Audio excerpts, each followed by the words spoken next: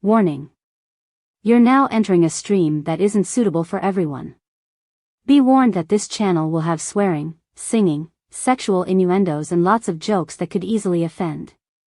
It is advised that you must be a little bit weird yourself to enjoy this channel, as those that thrive and enjoy the stream are weird in their own little ways.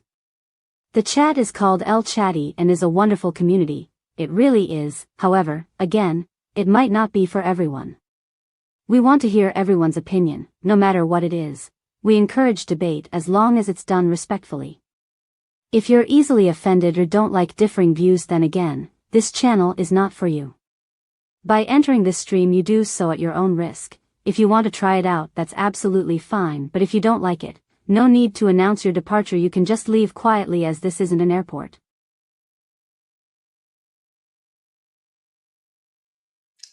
Let me just double check then. It shouldn't say enlisted, it should say hang on. It was enlisted.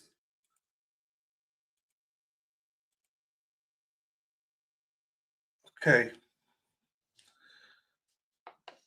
Okay, so there we go. We're back.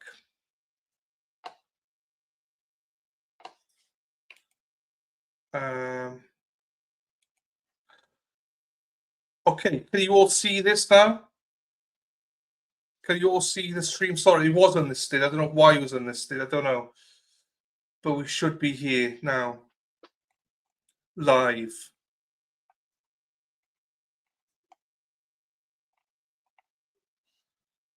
All good, the refresh unlisted went away. No, well, it was unlisted. You were correct. I had to change it to public. So you were correct. Look, you said that. Otherwise, I'd been stuffed. All good now. Thank you, everybody. Yeah, please hit that like button on the way in. Please read Crystal's comment, Alan. I buy membership that do bails. Shut up. Typical bad honesty. Is there anyone? Oops.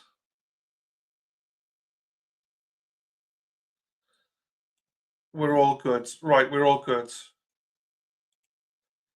Dave's day. Right, let's get straight into it. We'll catch up with them at the first break. We're about 5 minutes behind. Here we go. House. He does have a firearm. He wants to break it up. People are filming, fighting in the middle of the street, right there in the intersection. And the group that was there to fight generic, Miss Kittler, side, they call someone. They called the defendant. And the defendant is going to come to that location. He's going to come to that location wearing a Just Do It Nike sweatshirt. He's going to come with a backpack that's got a lot of his personal identification in it. And he's going to come with a rifle. A rifle that he had bought the parts for. We're actually going to be able to show you that documentation that he had put this thing together. It actually has a short barrel on it, on a receiver, so it's actually not of a legal length. And he's going to be parading outside the apartment, threatening to shoot up the house unless the man inside comes out. Come on out. I'll shoot this house up. I'll kill you. Come out. Come out. This goes on for a while. The first 911 call is going to occur at 9:10 p.m. about people outside. They just had a fight. There's a man with a large gun. The second 911 call is going to occur about 4 minutes later at 9:14. And during that 911 call, you're actually going to hear a gunshot. The defendant, while he's outside, has that rifle and pops off the round.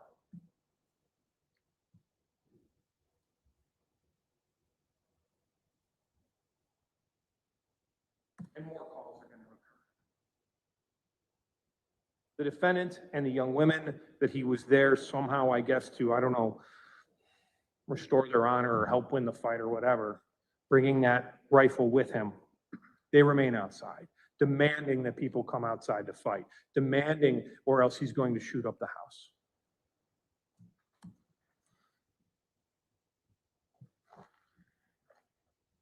And more 911 calls.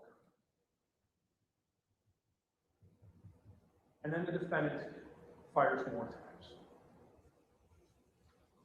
There are going to be casings that are actually found on the corner of 25th and Garfield, right by a house.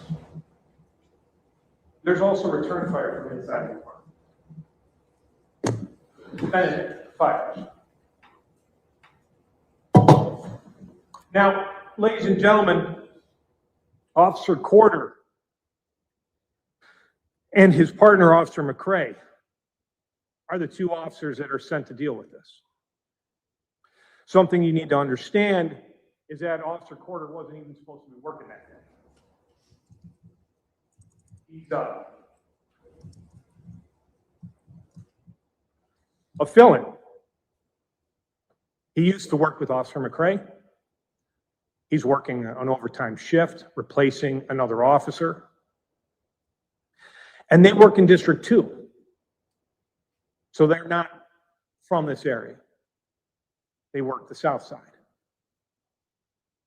The problem is, and as will be explained, is that the district had another homicide not that far away.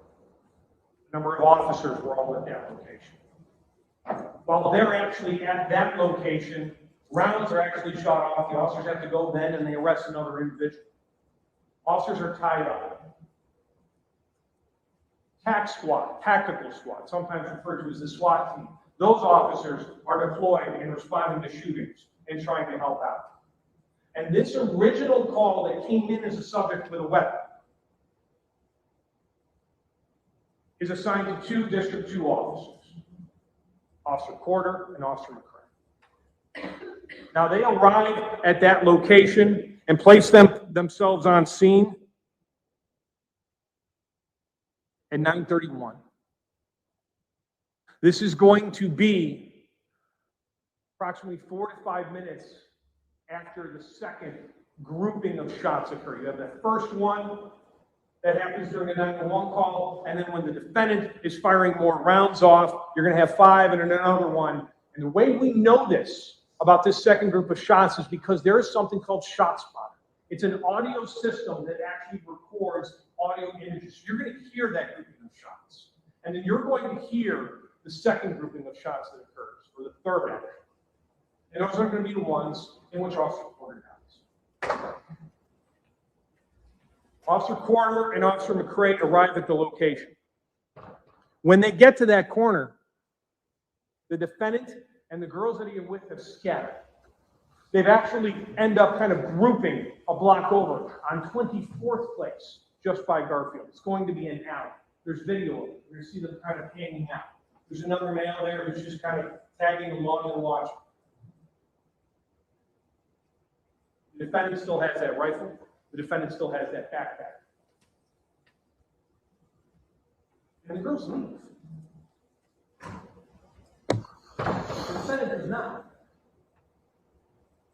The defendant ends up hanging out in this backyard.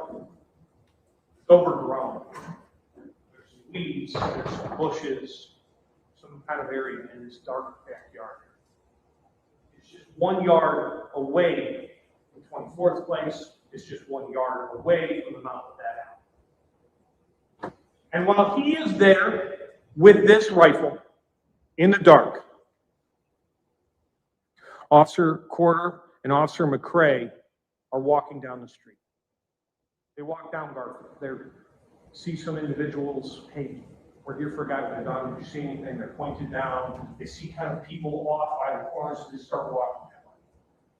Officer Corder has his department-issued rifle out. Officer McCrae has his handgun out, and both of them have their body cams. Which means you're going to see what happens. They walk down the street, and when they get to the corner of 24th Place in Garfield, Officer McCrae hears voices. Something happening from behind the house. 2 houses that are on that corner. Something if he comes out, I'm going to shoot him or something along those lines. They go to investigate. It's at that moment that Officer McCrae places himself, what you're going to hear the terminology is put himself out at 24th yard. Problem is, they're on 24th place, on 24th Street. Now and then, as you know, in Milwaukee, sometimes we end up with these blocks. There's just an additional street. And they start walking. And as they're walking, they're kind of keeping their eye on the backyard area where this happens. Officer Cray asks Officer Corder for his flashlight. You're going to see him hand it to him. The lips, kind of the area, so they can kind of see if there's anything there. They don't see him. They heard something, but they don't see him. So they get to the mouth of the alley, and Officer Corder goes first.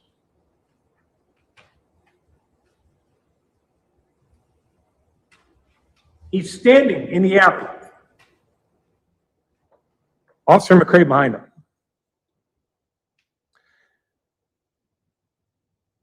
And then the defendant fires 16 times.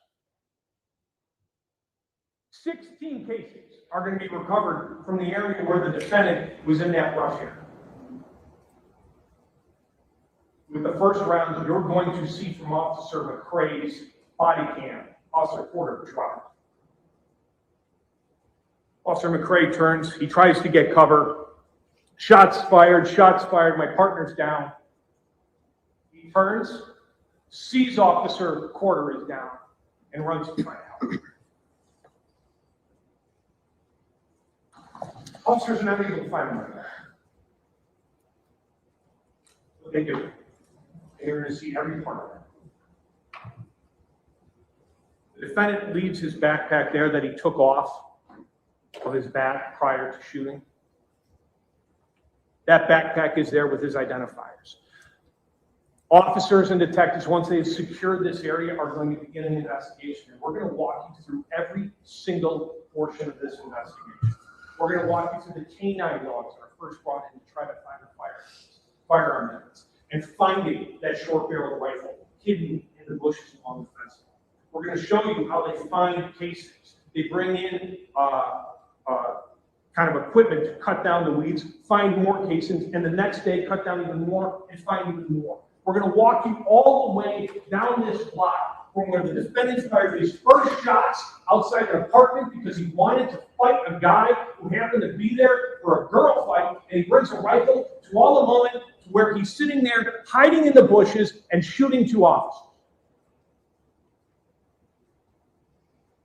We're going to take you through the fingerprint evidence that shows his fingerprints on these items. We're going to take you through how the police develop, talk to witnesses, and eventually go to the young woman who called him at the very beginning.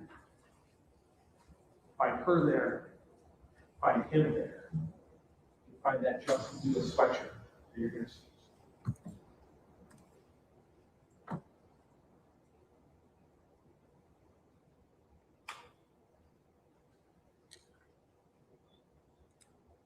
Ladies and gentlemen, Officer Corder and Officer McCrae were sent there because people called for help, and they're the police. The defendant was there with a short-barreled rifle because he was there for a fight between girls, and he demanded people come outside or he was going to shoot. And Officer Corder died because of that. And when I'm done, I will ask you to come back up here. I'll ask you to consider all the evidence, and I'll ask you to find him guilty of all 4 counts, because we will have proven it. Thank you. Thank you. Ms. Ruckdashel?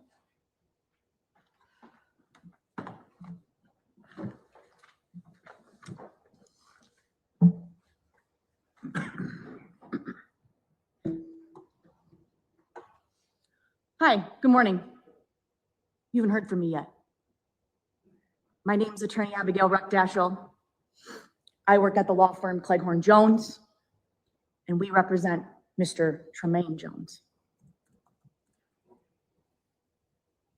I think it's fair for all of us, everyone in this room, to acknowledge the tragedy that was the death of Officer Kendall Corder. Defense can acknowledge that. The prosecution can acknowledge that. This community can and should acknowledge that. Nobody in this room believes that the people who are, I guess, paid to keep this city safe should lose their life doing their job. And by all accounts, Officer Corder was good at it. But the one thing that makes this tragedy worse is if we don't have the right person. And it's defense's position here. The state doesn't have the right person. Now, Attorney Huebner is going to have you believe this is all buttoned up. Done, we can all go home.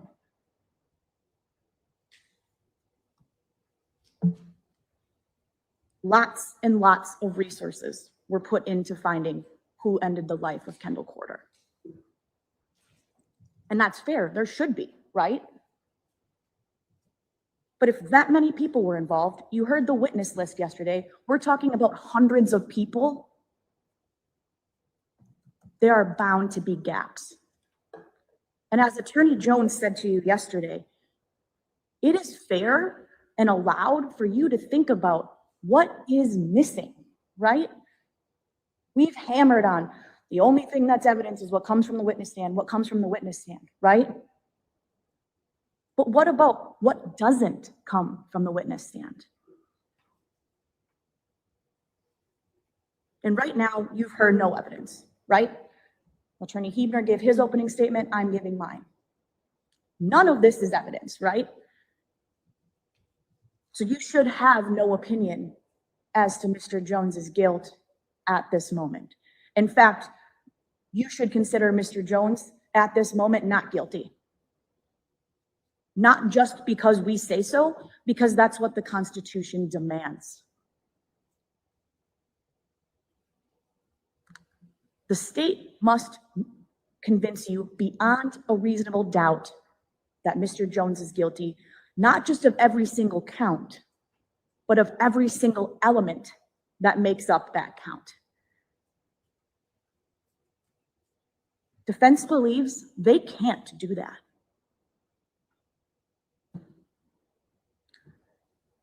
I like to think of it like this. I'm a visual learner, okay? I live out west, in the west suburbs. I have two choices to get here to the courthouse, right? I can take 94, gets backed up with traffic, all the construction, right? I can take Blue Mound Road. That might be quicker, but you might hit a stoplight every 8 seconds. Might not be quicker after all, right? Both of those paths are reasonable for someone to take. The state's putting forward their path. We're going to put forward our path. If our path is reasonable, or at least as reasonable as the state's path, you must find Mr. Jones not guilty. Not because I'm telling you to, not because of any other reason other than that's what the Constitution demands.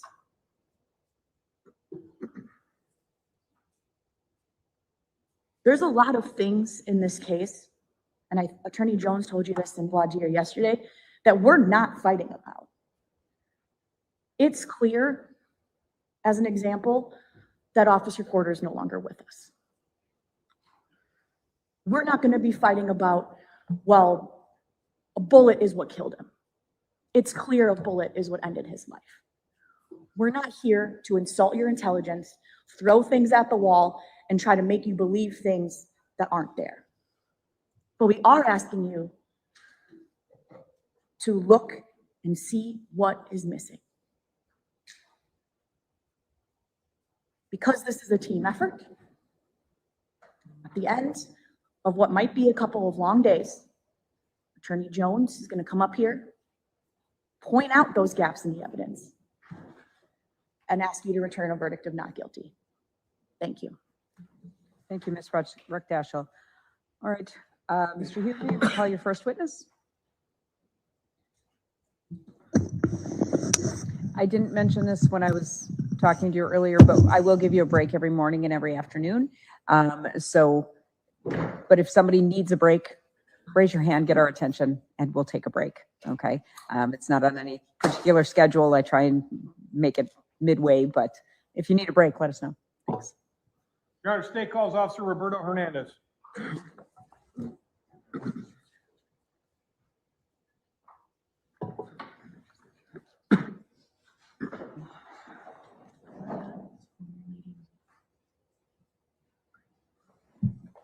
Right, I'm going to try and remember to do this throughout, so remind me of who the witnesses are, and I'll try and put them on screen for us.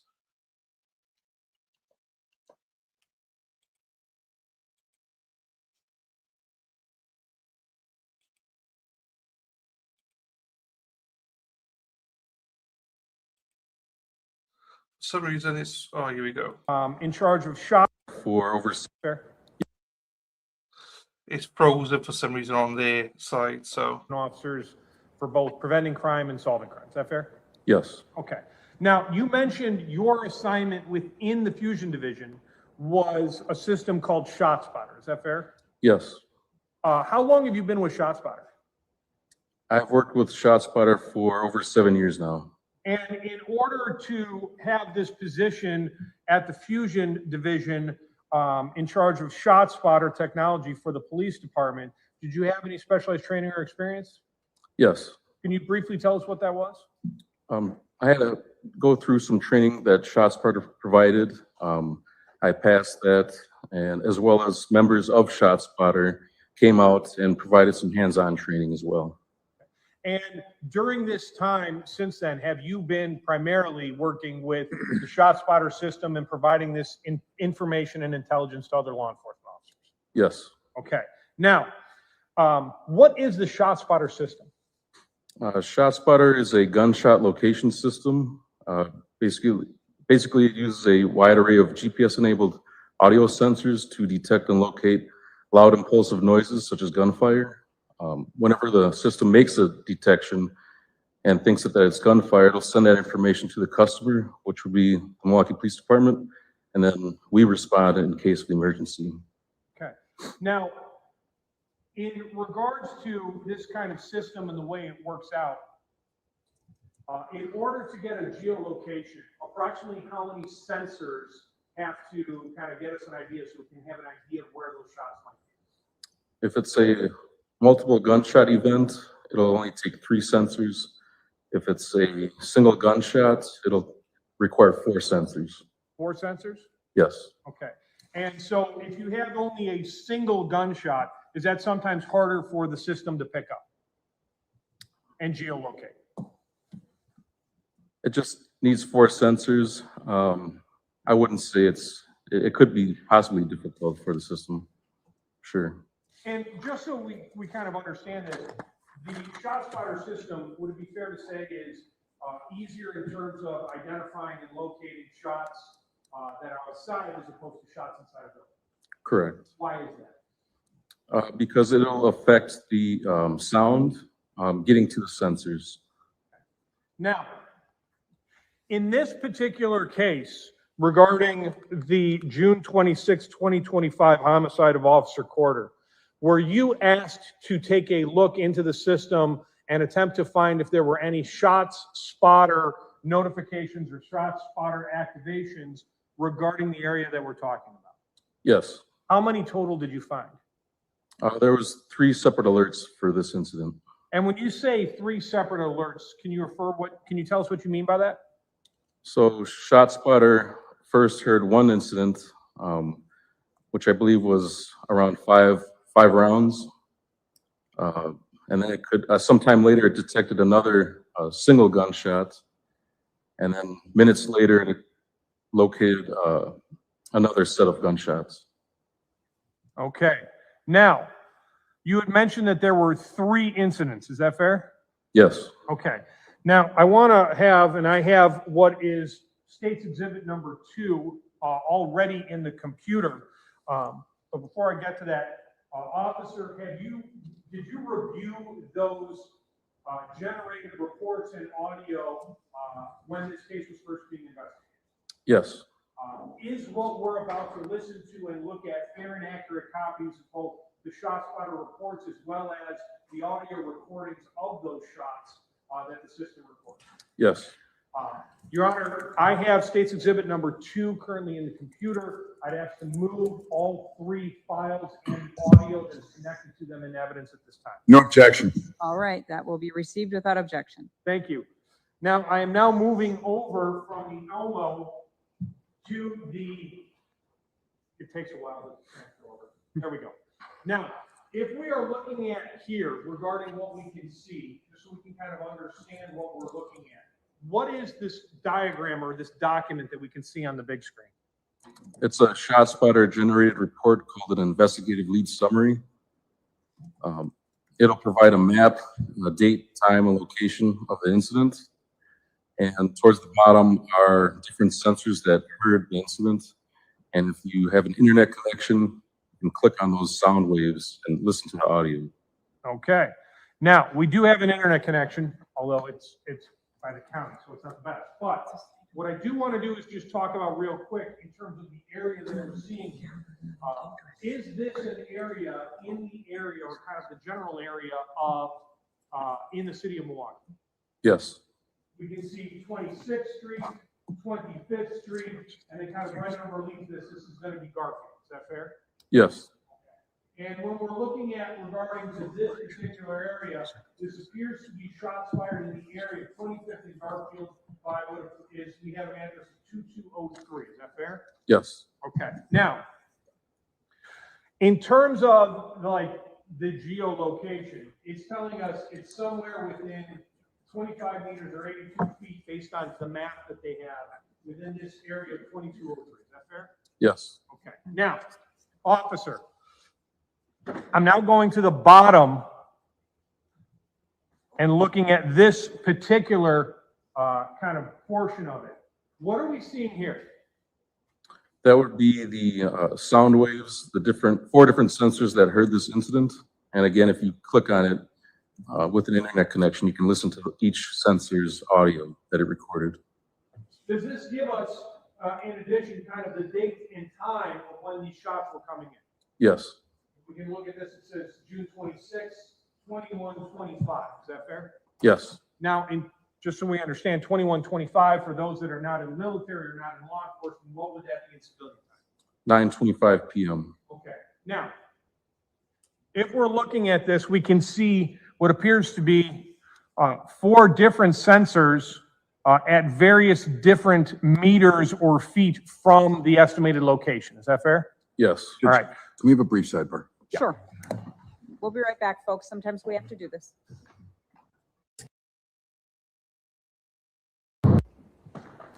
Did we hear what appears to be impulse audio?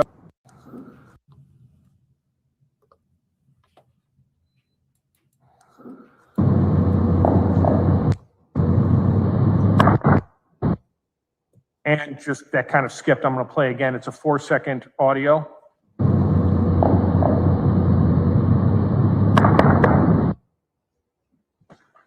Did we hear what appears to be impulses during that? Yes. Okay. Now,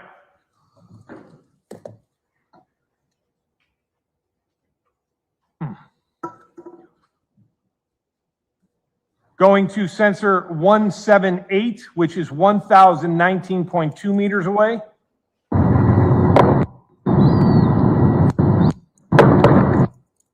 Playing again because it seems to keep.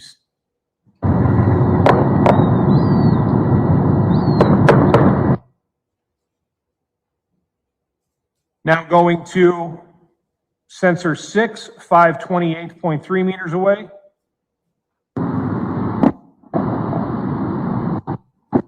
I'm just going to move it all the way to the back and play from the beginning.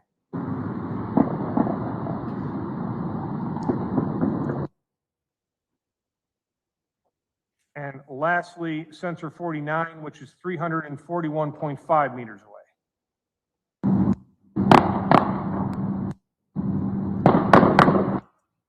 Playing again that 4-second clip.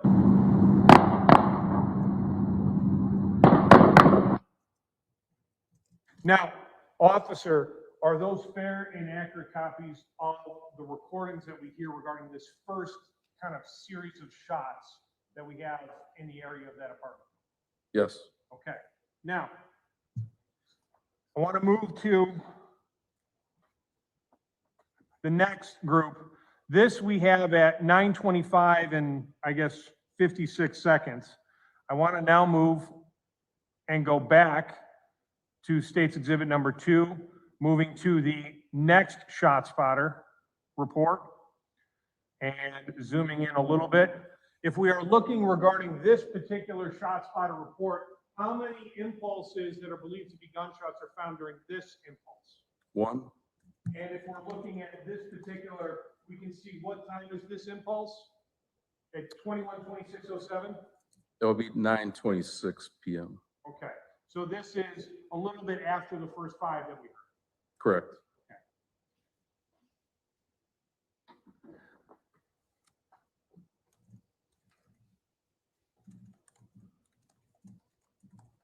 And I'm now going to play sensor 178, which is the farthest away at 1050.3.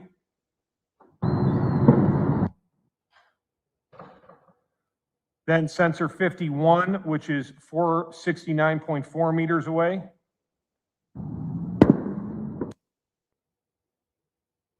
Then sensor 49, which is 373.3 meters away.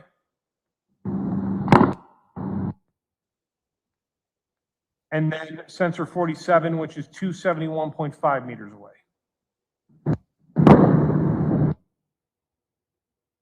Now, officer, we have now talked about those 2 ShotSpotter incidents or recordings occurring around 9:25 and 9:26 p.m. Is that correct? Correct. Okay. I want to draw your attention to the next ShotSpotter incident, which is going to be separated by some time.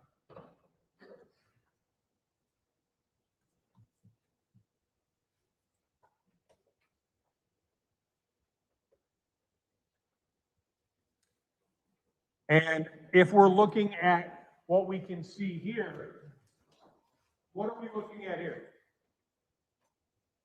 That's a different area, a different location, and the time is, again, a few minutes after those first 2 incidents that we heard. So if we're looking at here, we can now see 24th place, where previously we were on 25th Street. Is that fair? Correct. Okay. And if we're looking, we can see North Avenue. We can see, if we kind of look down and know where we're looking at, Garfield's going to be towards the bottom or the south of the street. Correct. Okay. And sometimes, would it be fair to say, echoes can kind of throw off the geolocation of what we're looking at? Yes. But the ShotSpotter system estimated this being somewhere within 82 feet or 25 meters of where we can see it's kind of a building, 24th place, some other buildings, and then between North and Garfield. Yes. Okay. And if we're looking at the time here on June 26th, we can see 21:37 and 30 seconds. What is that in civilian time? 9:37 p.m. Okay. At 9:37, we're going to hear this volley of shots. Is that fair? Yes. Okay.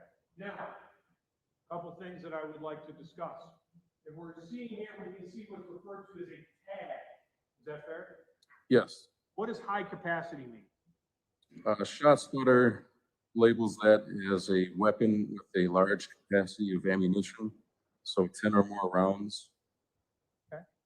And if we're looking at, because of the fact that it appears to be what one weapon going continually, that's why it's referring to as high capacity. Correct. Okay. And how many total rounds are we going to hear in this volley? 16. Your Honor, staying now on the only other video that is on, the only other PDF file with interrelated audio. I have on State's Exhibit number 2 at this point, starting with sensor 178, which is 1,049.4 meters away. And I'm going to just pause it right away because it skips. I'm going to start it clean. It's a 6-second audio.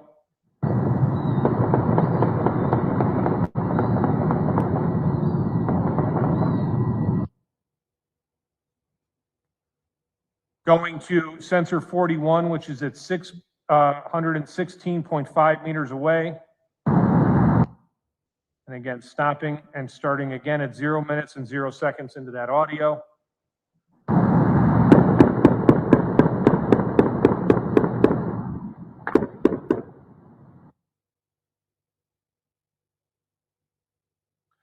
$580.8 meters away.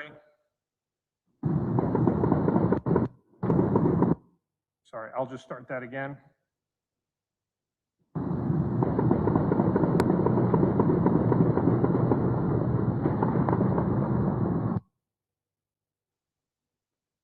And the last, which is 417.3 meters away. I'm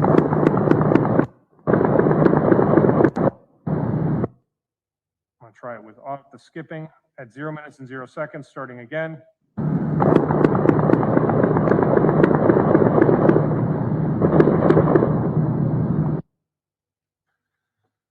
Are those fair and accurate copies of all the shots that you heard?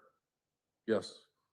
And just to be very clear, once I played it, we had some stopping and stuff, but once we played it all the way through, we can hear the 16 shots. There's a volley, slight pause, and then some more shots. Yes.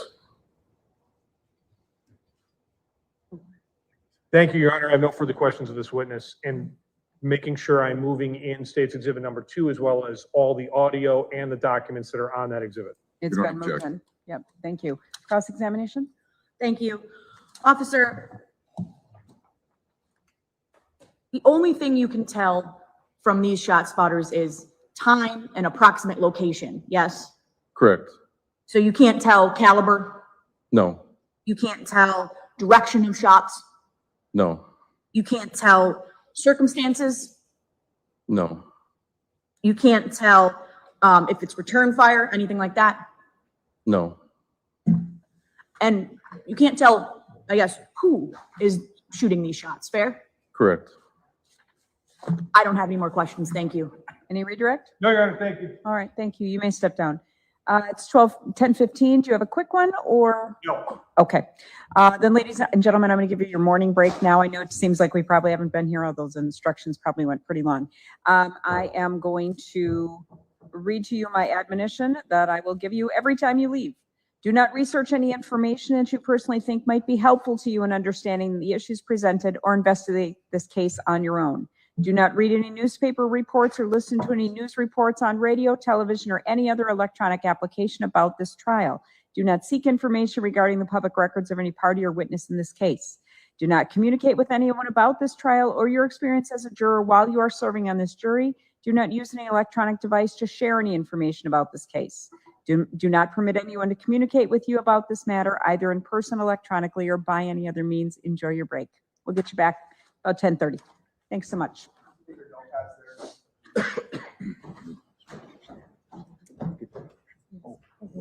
Fox 6 investigator Brian Polson here at the Wisconsin Live Desk. They're taking a break now, first break of the morning in the trial of Tremaine Jones, who is charged with killing Milwaukee police officer Kendall Corder and injuring his partner Christopher McCrae. This jury was just selected this morning. It's a jury of 5 women and 9 men. Judge Michelle Habas is presiding. You back to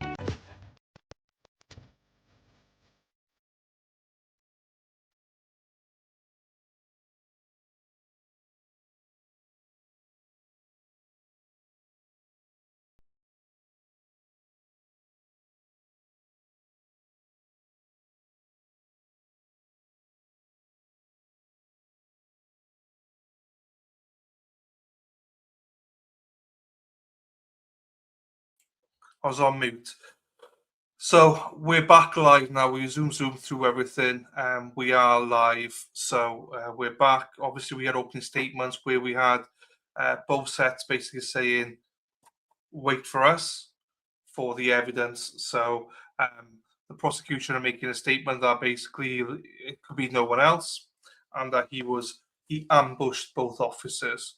Tremaine Jones did. So first, obviously, witness on the stand was Officer Roberto Hernandez, because he had to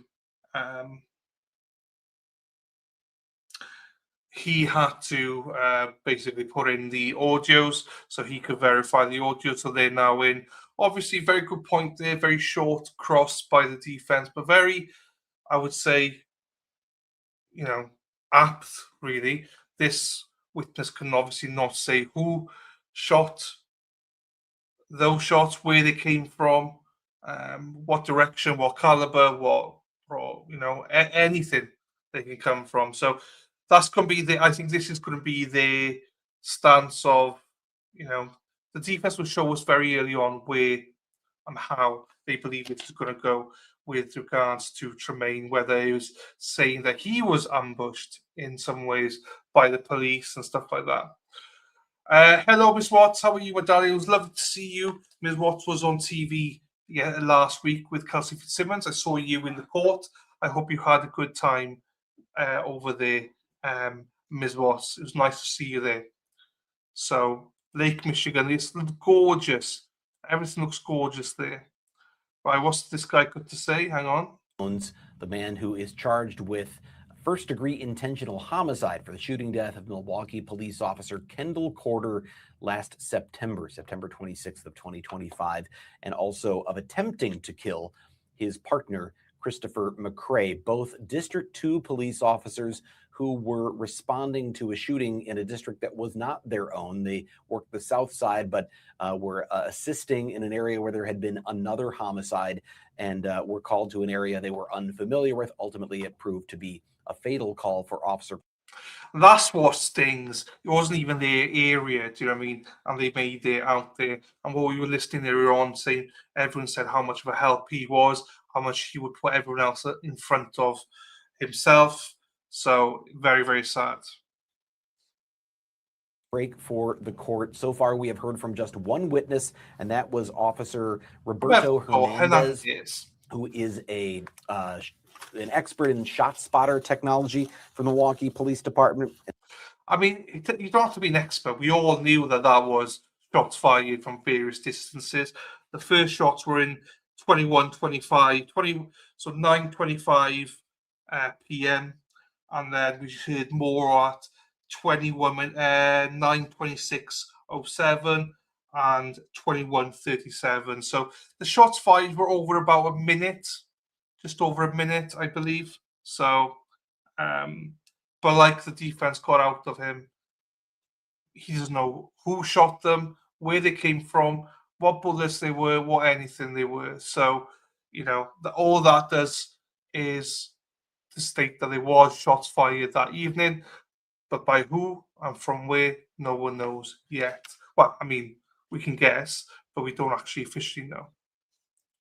So rest in peace to Officer Kendall Corder as well, who died on, well, I'm not sure if he died on this happened on the 25th, and I think he died on the 29th. So let me just double check that.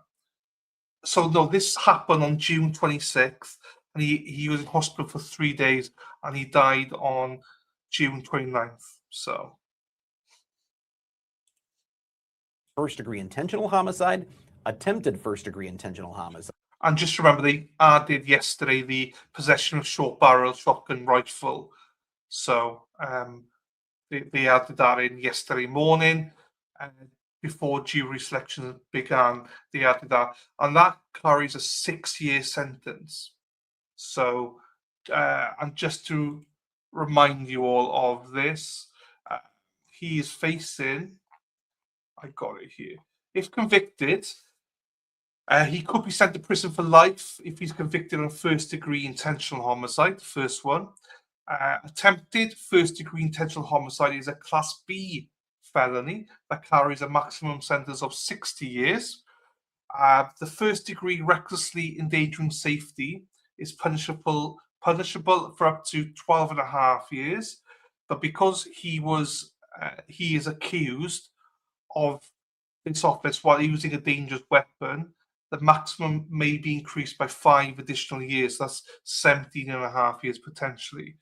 And possession of a short barrel shotgun or rifle carries a maximum penalty of up to 6 years in prison. So even if they do not believe that it was first degree intentional homicide, and just remember, for intentional, there's an element of pre-planning. So they might not think that it was intentional. They might think it was attempted first degree instead, which still carries a maximum of 60 years. So this is why a lot of this is going to be debated: what he did, how he did it, because that could fit into different criteria of his charges. So the jury may find him not guilty of first degree intentional homicide, but instead potentially might find him guilty of attempted first degree intentional homicide. And there's a slight difference. Right, let's get back to the court. The court is muted.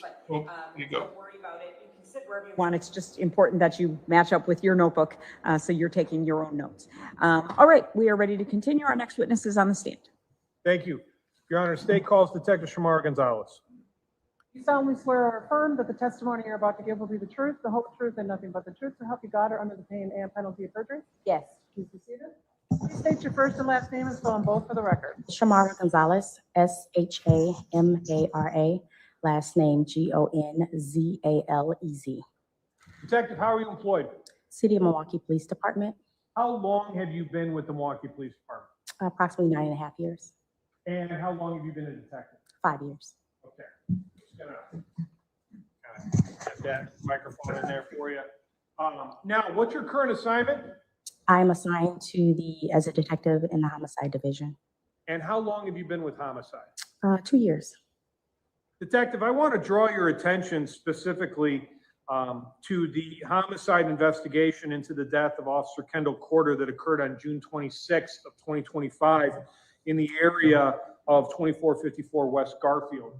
Were you involved in that investigation? Yes. In particular, detective, what was your role? My role was to download the 911 calls. And talking about 911 calls and downloading them, did you have access to this system? Yes. Were you able to access it and determine that all these calls are kept in the ordinary course of business of the Milwaukee Police Department? Yes. Were you able to listen to these 911 calls? Yes. Were you able to document these 911 calls? Yes. Your Honor, I have State's Exhibit number 3 currently in the computer. We will be playing certain portions of State's Exhibit number 3, particularly 5 911 calls. I have gone over those with defense counsel. I'm going to move those into evidence now before we play them. We don't object. Received without objection. Thank you. Now, Detective, I also want to show you what's been marked as State's Exhibit number 4. You recognize this? Yes. What is that? It's a printout of our CAD. It's a document of the CAD. What's a CAD? CAD stands for Computer Aided Dispatch. And what does that mean? Kind of walk us through what we're looking at, what this is going to let us know. So the CAD is a computer-based system that is used department-wide. It allows our communications center to not only receive calls, but they filter and manage those calls, 911 calls for service, and they're able to give live updates regarding those calls to the department and patrol officers. And so when we're looking at this particular exhibit, State's Exhibit number 4, which is a portion of the documents regarding this particular CAD call, does it begin with kind of the 911 call and then have updated information as that goes on? Yes. Will it show additional 911 calls as they're coming in? Yes. Will it show officers that are dispatched to the location Yes. when they arrive and place themselves out, things like that? Yes. Okay. Is State's Exhibit number 4 a fair and accurate copy of the 911 printout and CAD printout from the first 911 call until the officers are shot and officers respond? Yes. Your Honor, the state would move State's Exhibit number 4 in evidence. No objection. Received without objection. Okay, and placing it here on the big screen, which just gonna eventually get there. Okay, so now I'm going to kind of zoom in a little bit. That's a zoom out. If we are looking at this particular entry, can we see that the first kind of 911 calls that we have occurs at 21:10:45 regarding 25th Street, Garfield, subject with a weapon and what's referred to as a long gun. Yes. Okay, and as you mentioned, this gets entered in by the 911 dispatcher? Yes. Okay, and do the officers have access to this information that allows them to see what's occurring? Yes, they are being updated and they have access to the CAD system. Okay, now,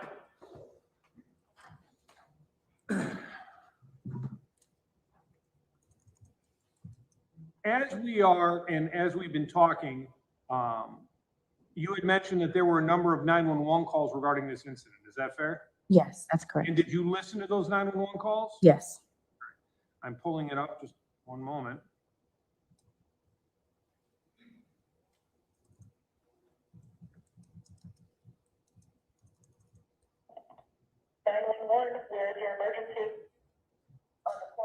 Okay, one moment, pulling back. Now, Your Honor, I have on State's Exhibit number 3, the very first audio file that is labeled call number 1, which occurred at 9:10 p.m. Did you listen to this call, Detective? Yes. Okay, I'm going to do an audio check just to make certain that we have decent sound. Good. Playing from 0 minutes and 0 seconds into the recording. 911 here. Let me lower that down.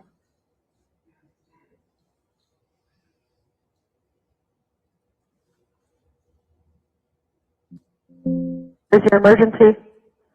On the corner of 25th and Garfield, there's some kids or some people trying to fight, and it looks like somebody got a gun, like a big gun.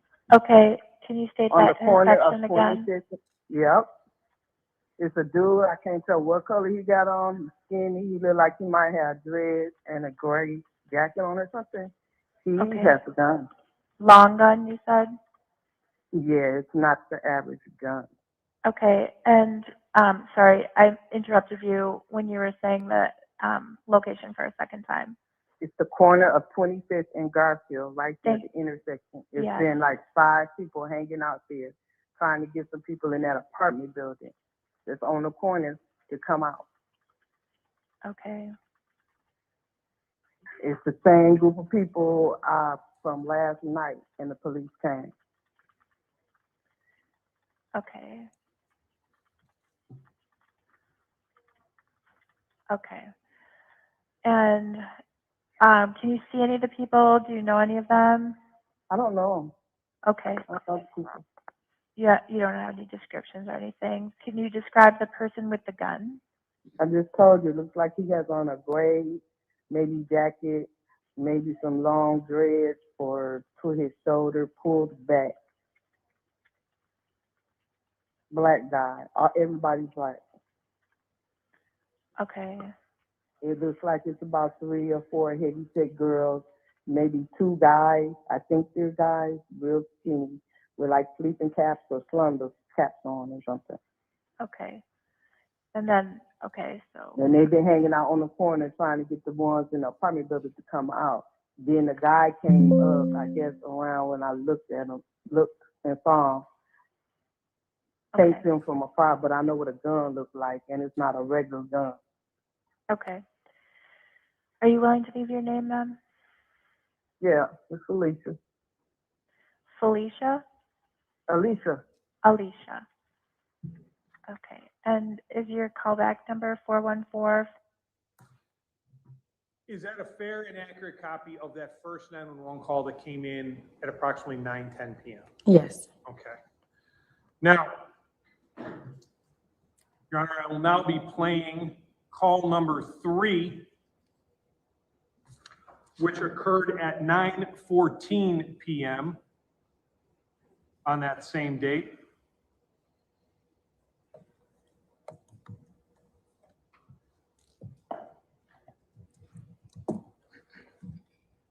Playing from 0 minutes and 0 seconds into the recording. Emergency. It's on 25th and Garfield. I don't know what's going on across the street, but there's this guy standing outside of my kid's window. He has like a big, large gun in his hand, like a machine gun or something. I'm not sure what's going on. Move away from this fucking window.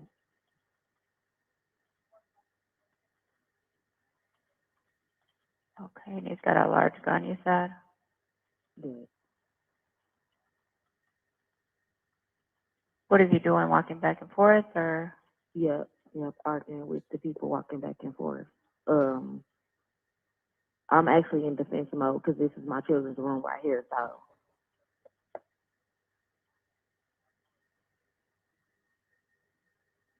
Okay, can you give me a description of the male? Is he black, white, Hispanic, Asian?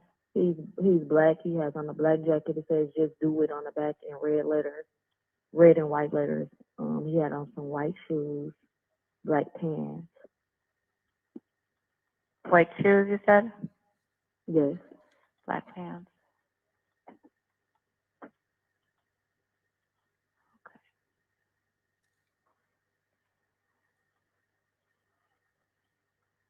And what kind of gun did you say this was?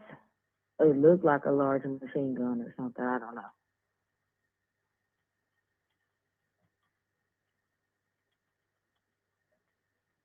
And did you say he was arguing with somebody?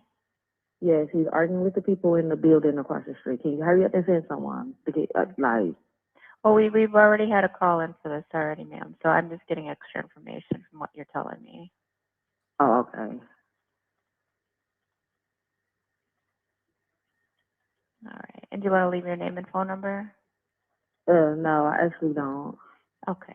All right. You do have a call in for service. We'll service this as soon as Get possible. the motherfucking ass back. Get the fuck back, motherfucker! And stopping at 2 minutes and 15 seconds. Detective, at that end, we can hear kind of a loud noise. Is that fair? Yes. The 911 dispatcher thought this was what? I believe she thought that those were gunshots. She thought it was a gunshot. Yes. Okay. And that was reflected in the CAD. Yes. Okay. Now, moving to call number 4, which occurs at 9:14 p.m., shortly after the last one.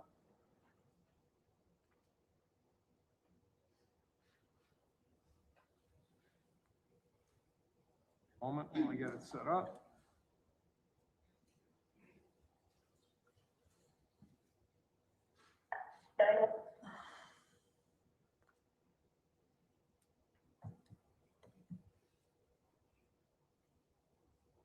Playing from this portion at 0 minutes and 0 seconds into the recording. 911, where is your emergency? On the corner of 25th and Garfield, I just got off the phone with you guys. The guy that I reported, he just shot the gun up in the air. Okay, you said 25th and Garfield? Yes, right in the intersection. He just shot it up in the air. He's shooting it. Is he still out there? Yeah.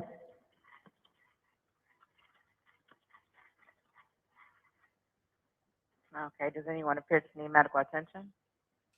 Let me look on my ring. I'm not gonna go out there.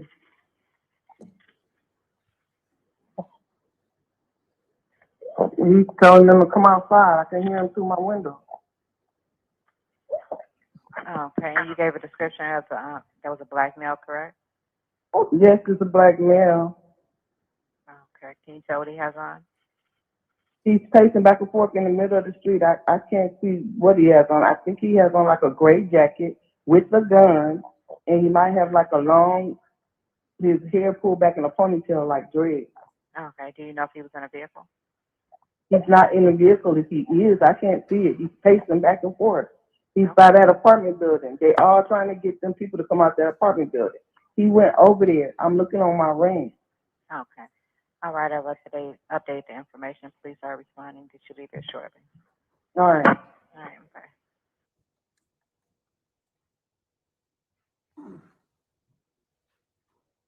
Now playing call number 5, which occurs at 9:16 p.m.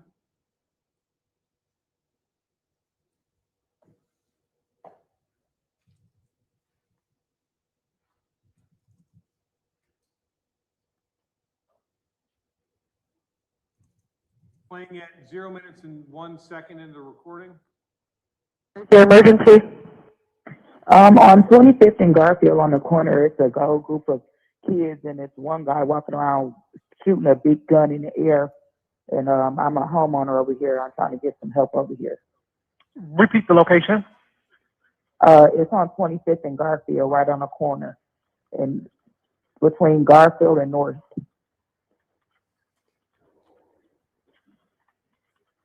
What's your name? My name is Latoya. You got a description of this person? I can't see him. I'm just sitting in my doorway. I really don't want to get in the middle, but he's walking back and forth, waving a big gun and shooting it in the air and arguing with some people in an apartment on a corner. And I'm a homeowner and I have children over here, so I need you guys to come take care of this.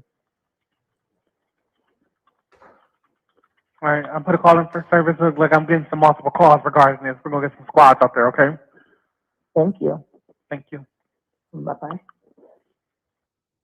And that stopped at 1 minute and 46 seconds into that recording. Now going to the call number 7,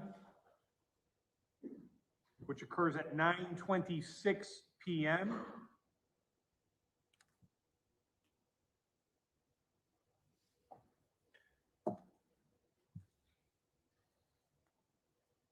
And I have it set at 0 minutes and 0 seconds into the recording. Playing from that portion. 911, with emergency. On the corner of 25th and Garfield, this is my 3rd time. This nigga is shooting off his gun. Nobody has shown up. What's not the address? A car at all. What did you say the address was? The corner of 25th and Garfield. The corner. In the middle of the intersection. Is he still out there? Yes, he's still out there. He just shot the gun off again like 3 times. He got on a backpack. It looks like he got on like a some kind of sweatsuit or gray-ish, hair pulled back, maybe dreads or something. Okay. Do you know his name? No, I don't know his name. Okay. I don't know none of them. Are those gunshots? Those were guns, yes. Okay. So now they done ran. I don't know where they at, but it just happened. I called you as soon as it happened again, and it shot off 3 times. Got a book bag on his back. Okay. And they probably ran down the street. It's like 3 big girls, 2 skinny boys with sleeping caps on, and that dude, and some more. So 3 females, 3 males? About. Okay. And which way are they walking down the street right now? I don't know which way they went. Okay. Okay, I appreciate the information. I have updated the squads. They'll be there as soon as they can, okay? It's probably too late. They're gone, and this is my 3rd time calling y'all. Yeah, So, pausing at 1 minute and 46 seconds into the recording. Detective, are those 911 calls regarding this information about those first shots fired by this person in the street, are those updated within the CAD system? Yes. Okay. Now, Detective, I want to draw your attention, and in particular, we can see what's referred to as a duplicate event. What does that refer to? I believe that's referring to multiple 911 calls that are being made. And so when this originally is sent in, and kind of updated as a call. It's updated as a subject with a weapon. Is that fair? Correct. We also later have a ShotSpotter or a shooting call, which is a duped event. But just so we understand, the original, I guess, title of this call was just subject with a weapon. Correct. Not a shooter. Correct. But the CADS does show that 911 callers and even 911 operators are hearing shots. Correct. Okay. Now, I want to draw your attention to kind of the last page of this exhibit. And if we're looking particularly here at June 26, 2025, at 9:22 or 21:22 and 41 seconds, what's that entry? Let us know. Right here. It's letting us know that there's a squad being dispatched to the location. Okay. So if we are coming down, and so we can see here in terms of it. So we understand the timing of these 911 calls. We had 911 calls at 9:10, 9:14, 9:16, and then the last one that we heard was at 9:26 when there's more shots. We have a dispatch occurring at 9:22. Is that fair? Correct. And the dispatch is squad 2221. Is that fair? You need me I to? believe that's correct, yes. Okay, let me just zoom in for you. You see it now? Yes. Okay. And what squad gets dispatched to 25th and Garfield? 2221. Okay. So we understand it. 2221, does that let us know that number designation, anything about where that squad is normally assigned? Yes. Where's it normally assigned? District 2. And District 2, what area of the city does that cover? I believe that's the south side of the city. The area that we're talking about, 25th and Garfield, is not a south side area. Correct. Okay. And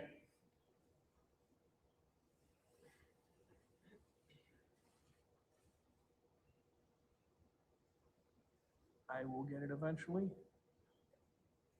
The two officers assigned to squad 2221 are who?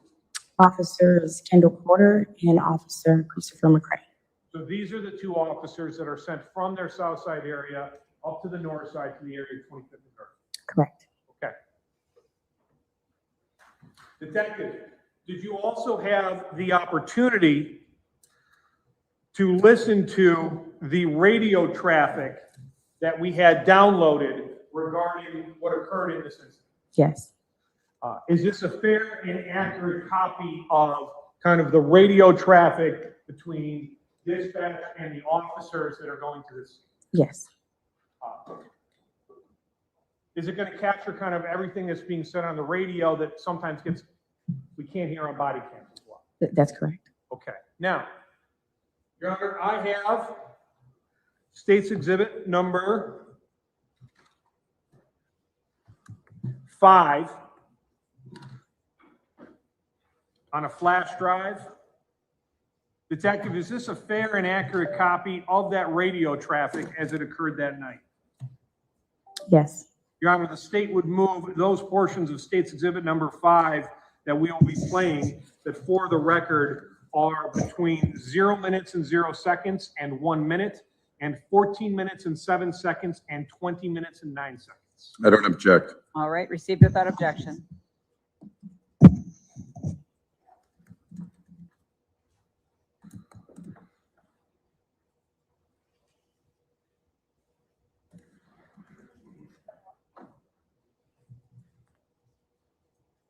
Now, Detective, just so we can kind of understand some of the language or the abbreviations of the slang that we're going to hear that officers use.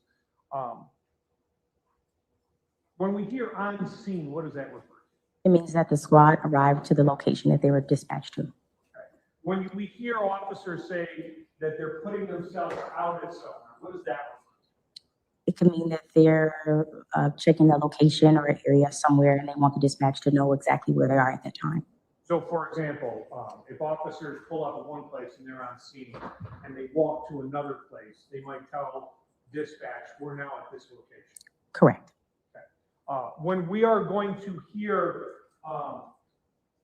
someone come on the radio and state, don't call your number out, just go. What does that refer to? Don't call your number out, just Don't go. call your number out. For example, squad numbers. Just say what you need to say without having to prompt the dispatcher of your squad number. And in that, is that going to become important with what we're about to listen to? Yes. When an officer is in need of assistance, you want to make sure you keep that communication line clear. Is that fair? Correct. Okay. Now, and then I guess just, even though it might sound normal, we're going to hear supervisors saying, step it up. What's that mean? Step it up just refers to quickly, come quickly. Okay, so let's start at 0 minutes and 0 seconds. 22.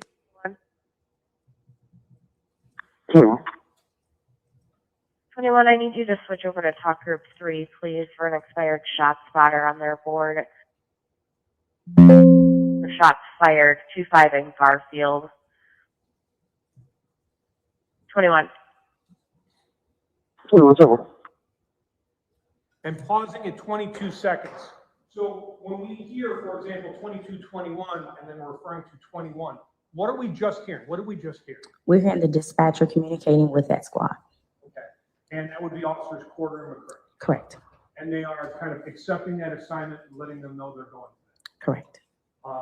This is, just so we're clear, going to be an area outside where they are on the south side. That is correct. Okay. Now, playing from 22 seconds into the recording.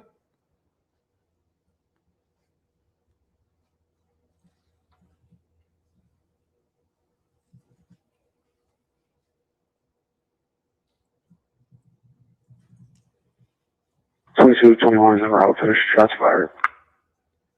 Over, thank you.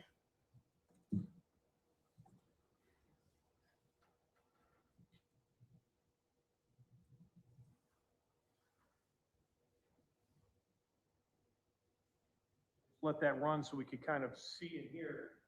These blank spaces of time, that's just, no one's on the radio, is that fair? Correct. There's nothing being said or transmitted.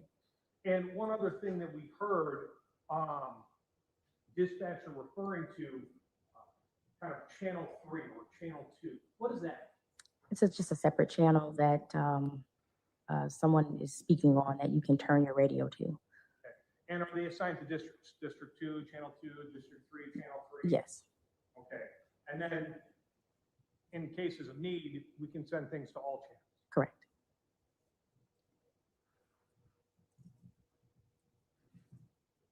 Your Honor, I'm now moving forward to 14 minutes and 7 seconds.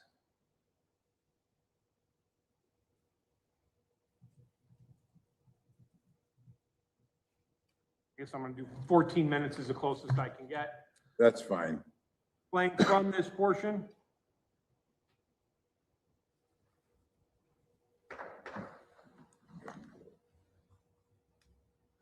Two. 2-1. You put us at 2-4 in Garfield regarding. 2-4. Pausing at 14 minutes and 18 seconds. Can't seem to really nail the audio. It's either very loud or very low, but we heard one of the officers say 2221 and place themselves out of the location. Correct. So they had been dispatched to 25th in Garfield. They're now putting themselves out at 24th in Garfield. Correct.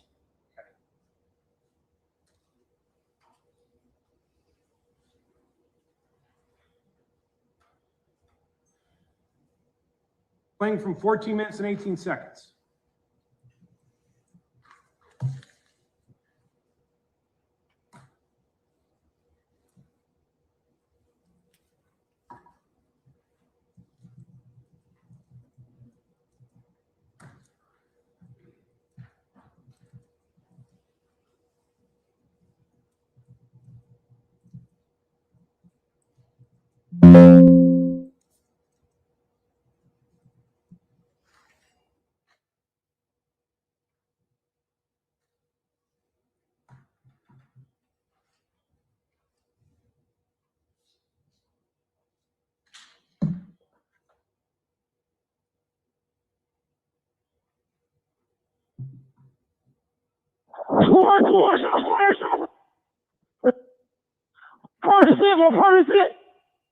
Corder.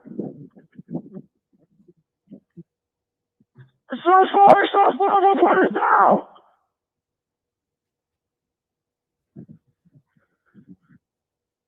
60, what's the people's thoughts on that? They're in District 3 on 24th and Garfield, patching District 3. I was gonna say we're gonna be patching with 2. Is that a 3 squad or is that us? The District 2 squad gets squad to the area. 2-4 in Garfield, shots fired, shots fired. Any District 3 squad able to break away. 2-4 in Garfield, 2-4 in Garfield. Officer down, shots fired, 2-4 in Garfield, go.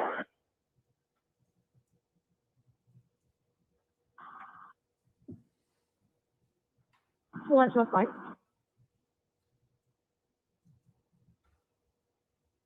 What's going? 10-4. Just use full squad numbers. We have 2 district bats. Just go stay off the air.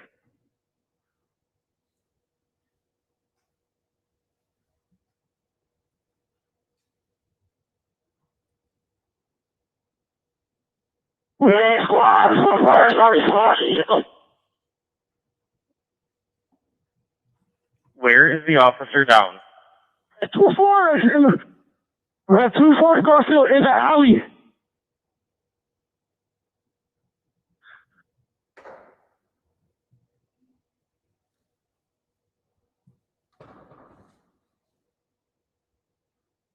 What's the status of the officer?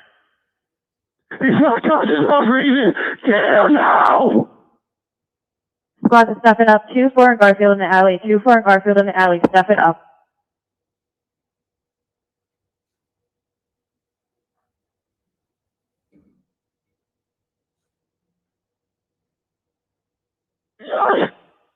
Please get him.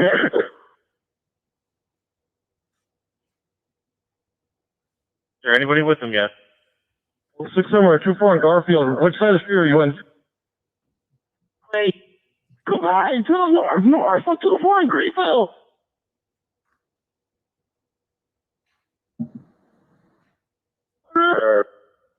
Wait. All right. Behind you, north, 2-4 in Greenville. In the alley. Wow. Garfield or Greenfield? Garfield.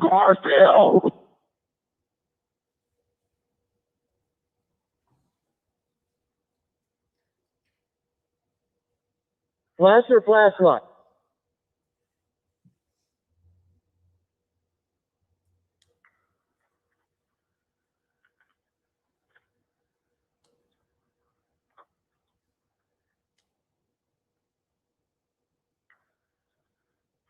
The ShotSpotter is between 24th Street and 24th Place, between North and Garfield. 2217, 2217.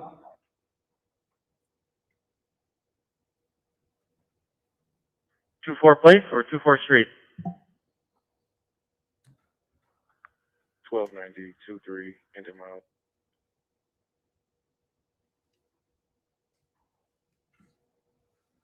$22.17 on what street, guys? 2 officers down. Get everyone over here now. What is the location? 2217, 2217. What street, guys? 2-4. Street or place? Morning, street or place? 24th Street. All right, 2217 North 24th Street in the alley. You have 2 officers down. What are the conditions? And pausing in 19 minutes and 34 seconds. No further questions. Ross? Thank you. Detective, do you have the CAD report in front of you still? I do not.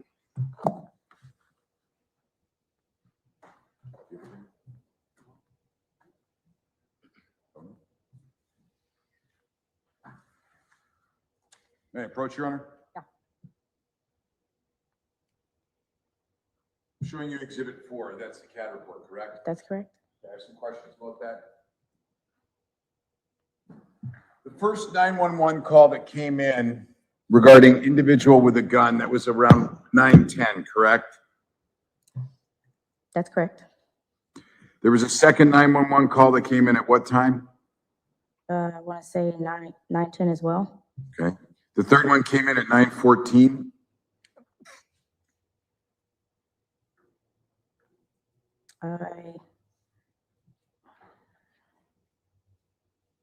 That's correct. Next one comes in at 9:15, correct? It's a fourth call. That's correct. Fifth call comes in at 9:17.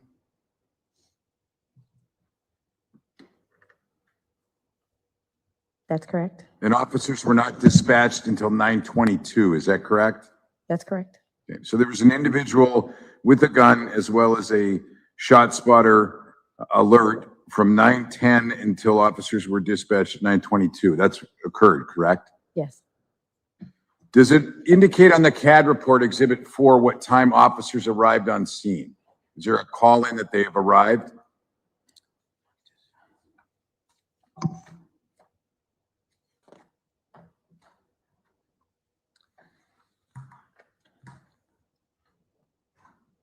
They're on scene at 9:31. 9:31. And the next ShotSpotter event occurs with the grouping of the 16 rounds at 9:37. Is that right?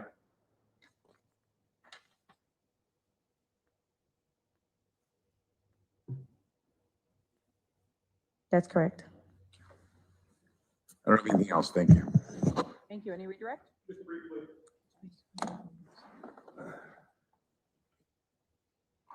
As we're looking at this particular exhibit, and if we're seeing it, we can see the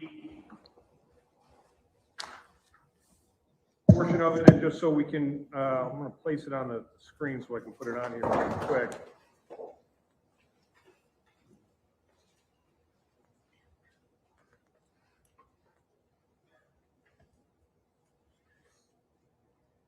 There. So when we see this particular location, as defense counsel was talking about, we can see that the officers end up on scene. And right there would be at the 9:31 and 24 seconds is when they're placing themselves, as we heard, on scene. Is that fair? Correct. We also heard the changing of the location where he called out and had them placed at another location. Is that fair? Yes. Okay. I'm going to show you now going to the next page of that same exhibit. And if we can see that, we can see that at 9:37,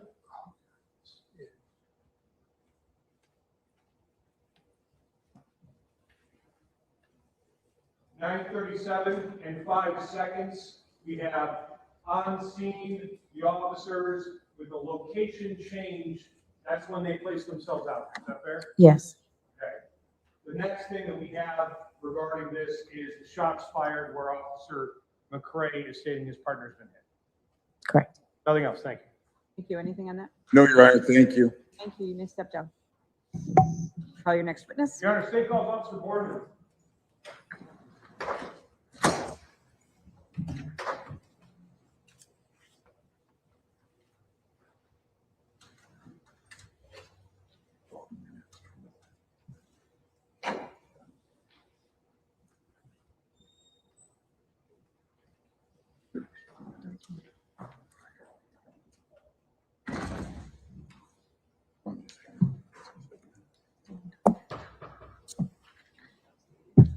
Solemnly swear or affirm that the testimony you're about to give will be the truth, the whole truth, and nothing but the truth to help you God or under the pain and penalty of perjury?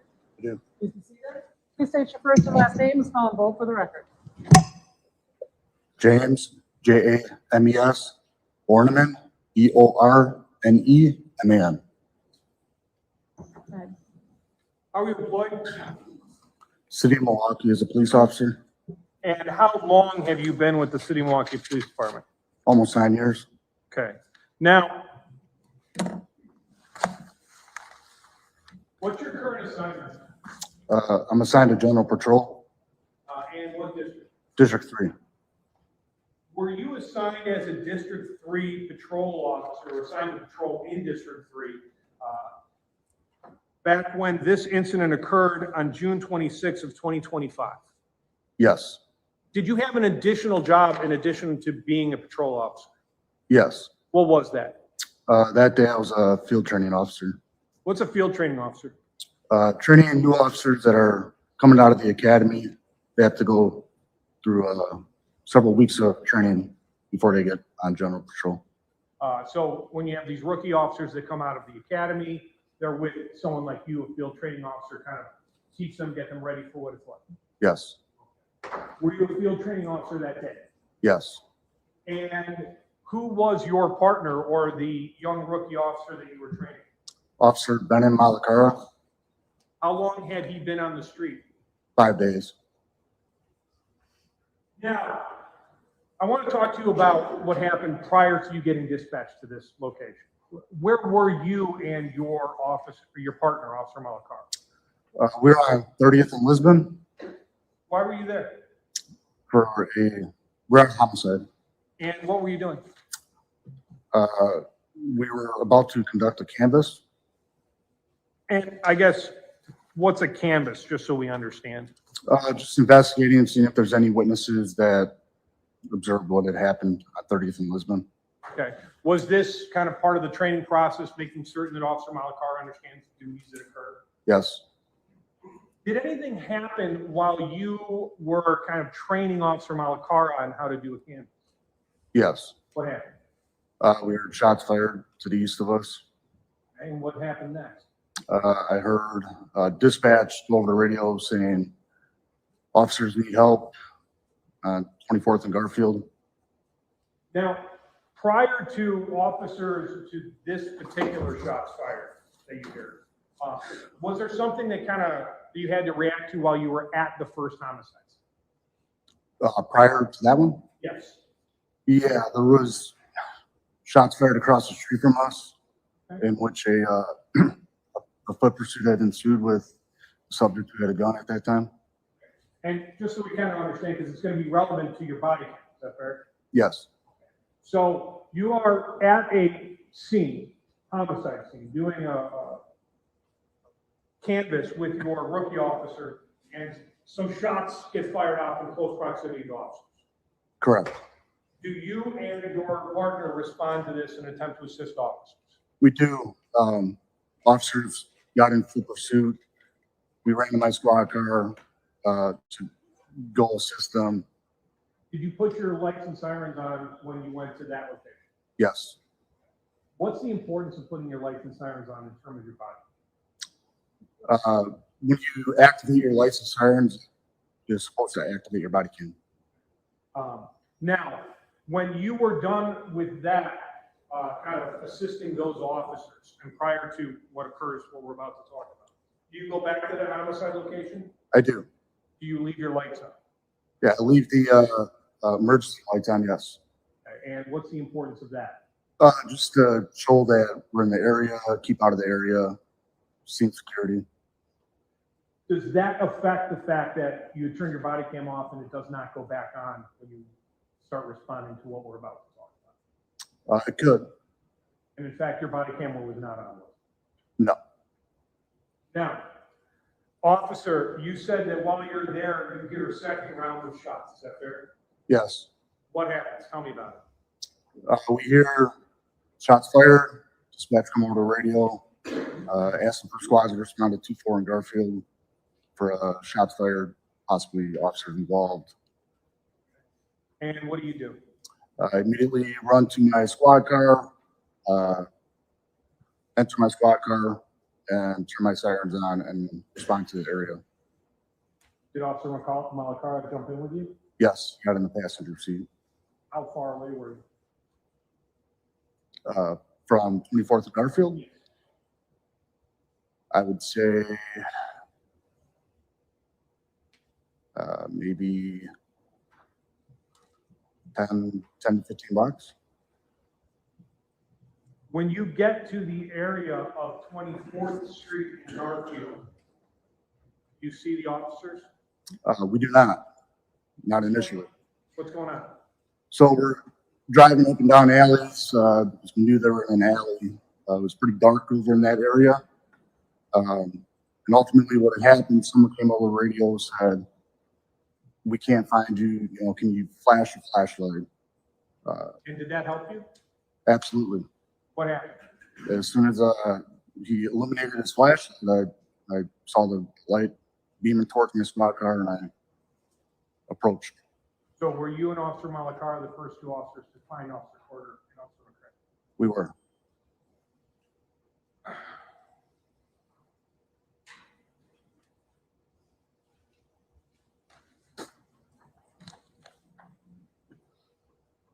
I want to show you Marcus States Exhibit number 10. You recognize the area depicted in the picture? Yes. What is that area? That's, looks like 2217 North 24th Place, and that's my squad car at the mouth of the alley. Someone, when we heard the audio, put themselves out, 2217, 2217. Who was that? That was me. What were you doing there? When I exited my vehicle, the first thing I wanted to do is give out the address to everybody. So I just yelled 2217 because that was the house that you're on the side of. And is this a fair and accurate copy of the area as well as where your squad was when you found those two officers? Yes. Your Honor, the state would move State's Exhibit number 10 in there. I don't object. Received without objection. Now, pulling back and just moving in. So if we're looking at this area, do you see the area where we can see kind of that tent? Yes. What was at that location? That's where I located the officers. What did you see? I observed one officer laying on his back and another officer on top of him. Excuse me. What was going on?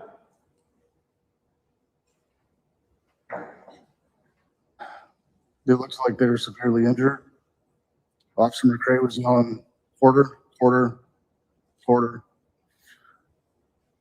I pulled Officer McCray off the Corder, and he had said that he was shot in his leg, and I started to render aid and cut his leg, pants, make sure he wasn't bleeding out. That was Officer McCray? Yes. Okay. Do other officers show up? Yes. Tactical enforcement unit officers? Yeah, they got there, I would say probably 20 to 30 seconds after we did, and took over first aid. How was Officer McCray? What was his demeanor like? Frantic, worried about his partner, was not worried about himself. Was there any concern as to where a shooter might be? Yes. While I was rendering aid and cutting his pants, he said that he was ambushed towards the bushes and pointed westbound down the alley. And is this while he's upset, angry, yelling? Yes. I want to show you 3 more exhibits, 7, 8, and 9. I'd like you to take a look at these 3 exhibits for me. Do you recognize the area depicted there? Yes. What is the area depicted in 7, 8, and 9? That's going to be just south of the alley and near the tree line and bushes. So if we are kind of just having an understanding of what we're seeing, we can see kind of the area where you found the officers. You see this tree. I want to kind of just move a little bit, as you indicated, southbound, starting off with State's Exhibit number 9, then 8, and then 7. Does that show us the residence, and then kind of the beginning of this tree line that is down behind the residences, south of the alley. Yeah, so it's south of the alley and just a little west of the residence, kind of in the gangway between other houses. I'm going to show you now what has been marked as state's exhibits numbers 314, 315, and 316. You can take a look at those for me and tell me if you recognize them. Yes. Are those Google images depicting this area? Yes. Your Honor, the state would move 315, 316, and 314 in evidence. I do not object, What about 7, 8, and 9? I would move those in as well. If I forgot, I apologize. and I don't object to that either. Received without objection. Now, to begin with, I'm going to show what has been marked as state's exhibit number 316 and kind of just placing this on the big screen. I'm going to zoom in so we can understand and kind of look at what we're seeing. You can see 25th Street, Garfield, 24th, an alley, and then some of these numbers. Is that fair? Yes. Okay. If we're looking at 25th and Garfield, if we go, I guess, east towards the next street is 24th Place, going then north towards North Avenue, is this alley that we can see kind of behind this residence and before this residence that's right up against the alley, is this the area where you encountered Officer McCray and Officer Corder? Yes.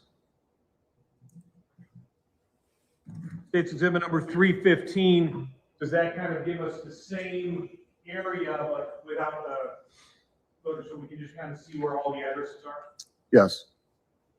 And then I'm going to show you state's exhibit number 314.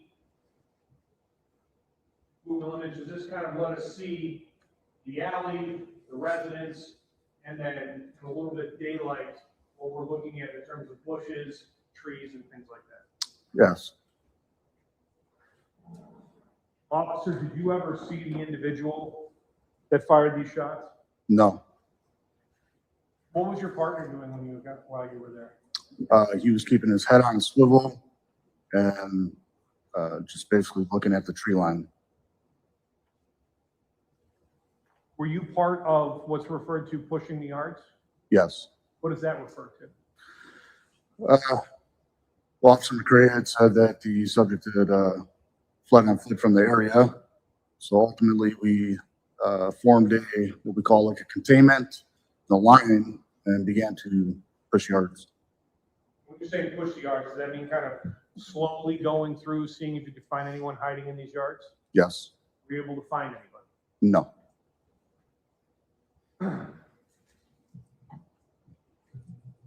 When you were rendering aid to Officer McCray, did you see where he was injured? Yes. Where was he injured? I believe it was his right foot and his upper right leg, like the hip area.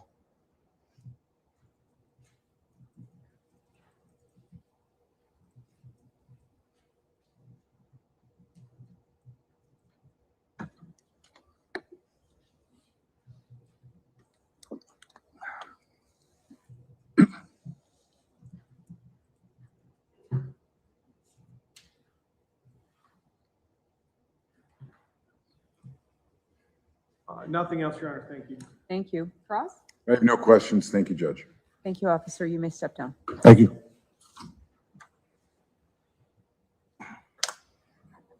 Your Honor, state call to Officer Malakar.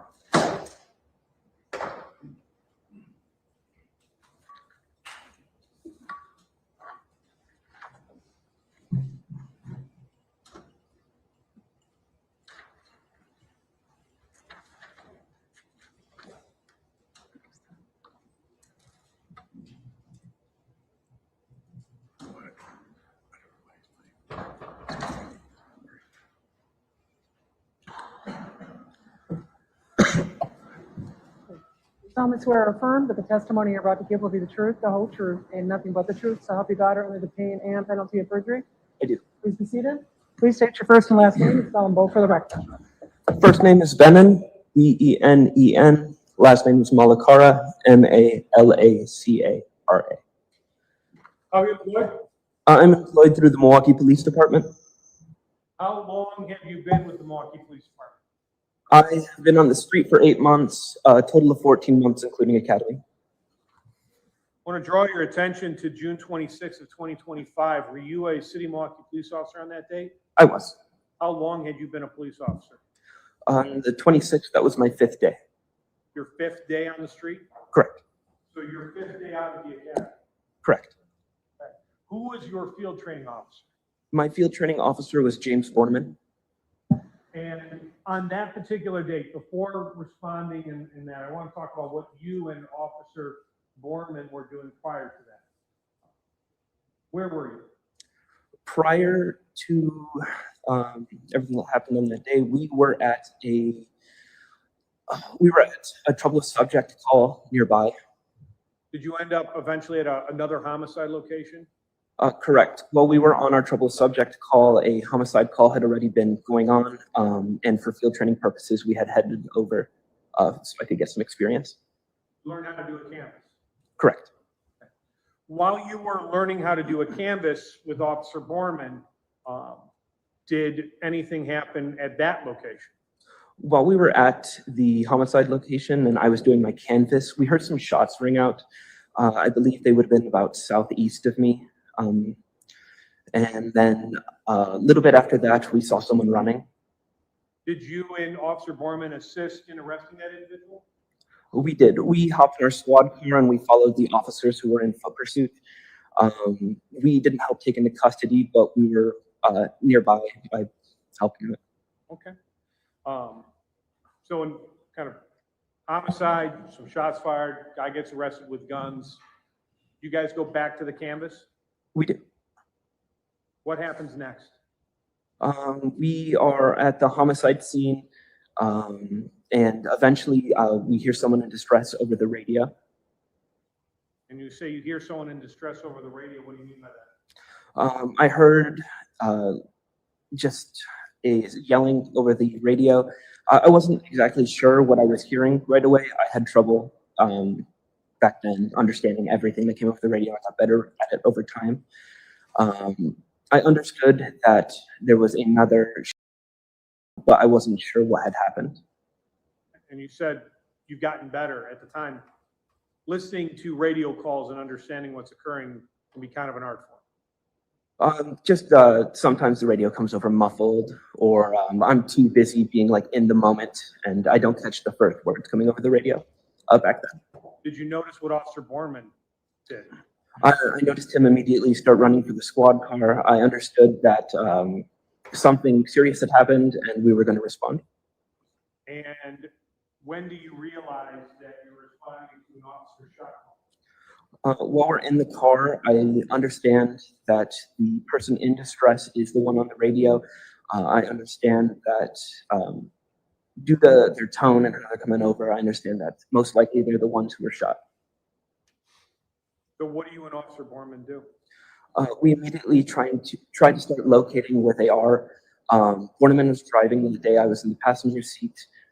He started driving to around Garfield and 24th. I didn't know the exact address of where we were headed at that time. Were you able to find the officers immediately? We were not able to find them immediately. I believe there was some confusion about the exact location of the officers, so we were scrambling for a minute. There's 24th Street, 24th Place, 25th Street, right? Correct. And that is kind of a little bit of a confusion as to where everybody's going? Correct. At some point, while you and Officer Borneman are driving through the alleys trying to find where Officer McCray and Officer Corder are, does something happen that helps you find them? Yes, I wasn't sure who threw out over the air the idea, but someone said for them to shine their flashlight. Eventually, we see the flashlight shining right at our squad car, and it directs us where we need to go. And when you see the flashlight, what happens next? We park about maybe 10 feet away from where the officers are. We get out, and the first thing that I was doing was making sure that no one else was on scene was armed, making sure that we were safe as we were getting out. And then that's when I observed Officer Corder and McCray on the ground. How were they situated? I observed Officer Corder. He was on his back. His eyes were closed. He didn't seem like he was conscious. I observed McRae. He was over Corder at the time. And how was Officer McRae? I knew he was injured. I wasn't exactly sure where he was hit, but I remember that being communicated to me. And what did you do? The first thing I did is I just wanted to make sure that the officers were okay. I took out my tourniquet because I knew that if one of them was shot in the limb, we could apply that right away. So I started unbuckling that one. And then what happened? As I was taking out my tourniquet, the TAC unit showed up pretty shortly after, and they sort of took over handling the first aid for the officers. Were you a little certain what to do in some cases? I wasn't. It was the first time I had to deal with a situation like that. I was trying to focus on just making sure I was doing something. Did you know Officer Corder, Officer McRae? No, I had not met them previously.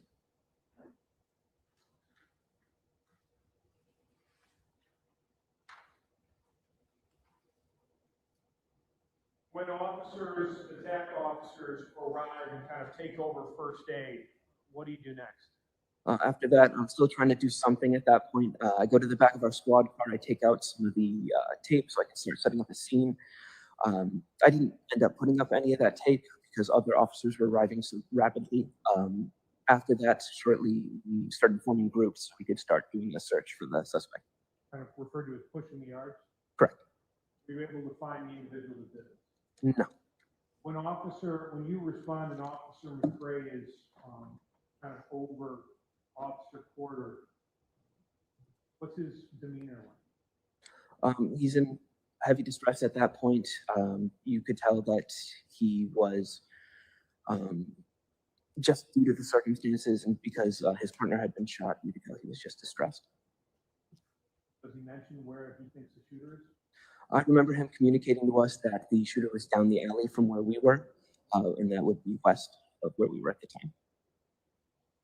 Kind of down the alley by this like wooded area? Correct. Did officers kind of keep eye on that area until they could get it under control? I can't remember exactly what everyone was doing. I remember scanning the area thoroughly when I got there, just to make sure that we were safe when we got there. I'm going to show you now on kind of the big screen. If we're looking here at State's Exhibit number 10 and pulling back so we can kind of see it. This area where we see the tent, is that the area where you first encountered Officer McRae and Officer Corder? Yes. And just going through so we can kind of look and see Exhibits 9, 8, and 7. Does that area show us towards the back portion, kind of that wooded area that you were directed to and kind of scanned and kept your eyes on? Yes. No further questions. Thank you. Ross? No questions. Thank you. You may step down. Now, the state calls Officer Worthington.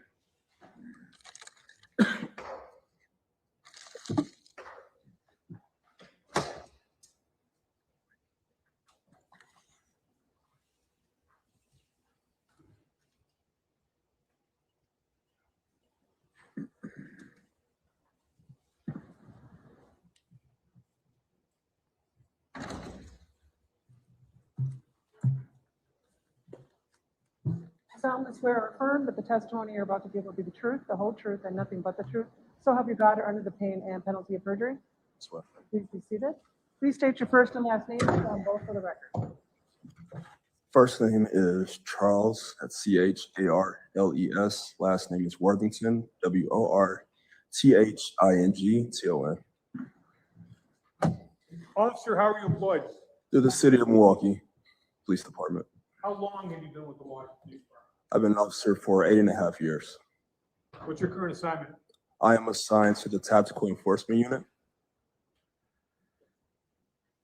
And how long have you been with the Tactical Enforcement Unit? I've been with the Tactical Enforcement Unit for approximately 3 years now. What is the Tactical Enforcement Unit? Tactical Enforcement Unit is the SWAT team of the Milwaukee Police Department.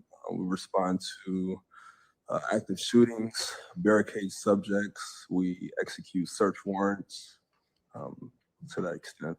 And when you are not actively engaging in those tactical events, for example, search warrants, barricaded individuals, do you assist in patrol? Yes, we do. We assist all the districts in any major crime incident. Okay. Now, I want to draw your attention to June 26th of 2025. Were you a city Milwaukee police officer assigned to the tactical enforcement? I was. Who were you working with that? I was working with two other members of the Tactical Enforcement Unit. That is Terrell Velasquez and Rafi Washington. Okay. And you ride 3 to a car intact? Not always. There's. In this case, you did? Yes. Okay. Additionally, just so you can kind of understand, as tactical officers, do you have additional training that beyond what normal officers are seeing? We do. What is some of that additional training you Again, we train in active shootings. We train in executing search warrants. We train in trauma medical situations in case an officer is down or gets shot to that extent. Do you know what we refer to as a med bag? Yes. What is a med bag? A med bag is stationed in every tactical enforcement officer's vehicle. That bag is equipped with multiple trauma medical supplies, such as tourniquets, chest seals, gauze packs, to that extent. So, as tactical officers, you're able to provide and have training kind of beyond what normal officers have. Is that fair? That's correct. Okay. Now, I want to draw your attention to June 26th of 2025, when you and your partners, Officers Velasquez and Washington, were riding together. What district were you in prior to this incident? We were currently in the District 3 area. Okay. And why were you in that area? We were, our previous call was assisting District 3 officers with a ShotSpotter call. District 3 was having kind of a busy night that night. They were. So we know you were responding regarding a shooting, it was a homicide, there were shots by an officer. So tactical was in the district assisting. Yes. Sometimes if you guys end up being taken too much, then we end up having to pull from other districts. That is correct. Now, when you are done with this other assignment, officer, is there anything that comes to your attention over the radio? As we were patrolling the District 3 area, we immediately hear the emergency button activated within our SWAT car. You say you hear the emergency button activate in your squad car. Can you refer to, what does that mean? There's pretty much a 3-beep siren that goes off in our squad car, pretty much initiating that there's an emergency somewhere in the city. And what happens once you hear that? What happens next? We hear an officer go over the air, stating that there is shots fired and that an officer is down. You respond to that scene? Yes. Your Honor, I have currently on State's Exhibit number 313, which is a flash drive that contains a number of different audio files that we're going to be using throughout this trial. I have within 313 is a folder entitled Officer Worthington Squad. There is one video in that file. I currently have that, and we will be playing from between portions 2 minutes to 4 minutes and 3 seconds in that video file. No objection. Received without objection. Thank you.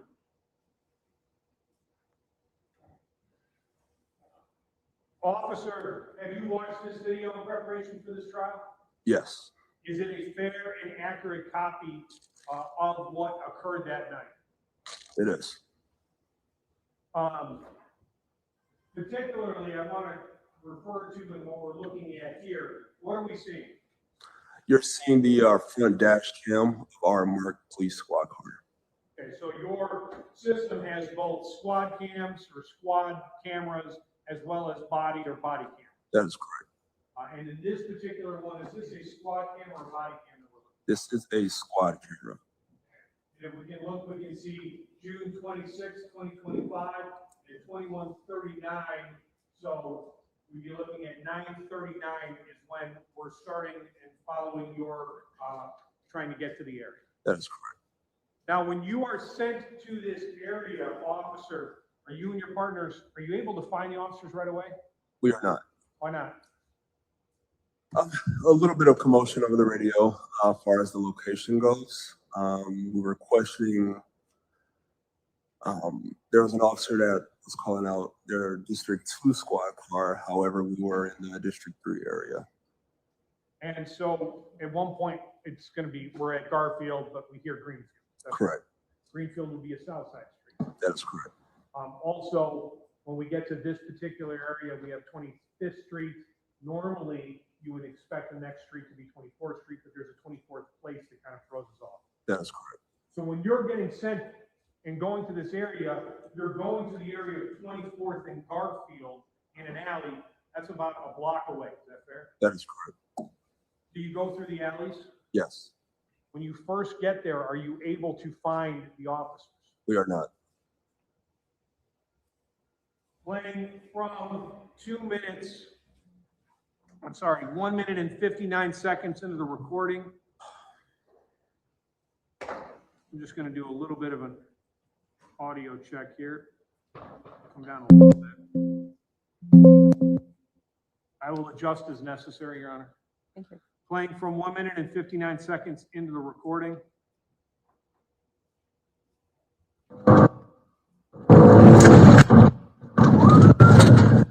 One more block up. Sounds good.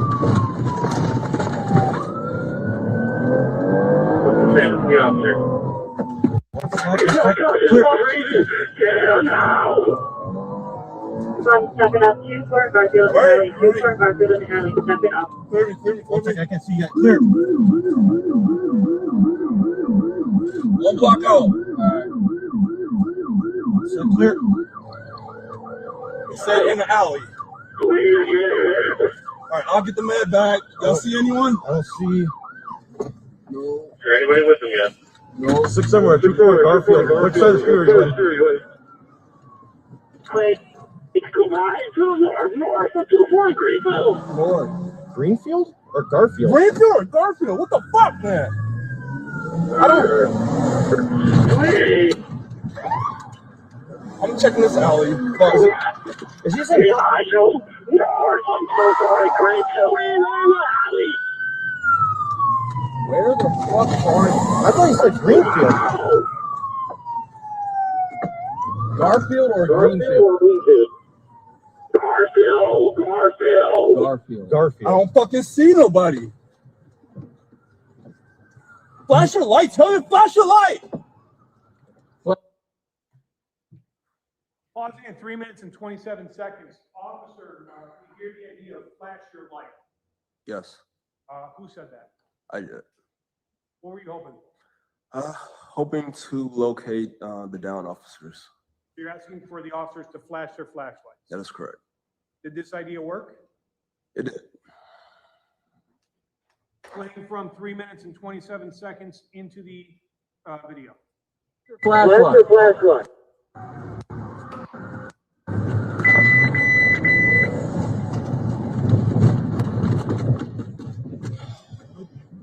I heard you say north on 2-4, so I feel like north of Garfield. Go north. The ShotSpotter is between 24th Street and 24th Place. 24th Street. Between North and Garfield.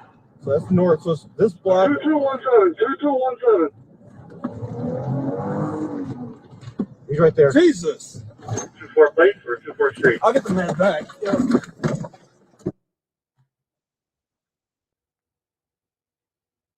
heard you refer to you'll get the med back. Is that fair? Yes. What are you referring to? What kind of duties are getting assigned between you and your partner? We established that plan in the squad car that I would grab the medical bag, which was directly behind me in the back seat. The plan was for Officer Velasquez and Officer Washington to grab rifles to provide scene security. Okay. Were you wearing a body camera at the time? I was. Your Honor, on that same exhibit, which again is State's Exhibit number 313, there is another folder entitled Charles Worthington Jr. It has a single body camera footage on it. I will be playing from 3 minutes and 50 seconds to approximately 4 minutes and 51 seconds. Any objection? None. Received without objection.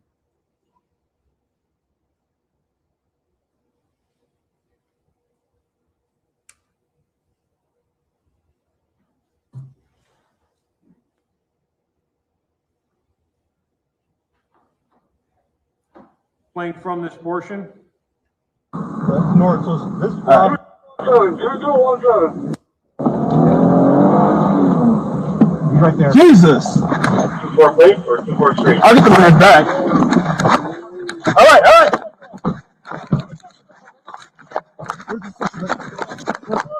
Oh, Jesus! Oh, come on, Corder.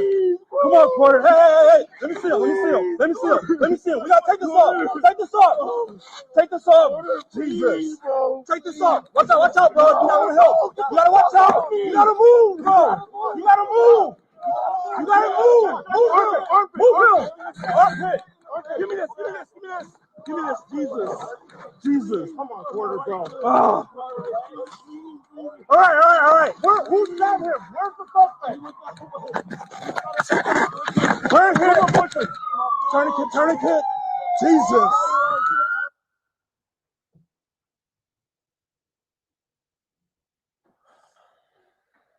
What did you encounter?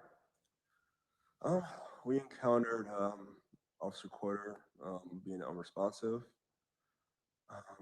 Officer McCray was kind of shielding Officer Corder, and we attempted to do life-saving measures.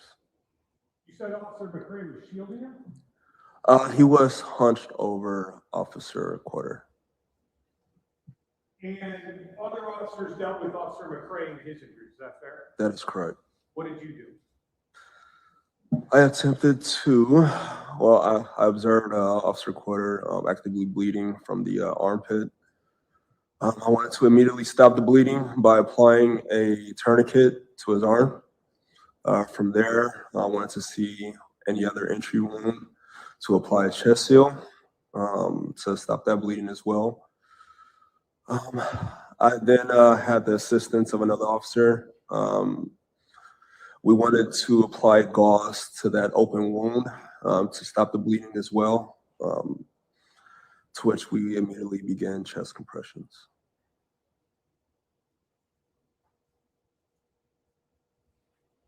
Were you able to stop the bleeding to Officer Corder? No, we were not. Did you hear where Officer McCray was stating the shooter had shot them? Yes, he stated that they were ambushed from the wood line within a couple of feet from where they were lying. So you had mentioned that your partners were doing scene security. That is correct. What does that mean? They're providing pretty much a shield so that officers like myself could attend to the downed officer. And that's to ensure that no threats come about or ambush us while we're conducting our duties. Does the Milwaukee Fire Department eventually arrive? They do. And do they attempt to take over life-saving measures? They do. Do you participate in any pushing of the yards? We do. Describe that. So then after Officer Corder is transported to hospital, I believe, there's a lot of officers on scene, to which we are broken up. And what we do is conduct a grid search within yards. So we're checking abandoned residents to possibly locate and apprehend the suspect. Was the suspect found while you were there? On that scene, no. Eventually, there's another scene that tactical gets called to later that night, but we'll talk about that some other time. That's correct. Nothing else. Thank you. Thank you. Cross? Thank you, officer. I have no questions. Thank you. You may step down. Thank you. It's 11:52. It's time for lunch. This would be a good break. All right, ladies and gentlemen, you'll get used to this. Do not research any information that you personally think might be helpful to you in understanding the issues presented or investigate the case on your own. Do not read any newspaper reports or listen to any news reports on radio, television, or any other electronic application about this trial. Do not seek information regarding the public records of any party or witness in this case. Do not communicate with anyone about this trial or your experience as a juror while you are serving on this jury. Do not use any electronic device to share any information about this case. Do not permit anyone to communicate with you about this matter either in person, electronically, or by any other means. Please enjoy your lunch. I'm going to ask that you be back outside our door at 1:30. We'll let you back into the jury room, and then we'll get going as soon as we can. Thank you so much. You can leave your notebooks. No one will touch them.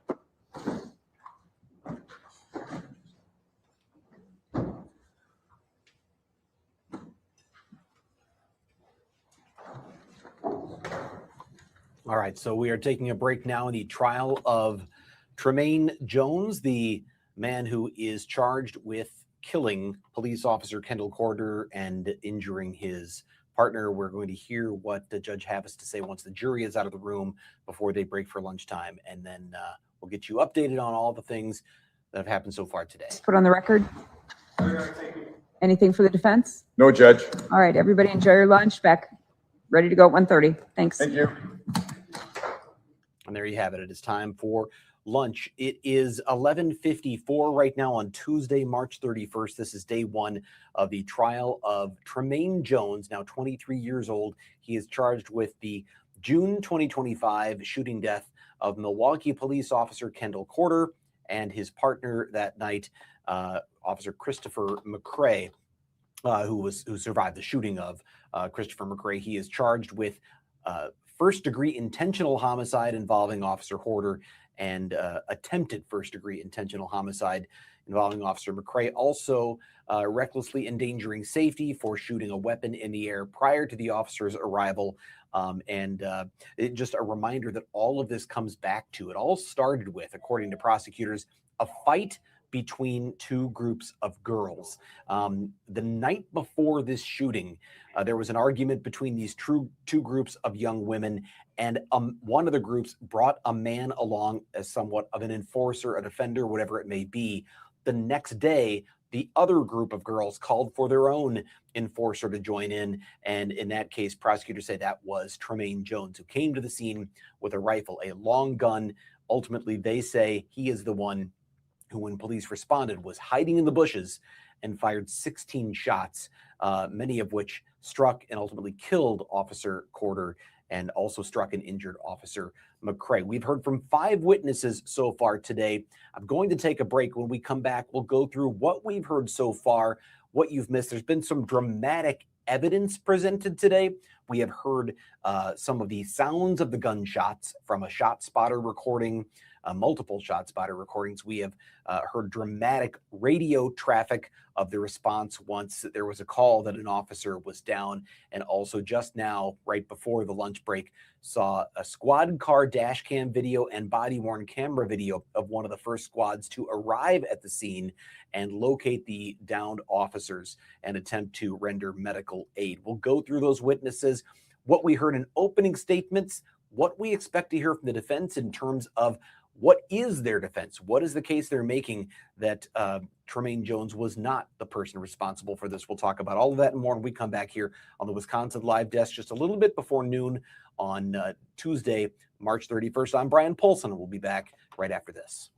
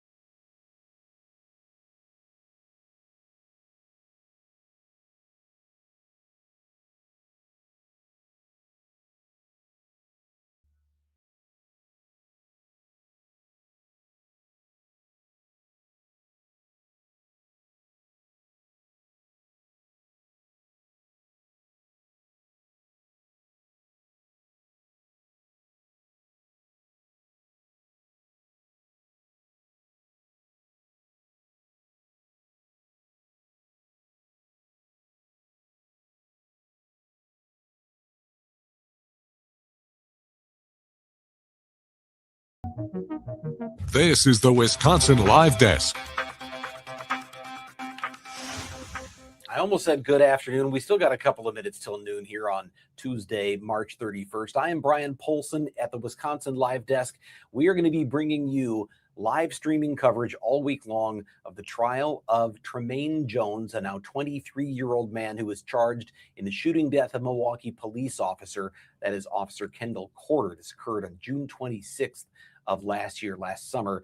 A few days later, Officer Corder passed in the hospital, and his partner, Officer Christopher McCrae, was released after receiving gunshots to a foot and to his right upper leg or hip area. The trial just getting underway today. Jury selection was completed early this morning, and opening statements started this morning. I want to talk a little bit about what we heard in those opening statements and then give you a quick update on the witnesses we've heard from so far. We know the state is prepared to bring potentially as many as 170 plus witnesses. That's not going to happen, but they are prepared to have all of those people testify. It will be a much smaller number, but it will still be a substantial number of law enforcement and civilian witnesses as they lay the foundation for what they say occurred on the night of June 26th at the corner of 25th and Garfield and just around the corner in an alley nearby. We heard in opening statements from the prosecutor, Grant Hebner, and the lead prosecutor. He talked essentially about what we're going to see, and I'll go over some of those notes with you very quickly here. But he said, again, this occurs at around a little after 9 p.m.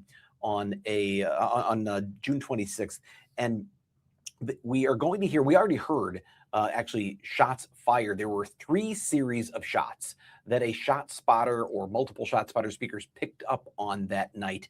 The third round of shots was 16 shots being fired, and prosecutors say those were the shots that Tremaine Jones fired from behind the bushes in an alley at Officer Corder and McCrae. We're going to hear from the K-9 units that were brought in after the fact to find the shell casings. They located 16 shell casings. We're going to hear about how they had to cut down the weeds to actually find the last few of those shell casings in this back alley area. They're going to walk us down the block from 25th and Garfield. In fact, I'm going to show you a map we've had put together.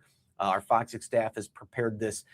You see in the lower left part of your screen at the corner of 25th and Garfield, that's where Tremaine Jones, according to Prosecutor Hebner, that's where he was seen by witnesses with a gun. He shows up and demands people inside this apartment building come outside, particularly the man who'd been brought by this other group of young women. He wanted him to come outside, said he was going to shoot up the place.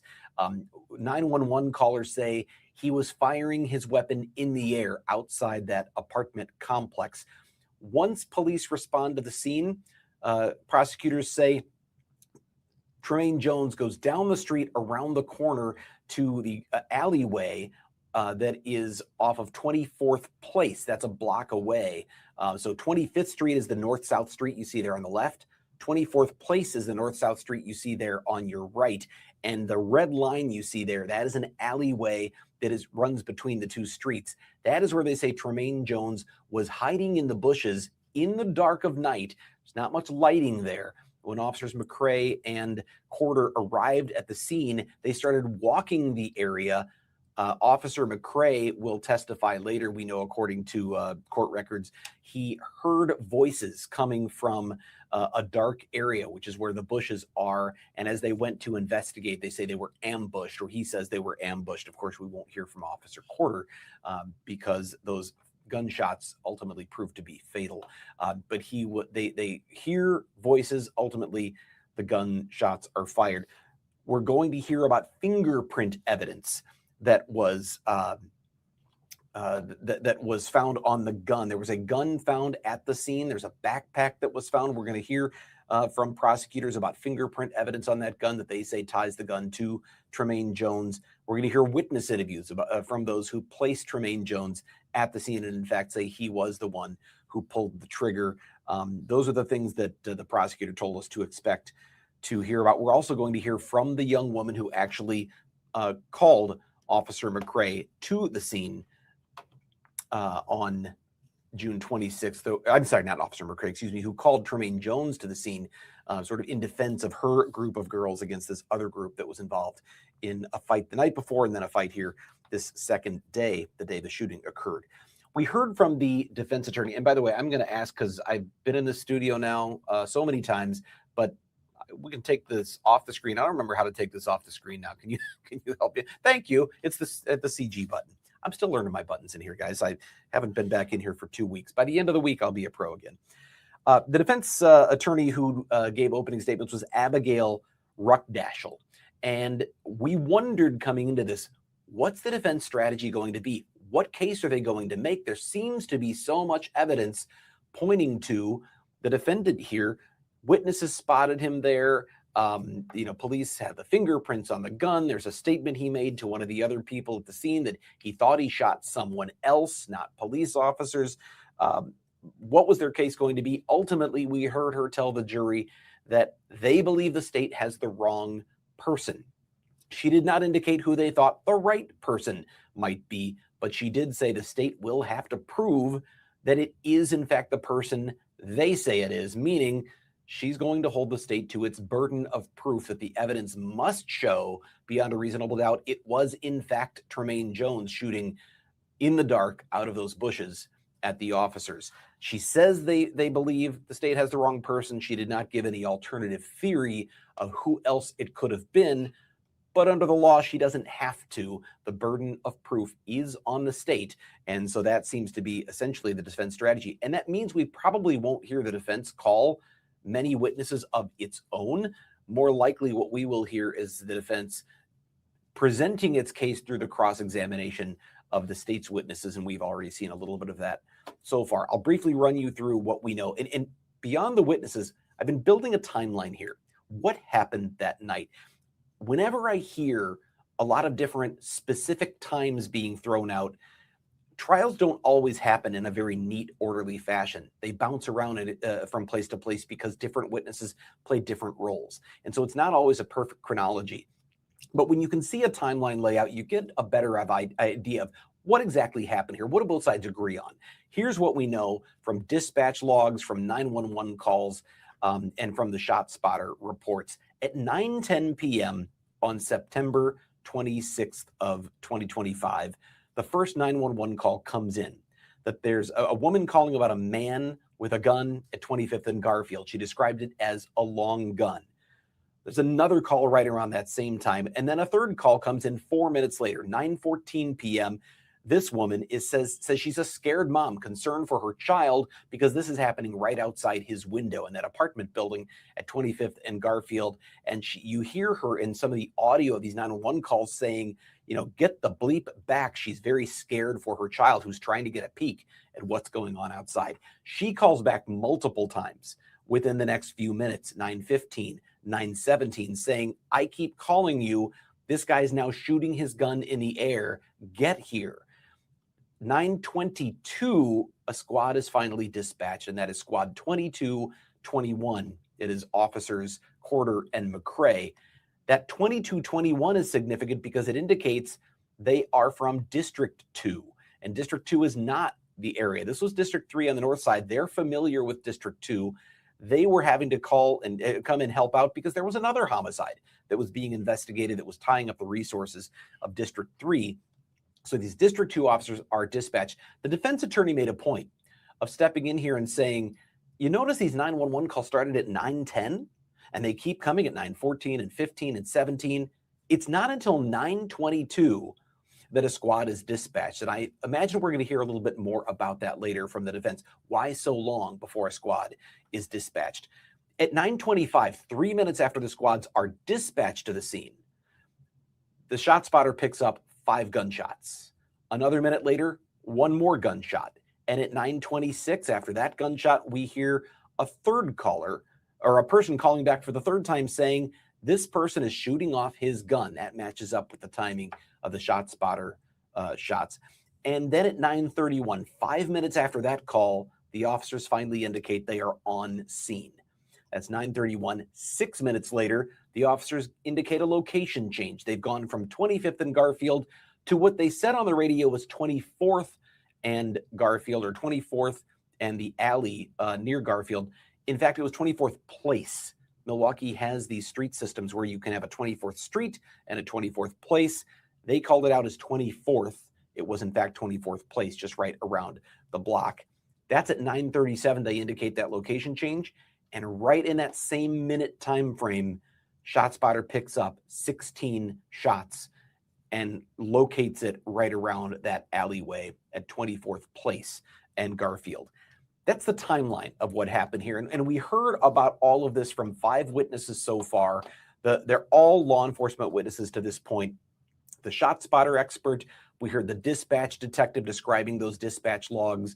We heard from the first 3 officers who arrived at the scene to find Officers Corder and McCrae. The first 2 did not have their body cameras engaged because they were doing a canvass for something else, and when they responded, did not activate. But Charles Worthington, we heard from the last witness in the first half of the day, he responds from a tactical unit vehicle, has both squad car camera rolling and his body camera, and it was pretty dramatic. If you heard the intensity of what was being said, they're concerned. They couldn't find the officers. It's dark. They had the mislocation of 24th versus 24th Place. And then first to arrive, and just absolute chaos on the body camera as Officer Worthington arrives and tries to apply the med unit to assist in that case. That's what we've heard so far. We're going to have more witnesses, likely more law enforcement witnesses in the second half of the day. No civilian witnesses yet, but knowing that this involved 2 groups of girls in a fight, young women, we're going to hear from a lot of civilian witnesses as this goes on. It is now 12:10. I'm Brian Polson here at the Wisconsin Live Desk. We're going to take a break, and after that, we're going to hear a little bit about what's going on from the weather office. I know we've had some thunderstorms in the area today, and then Haley Spittler will be taking over for your afternoon. Of course, we're going to have more live testimony after the lunch break. Again, I am Brian Polson. I'll be back here tomorrow from 8 to noon with more from the Tremaine Jones trial. Until then, I'll see you tomorrow.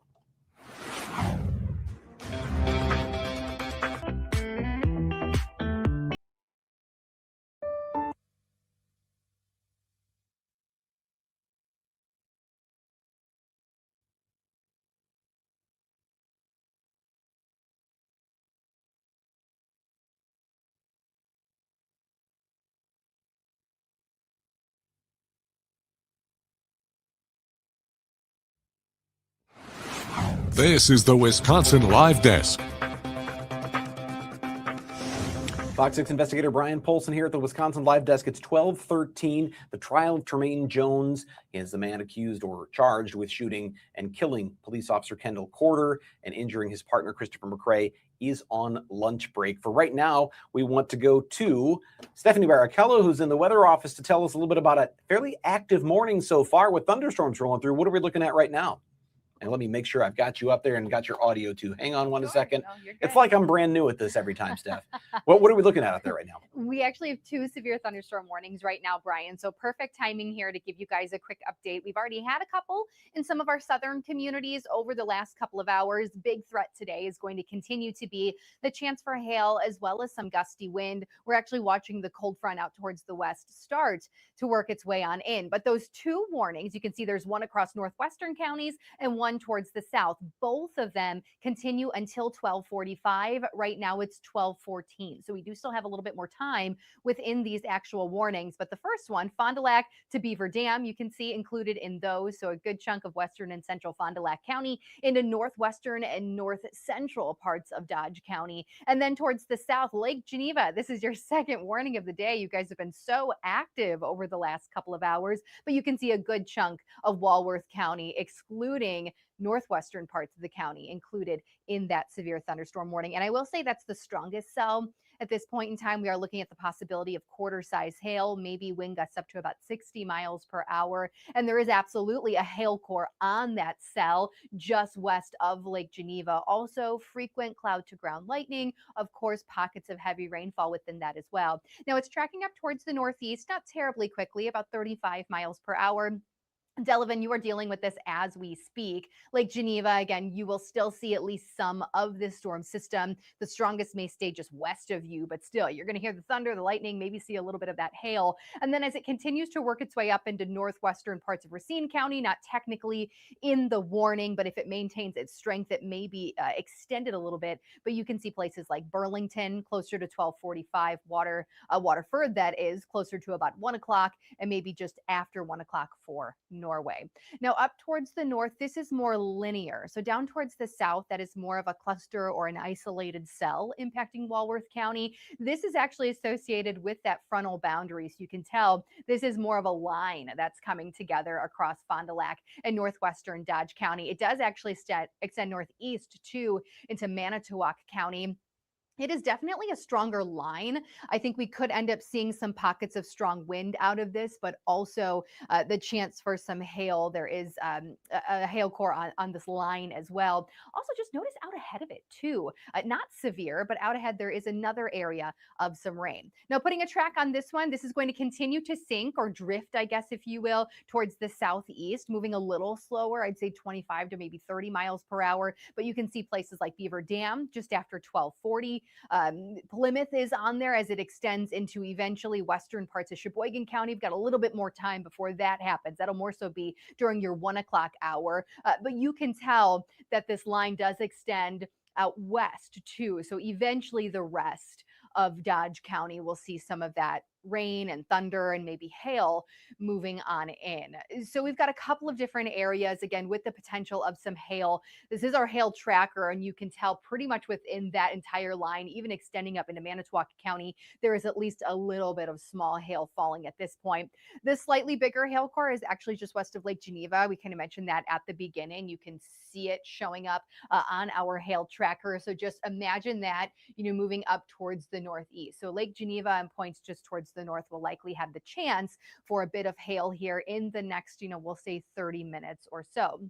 The bigger picture here, again, we've got the line of storms up towards the north, little batch out ahead of it in eastern Dodge County. We just had a little cell pop very quickly here at the station and north of Milwaukee. This is the environment that we've had pretty much all morning long. We've really started in the last couple of hours to see these storms pop quickly and then actually strengthen on the quicker side too. But we have these frontal boundaries in the vicinity. They are still going to stay with us here through the afternoon. So a reminder again that we have the chance for showers and thunderstorms through about 6 o'clock tonight. So I'll kind of leave you with this. Again, scattered thunderstorms, especially with that line moving through about 6 o'clock. But I just want to stress that anything we see until then still has the possibility of being strong, maybe even severe with hail, as well as some gusty wind. Continue to keep you updated on Fox 6 as well as Fox Local all throughout the rest of the day. I believe Haley is ready. I will send it right back to you. I know you guys have another busy afternoon ahead as well. That's right, Steph. We appreciate that update on the weather. And of course, I'm sure we'll check in with you soon as you guys are monitoring a lot of storms today. But to Steph's point, thanks so much for being with us here on the Wisconsin Live Desk. If you happen to just be tuning in, we are streaming for you gavel to gavel the trial of Tremaine Jones, who is the 23-year-old, now 23-year-old, accused of shooting and killing a Milwaukee police officer and hurting another one. Court right now is on break for lunch. They will resume with witness testimony at 1:30, but we aren't going anywhere. We're going to kind of catch you up to speed. Maybe you're just joining us right now on the opening statements that we got to hear this morning, as well as some of the testimony from those first 5 witnesses called to the stand. So we're going to take a very quick break here on the Wisconsin Live Desk. When we come back, going to be joined with Jonathan Lavoie, a criminal defense attorney, kind of pick his brain, get his opinion on what he's already seen so far. Again, kind of the first official day of the trial now that jury is sat, and we heard opening statements and those first 5 witnesses. We'll be right back in just a few minutes.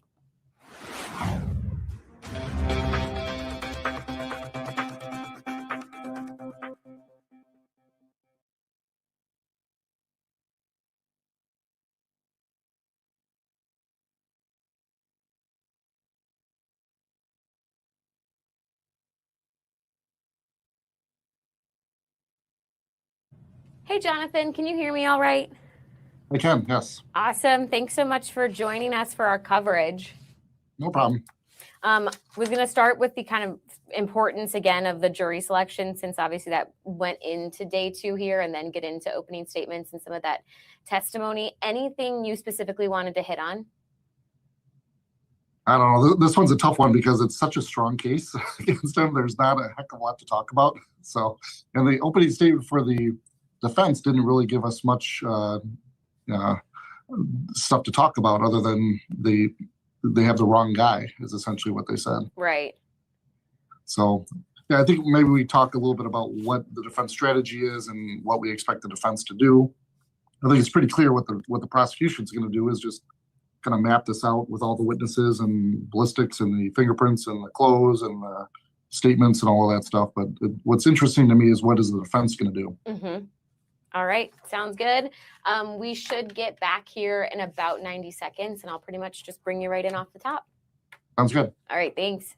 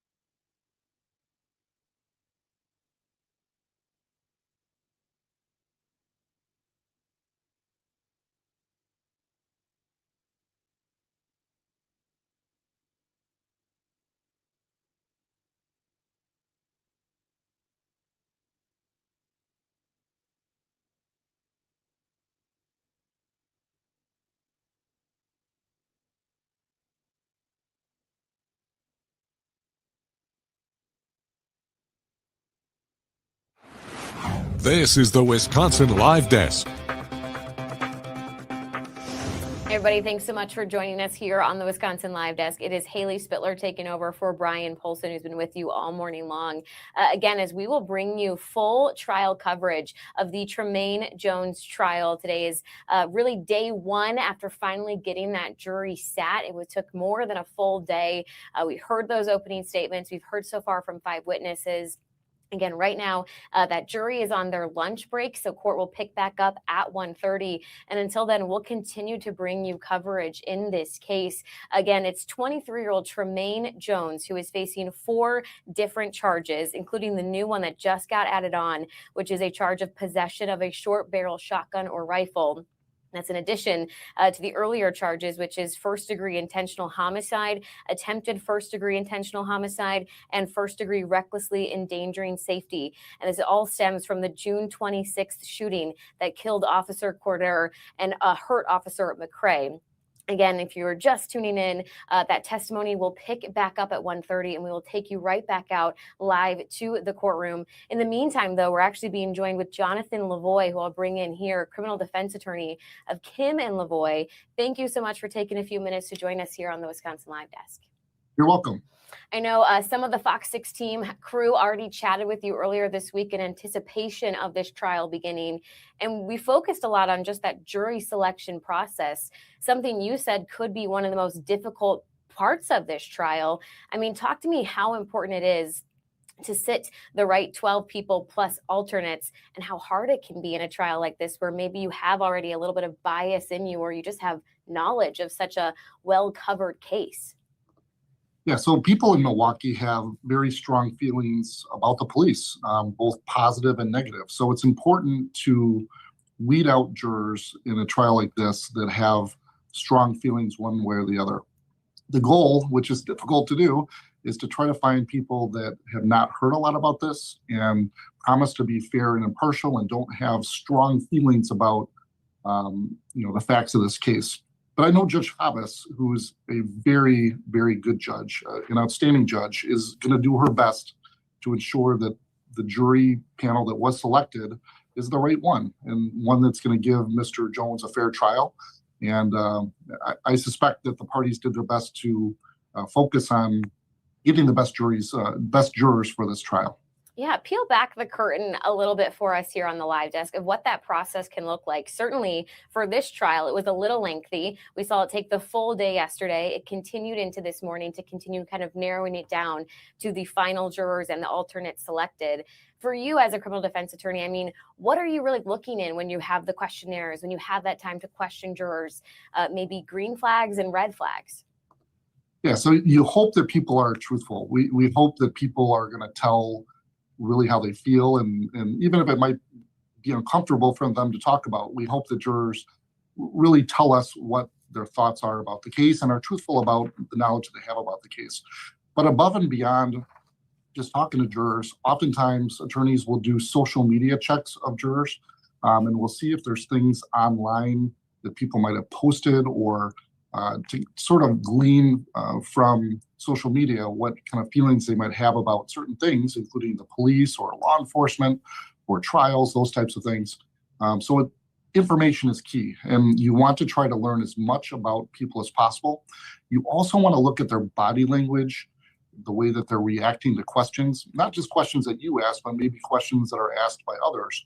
And you want to try to find people that are going to keep an open mind. And that's very difficult in a case of this magnitude. Again, ultimately, they did sit that jury earlier this morning. It is 5 women. It is 9 men. So it does include 2 alternates.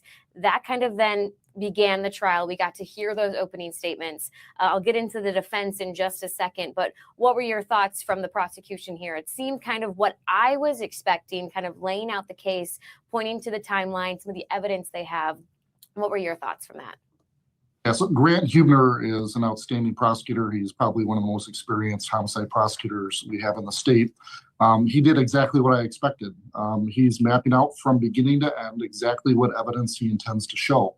And he's got a lot of evidence in this case, from the ballistics to the clothing, to the video evidence, to the statements of witnesses, to the fingerprints.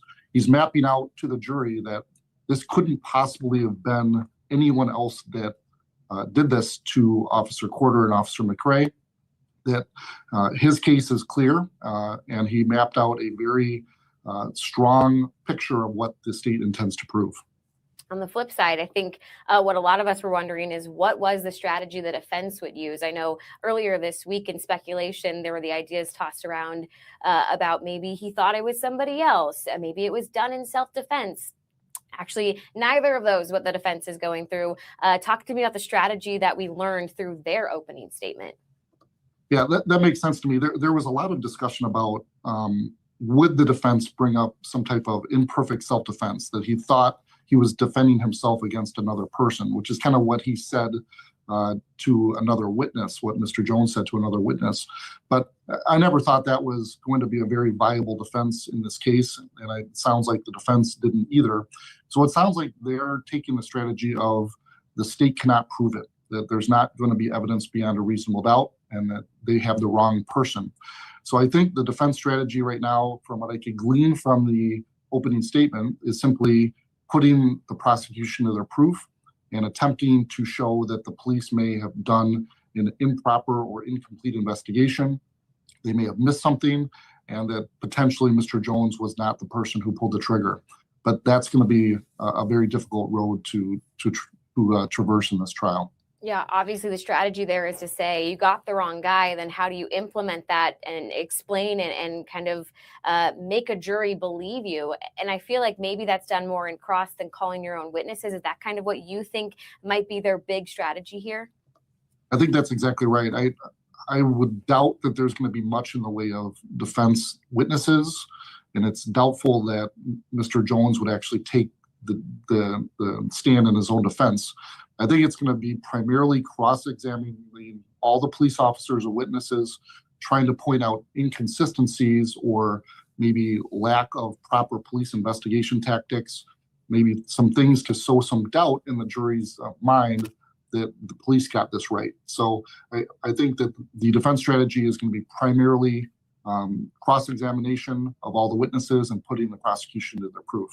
How important is it for you, as a criminal defense attorney, to kind of try and remind a jury that, one, I mean, the burden of proof is on the state. We don't have to prove that our client is innocent. They need to prove that he's guilty, and also kind of re-implement the idea of, sorry, lost my train of thought there, Jonathan. Let's just start with the first part of the question.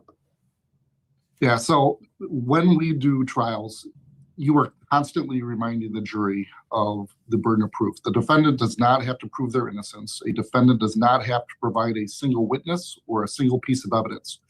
The burden rests solely on the prosecution. But with that being said, Haley, to be effective to defend somebody in a serious case, you have to still provide something to the jury to show that.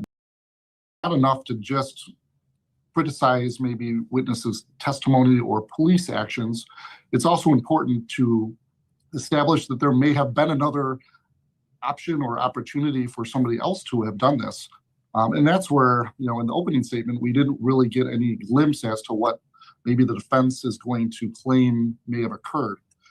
So while it does fall to the state to bear the burden of proof, the defense still has to provide something that causes the jury to doubt what the state's saying. Again, usually they'll overemphasize that if you have any reasonable doubt, then you can't find our client guilty. And to your point, again, with the burden of proof, Tremaine Jones doesn't have to take the stand. I feel like that's always one of the biggest pieces of speculation is, do we think or do we not think that he'll do that? Clearly, you're saying you don't think he will take the stand. As a defense attorney, I mean, what's kind of the pros and cons you're weighing when you're considering possibly having the defendant on the stand? So my rule of thumb is you don't put a criminal defendant on the stand unless you can't get that information out by any other source. So an example, Haley, would be self-defense. So if Mr. Jones had claimed that he was defending himself against a perceived threat, that would be a near impossibility to present that type of defense without Mr. Jones testifying to say why he did what he did and what he did. When it's a prove-it case or putting the state to their proof, it more is about cross-examination. So I'm not sure Mr. Jones has much to really add to the mix.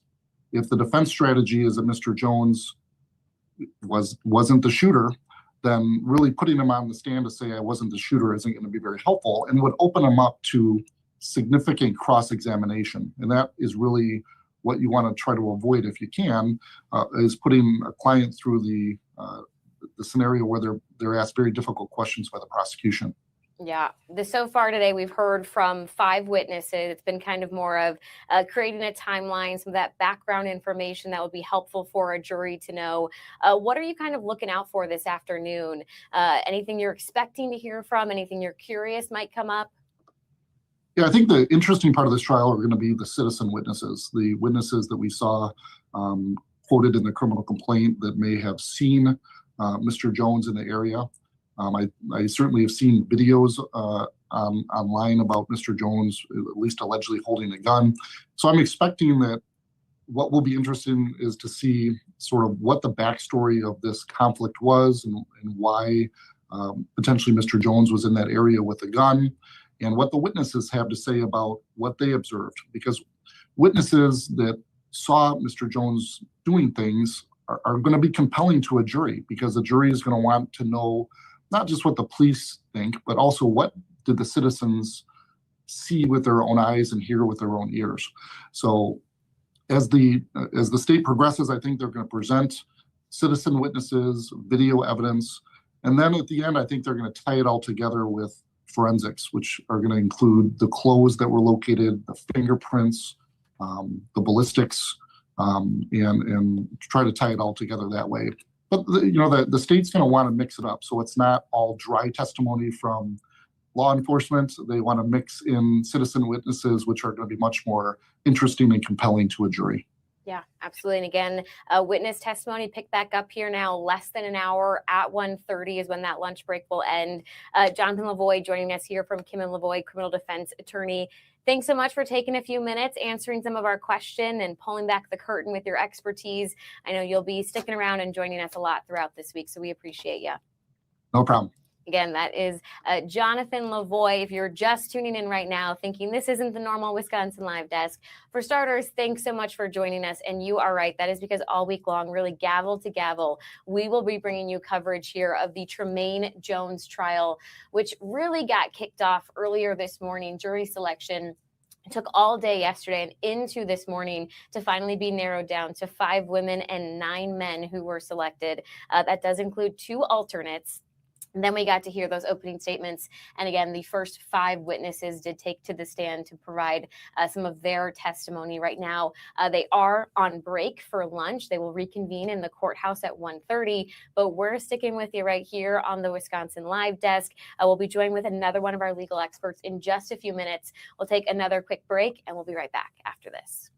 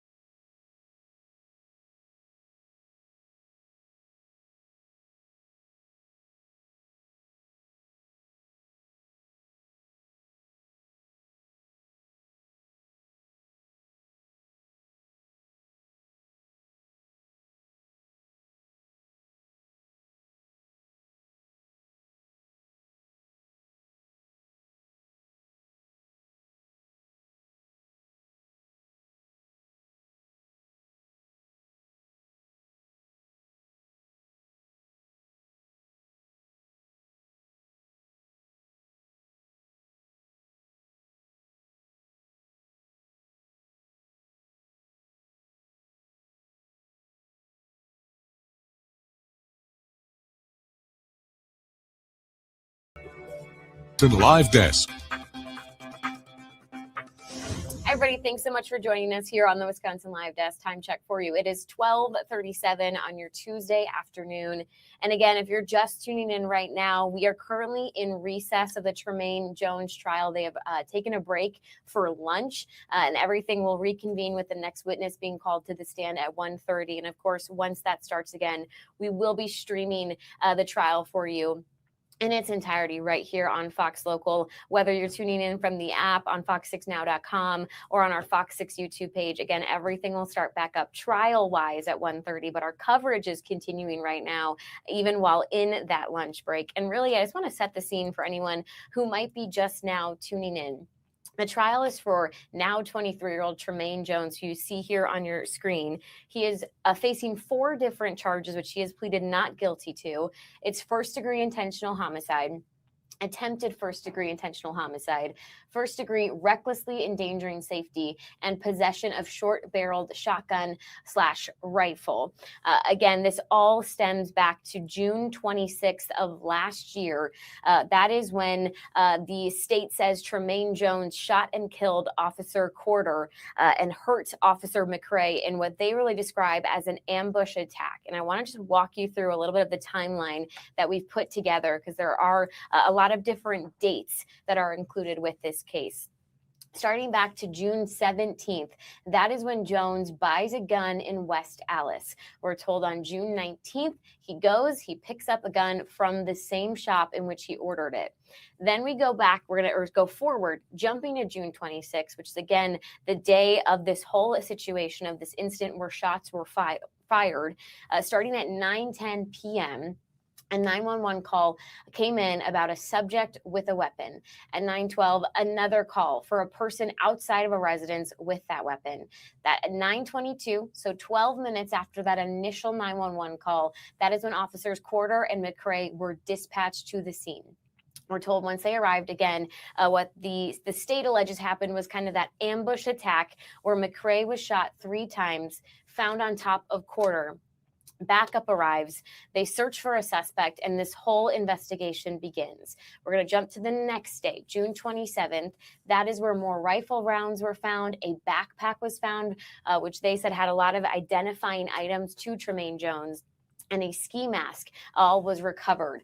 June 27th, again, and that's the following day after those shots were fired. That is when Jones was arrested, and July 1st is when Jones was criminally charged. Going back to the June 26th timeline, obviously we highlight here when McCrae was shot, Corder also shot. McCrae was found on top of Corder trying to protect him. The two are partners for the Milwaukee Police Department. Again, Officer Corder did die several days later because of those shots. And McCrae also went to the hospital, was eventually released with his injuries. We do expect actually to be able to hear from Officer McCrae in this trial, who should be providing witness testimony based on just some court records that we have received. But again, right now, we're on break from this trial of Tremaine Jones. I'll throw up his mugshot once again. Testimony will resume at 1:30. So far today, we've heard those opening statements. We've also heard from 5 witnesses. So we'll have the 6th witness take the stand at 1:30. Here on the Wisconsin Live Desk, we're going to take a quick break. And then again, we'll be joined with another one of our legal experts. We'll kind of break down what he saw so far today in those opening statements, in that initial testimony, as well as really what's to come, not just today, but in the days that follow. When the jury was receiving instructions, it did indicate this trial could potentially even go into next week. So certainly a lot to break down for you here on the Wisconsin Live Desk, and we'll do that in just a few minutes. Stay with us.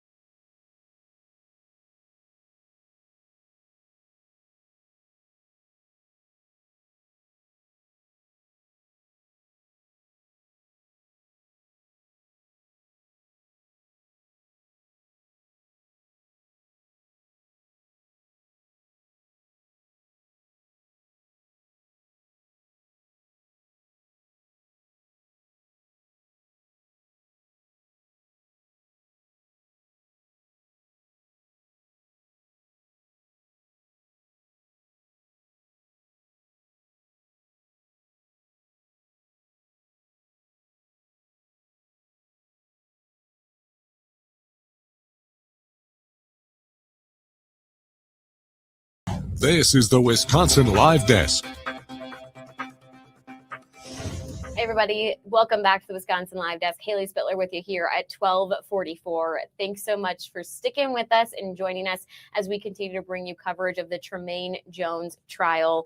Do want to just kind of walk you through the charges that he faces for anybody who is just now joining us. I know this looks a little different than the normal Wisconsin Live Desk, and that's because we're going to bring you trial coverage gavel to gavel. We are able to stream this trial, so once the lunch break ends, we'll go right back inside the courtroom and hear from the next witness. But right now, in the meantime, we'll be joined with some of our legal experts and kind of catch you up to speed for anybody who wasn't able to listen in this morning. On your screen is now 23-year-old Tremaine Jones. And again, he faces 4 charges. Those are first-degree intentional homicide, attempted first-degree intentional homicide, first-degree recklessly endangering safety, and possession of a short-barreled shotgun/rifle, all of those charges stem from an incident last summer on June 26, when the prosecution says that Tremaine Jones shot and fired, kind of ambushed actually, 2 Milwaukee police officers. Ultimately, Officer Corder was killed by those shots. Officer McRae was hurt, eventually released from the hospital with those injuries. As I mentioned, we have a couple of different legal experts lined up to help us throughout this trial and offer their expert insight. Already hearing today from Jonathan Lavoie. Now we are joined with our next guest here on the Wisconsin Live Desk. Want to go ahead and bring in James Santel, former U.S. Attorney for the Eastern District of Wisconsin. Thank you so much for taking your time to join us and help us out with our coverage here. Honored to be with you once again to talk through another important trial in the southeastern Wisconsin area, the state of Wisconsin, the entire nation, really. Yeah, no, absolutely. I'm going to ask you the same first question that I asked Jonathan Lavoie, just because I imagine some people watching might think that jury selection process took longer than I anticipated. Obviously, it took the full day yesterday as well as some time this morning to ultimately select 5 women and 9 men to sit on the jury for this trial. I mean, how important is that process and how difficult can that process be in picking the right people who maybe don't have a ton of knowledge of the case or seem to not show a bias? Well, I think you've got it just right, which is it is one of the key elements of any successful trial. By that I mean one that delivers justice in the end. You need to get people, again, not people necessarily who know nothing about the case, have never heard about it, but can bring to the analysis the kind of critical thinking that we talk about a lot these days. That is deciding the ultimate decisions. You just indicated what the charges are here. That's ultimately going to be their decision, and it's got to be premised upon their capacity to do that kind of intellectual exercise, assessing the evidence, looking at the documents. We've already seen some video, some photographs, some charts, putting all of that together and making not just intellectual sense of it, but also applying what they're seeing there, the facts inside that courtroom that Judge Havas is giving to them and will give them instructions on, but also applying that to the law then. That's no small task. And again, I believe strongly, as you won't be surprised to hear, in a jury system that does rely upon juries of peers, but the selection process, getting the right people there who are not biased, who do not have preconceived notions about the trial, even if they've heard about it before, who can give it the attention, the intellectual attention, and the acuity that is needed in these circumstances. It is not a small portion of it, and not to be dismissed as, well, we just need to get people in here who are going to hear the case. We want to make certain we've got the kinds of folks who can do this intellectual work thoughtfully, be attentive for, again, as you just indicated, maybe all this week, maybe part of next week, to have the attention to do that, and then be able to bring to this deliberation the ultimate verdict that is premised upon an assessment of the facts, the law, and their good judgment as people of our community. Now, I can imagine maybe how attorneys would try and weed through the potential juror pool, figure out who they like, who they don't like, but I don't have to imagine that process when I have somebody who's done it before. So I'm also kind of curious, as I asked Jonathan Lavoie, I'll ask you as well, James. I mean, how do you weed through? I mean, in here was a huge pool of potential jurors and narrow down exactly who you like. Are you looking for certain red flags? Are you looking for certain green flags? Are you, honing in on parts of the questionnaire? Kind of walk me through that process. I'm sure our viewers will find it fascinating as well. Sure. And most of my practice was in the federal court. This, of course, in the state court, just down the street. But the principles basically apply. You do get a large pool of jurors, and typically there are questionnaires that the jurors fill out in advance. You've got a little bit of a sense of who these folks are. But the very process of voir dire, that's the French, to see, to say, as you've been reporting all morning here, that's the process of figuring out who should be on the jury. And it quite literally, to see, to say means we're going to take a look at you. We'd like to hear from you. And yes, indeed, we're going to learn a little bit about who you are. Education is important. Obviously, if your family has, or friends who are in law enforcement, if there are connections generally, not to the specifics of the case, but the general area, whatever the subject matter may be, those kinds of things we want to know about. And all of that goes into the mix. Plainly, if there are those people who are asked the ultimate question by the judge, do you think you can render a fair and decent verdict based upon the facts and the law? And someone says, if someone is charged with a crime, I tend to believe that they are guilty of the crime.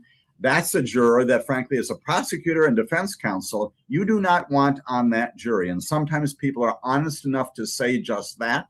Most often you get people who say, yes, indeed, I have heard some things about this, but I can render a verdict based upon what is presented to me. I will listen to this well, and I can render a good verdict. The thing that I always used to look to as a prosecutor is not necessarily to eliminate those people who I think are pro-prosecution or pro-defense or anti-prosecution or anti-defense. That's not the approach. I enjoyed and I reveled in having jurors who, again, as I said before, brought an intellectual capacity to the decision. There is a great quote from a major decision of the Supreme Court that says, the government always wins when justice is done. And that really is a discussion about the jury process. If jurors bring to this an analysis that is balanced and they can do that job, justice is done. And so, again, I know that there's an awful lot of lore out there in television and movies about crossing out the names of people who may have particular biases. And yes, there are things that are said that will get those are called peremptory strikes and other strikes to happen. But ultimately, you're looking for people who, again, can be unbiased in making a determination. The government, that's the side that I was on for virtually all of my career. I want them to hold me to my test. That is proof beyond a reasonable doubt. The burden is on the government. I want jurors who are going to look at me, look at the witnesses, look at the testimony that's given, the documents, and determine whether or not I've proven the case by a reasonable doubt. I value someone, again, who has that educational background, that cognitive background, and that ability to be serious about this most serious offense. Again, as we've talked before on this very broadcast, the government here doing the single most dramatic thing that government can do to anyone short of the death penalty, which is potentially detaining you, preventing you from being at liberty, right? And so we've got to get this as close to right, as close to perfect as we possibly can, identifying those jurors who can meet that end or come close to it. We're not asking for perfection, but can be engaged in deliberation, speak to each other when they're in that deliberation process, have an open mind, as the judge always says, and think through the facts and the law carefully and thoughtfully. Don't be distracted by the things that are not relevant. Focus on the things that go to intent and what happened here and exactly what the evidence shows. Those are the analytical people, the critical thinking people that I always look for on a jury.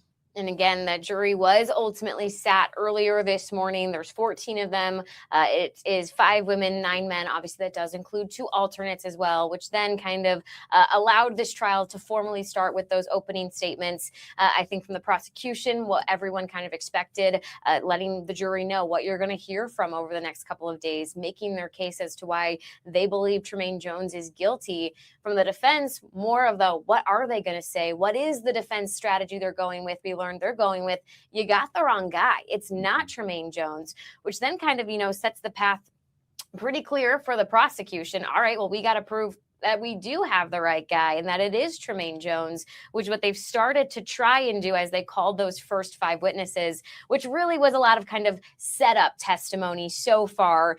Talk to me about how important it is to set the stage for the jury, even if it isn't coming out with some of the most emotional testimony right out of the gates. Right. Again, this is Grant Huebner, who's an excellent lawyer, an excellent prosecutor. He's been in the DA's office for a long period of time, and he's doing it just right. Not that he leads me to say that about this, but this is what you expect from a good and decent and focused prosecutor. He is approaching this in a linear manner, right? What he's calling the first 5 witnesses, they're all law enforcement. First couple of witnesses were the witnesses Shamara Gonzalez and Roberto Hernandez, who talked about, again, the 911 calls, the ShotSpotter. This is how it began, right? So you're telling the jury, where does this come from? What is the genesis of what happened there at 25th and Garfield on June 26th of last year? And then we move into, again, the responses, again, by the 3 following law enforcement officers as they are responding to what they're sent out to do. And that includes, of course, James Barnaman and Benin Malakara. And we now have on the stand, just finishing up here before the break, we've got the witness whose name is Charles Worthington, who, again, the third of the sort of on the scene law enforcement officers, who is really now bringing this home. We've got all the genesis for why the officers were dispatched there. Now you've got Charles Worthington and his partner arriving there. This very dramatic testimony that included, again, dashboard cameras, the body-worn cameras of him and his partner, and they are quite literally coming upon someone who is dying. And we know that, in fact, in the end, Officer Kendall Cooper did lose his life in this. Christopher McRae seriously injured. And so that is a dramatic piece. It ends right before lunch. That remains in the jury's view and their image going forward. But all of this being set up, of course, to tell the jury bit by bit what happens. As Grant Hebner said in his opening, as you indicated, there's going to be a whole lot more. Now we're going to fill in the question that you and obviously defense just raised here, but we don't have the right person. We'll see what is missing, is what defense counsel said. All right. And so now the prosecution is going, now that we've got the event, we have seen the, frankly, the dying officer, dramatic, catastrophic, right? And we've seen another officer who's down because of this event. Now we're going to tie it to this particular defendant. And Grant told us during the course of the opening statement, you're going to get this list of investigative events, and then we're going to be the results of search warrants, of fingerprints on the gun. We're going to see the discovery of the long rifle, witness testimony, right? There's obviously a backpack that will tie this particular defendant to that time, that place, other witnesses likewise doing it. And so I suspect that perhaps beginning as soon as this afternoon, and then certainly in the days ahead, the answer, at least from the prosecution, to the question, who did this, who got the wrong guy, is going to be answered, at least going to the satisfaction of the jury, if they make that determination that the prosecution has that right guy. That's the task. That's the obligation now of the prosecution. We know what happened. You'll notice, too, that defense counsel did not ask a lot of questions about these preliminary witnesses. Why? Because they simply established what happened, as opposed to tying his client to it. Anticipate that there will be a whole lot more cross-examination by defense counsel this afternoon and going forward, when the tie between all of this and the particular defendant who is sitting there next to him becomes much more clear. Yeah, something, kind of raised even by Jonathan Lavoie when he joined us, that a lot of the defense's argument and strategy probably will be done more in cross-examination than in calling their own witnesses. They want to poke the holes and, again, make the argument you have the wrong guy. Curious for the prosecution here, what is kind of the perfect formula, or how do you keep it balanced when you're persuading a jury between showing, the hard evidence, between hearing from law enforcement, between getting those civilian witnesses? And to your point, I mean, even sometimes the body cam and the dash cam can paint a very emotional picture. I mean, you could hear the urgency in those officers. You could hear the anguish from even McRae as he was calling for help and trying to get those other squad cars to find them as fast as possible. That in itself, an emotional, pull at the jury as well. So how do you kind of find the perfect balance for the jury? That's a terrific question. And prosecutors, defense counsel, judges, and jurors wrestle with that all the time. There is this objection that I'm not especially a big fan of, basically says that if the probative value, that is the things that will show what happened here, how this happened, who did it, is outweighed by the prejudice, then most often judges will say that's just too much. They're doing exactly the balancing that you're just describing here. And you do want to give the jury the sense, as a prosecutor and the judge plainly letting them do that again, we are talking about a death. As horrific as car accidents can be and other things in which people are injured, this is a death of a human being. And there's nothing wrong with the jury appreciating, even graphically, visually, the fact that, yes, this officer, this human being died. We are lessened as a community by his death. We're lessened by, frankly, as I always say, the human tragedy that is a criminal prosecution of anyone. And so you want to balance those two things. There are many times in civil cases, sometimes criminal cases, where the evidence is very graphic. And there are times when a judge on what's called a motion in limine before the case goes to trial will say, Mr. Santel, I will let you describe this. I'll let you show one photograph, but we're not going to get in this in great detail because for exactly the reason you just indicated, we don't want the jury to be prejudiced so much and horrified by the death that they forget that their task in the end is who did this, what was the intent, what was the motive, what is the purpose, and what is the appropriate verdict based upon all this evidence. It is not always an easy thing to do. Sometimes it's the subject of appellate review, right? A judge on the appellate court may look at this and say, that was too much, or that was okay. That was just right in the middle there.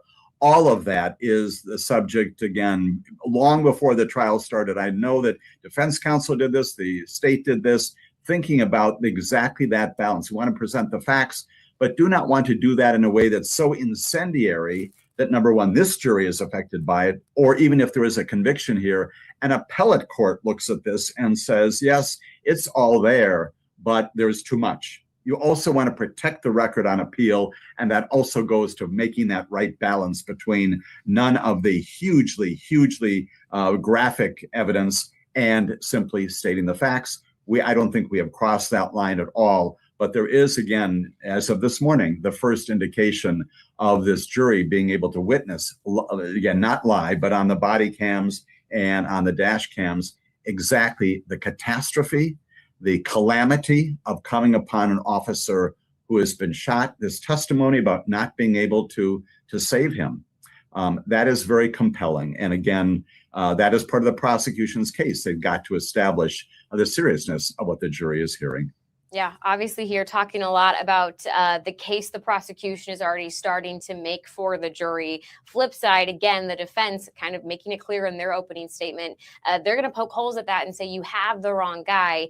Talk to me a little bit more about what I think we're already hearing in that opening statement, but burden of proof and reasonable doubt, which I always think is one of the hardest things to almost define to a jury is what exactly is reasonable doubt. So I think that's going to be a big play component here for this trial, but talk to me a little bit more about that and what the defense might try and use for their argument. Absolutely. And I'm sure it's already dancing around in the minds of these jurors because the attorneys and the judge, obviously at the end of the trial, as she's done at the initial portion of the trial, is going to say, now, again, understand the defense has no obligation whatsoever to present any evidence. Frankly, again, that's a part of a constitutional right. It's under the Fifth Amendment. And although, yes, there's an obligation for defense counsel to raise an aggressive and effective defense on behalf of his client, the defense does not have to present any evidence at all. And as stunning as this is to say, I've never had this circumstance, but when it comes to those key fact witnesses, the defendant wants to sit there quietly and not examine and not call any witnesses and not present any physical evidence, photographs. She or he can do just that legally, and the burden does not change. The burden remains still on the prosecution and on the state lawyers who are there from start to finish. They're the ones who have got to prove to the jury. The defense has got to prove nothing at all. Got to prove to the jury that they have proven their case. The judge will read to them, the members of the jury, the elements of the offenses that are charged. The jury is going to apply that again to the facts. And in the end, they're the ones who've got to go back, and they're not grading the defense, if you will. They're grading the prosecution and determining whether or not, as to every single count independently, the evidence supports or does not support a finding of guilt as to each one of those. Again, that's no small thing.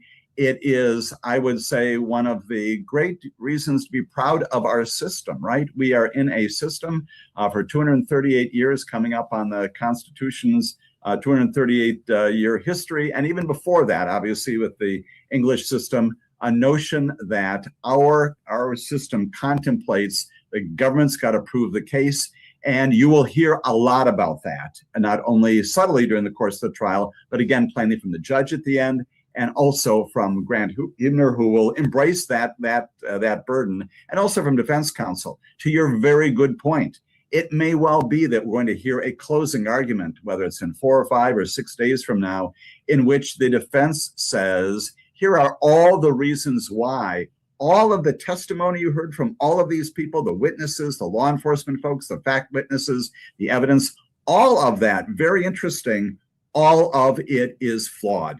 All of it is incomplete. None of it brings you to the level of that you've got to prove beyond a reasonable doubt. And again, just as an aside, the standard is not beyond any doubt. Some people will sometimes say that that's wrong. It's got to be a reasonable doubt, to your good question.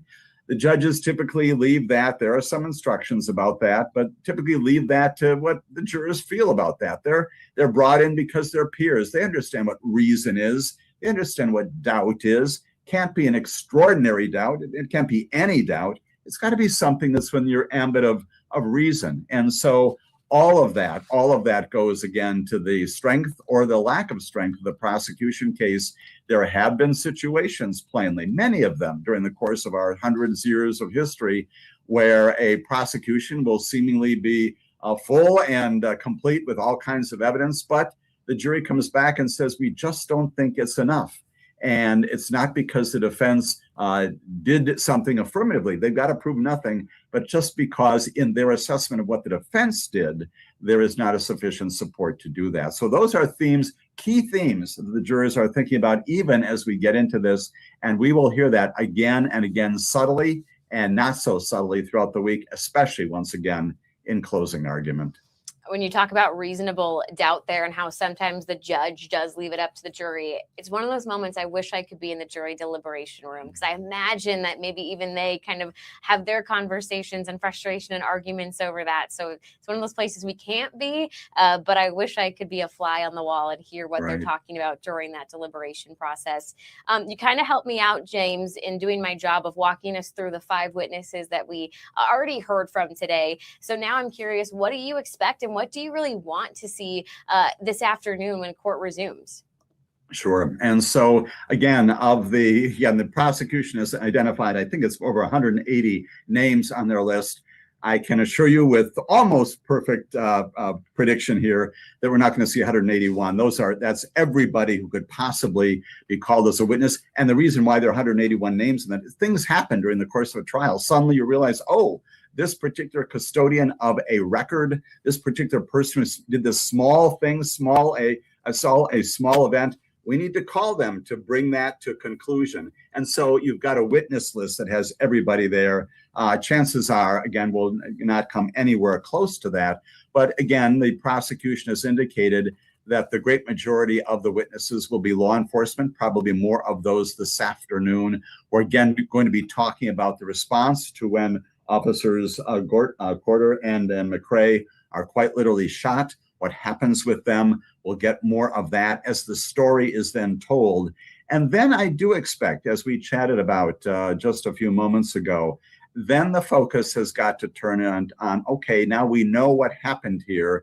We know what the result of this shooting was and is. Let's get behind the story. And again, an awful lot in the opening statements, at least of the prosecution, and certainly in good media, including yours, about this notion that the defendant, again, presumed innocent, another important thing, still presumed innocent, not presumed guilty at all. That's another beauty of our system. How is it that the jury can find, if at all, that he is responsible for this?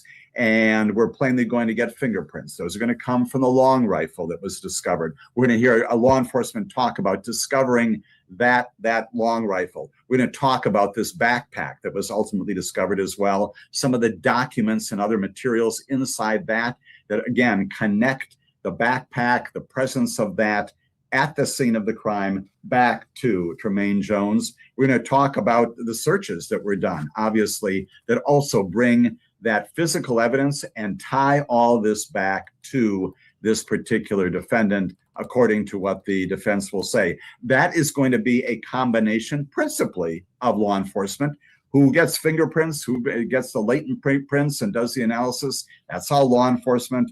Who do the searches, the results of that, that's all law enforcement. There may well be, and we've gotten some strong indication that the government is going to present some lay witnesses as well. Lay witnesses are fact witnesses, including the person who initially called 911 that we heard about this morning. We may get more information about the reason why. Again, according to the government, Tremaine Jones was there. We have this account which you have provided so very, very effectively. Again, based upon what we know to this point, that he was there maybe for a second night. There is a dispute between some young women.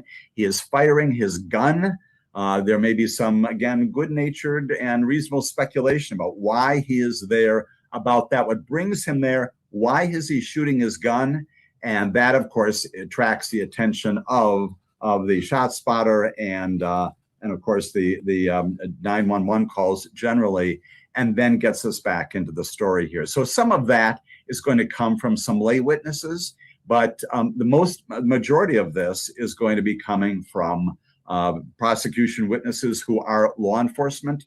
And again, very much subject, as we've just said, to cross-examination. That's what the system is all about. Cannot emphasize enough, former prosecutor that always valued that notion that the defense does not have to present anything. And let's make it very, very clear. The jury will understand this as well. If this defendant chooses not to testify as a part of the case, that his is right. Not only is that his right, but you make no mention of that whatsoever to a jury. If you do say that out loud in some setting, well, why didn't this defendant take the stand? That's what people normally think about, right, when they're reviewing this kind of thing. If you really are not the right guy, wouldn't you come forward and say that? That's true in commonplace discussion and review, not in a court of law, because if you do that, you are robbing the defendant of his or her constitutional right to be free from self-incrimination. No obligation whatsoever to testify, and nothing to be assumed or presumed from a decision. We're not going to get that today, but maybe in a few days, about not testifying. If Tremaine Jones, in consultation with his attorneys, chooses not to testify, that is his right. No imputation of anything by virtue of the fact that he has chosen to exercise his right not to testify. Yeah, something that we're talking again with Jonathan Lavoie, criminal defense attorney, kind of sounds like he won't take the stand, especially if the argument, the defense, the strategy is outlining here is you've got the wrong guy. Of course, just speculation. To James's point, we'll find out in a couple of days. Certainly this trial just beginning. We appreciate you joining us here on the Wisconsin Live Desk, kind of breaking down your thoughts as jury selection, opening statements, and those first 5 witnesses have been called to the stand. Thanks so much for checking in with us. And of course, you'll be sticking around throughout the trial, so I know we will hear from you again. Good to be with you as always. Looking forward to future discussions as the trial goes forward. Absolutely. Again, James Santel there joining us here on the Wisconsin Live Desk, former U.S. Attorney for Eastern District of Wisconsin. And again, if you're just happening to join us, or maybe you joined us during our conversation with James, we're currently in a lunch break in the Tremaine Jones trial that will actually be wrapping up here pretty soon. At 1:30 is when court resumes, and we'll go right back inside the courtroom. We get to stream this trial. We get to bring you all of that witness testimony as it happens, which again, be picking back up here shortly in about 17 minutes or so. We are going to take another quick break here on the Wisconsin Live Desk, and then we're going to check in with Christina Van Zelst, our very own reporter at the courthouse. She's been monitoring this trial for us already yesterday and of course today, and we'll check in with her, get some insight from Christina. Stay with us. We'll be right back in just about 3 minutes.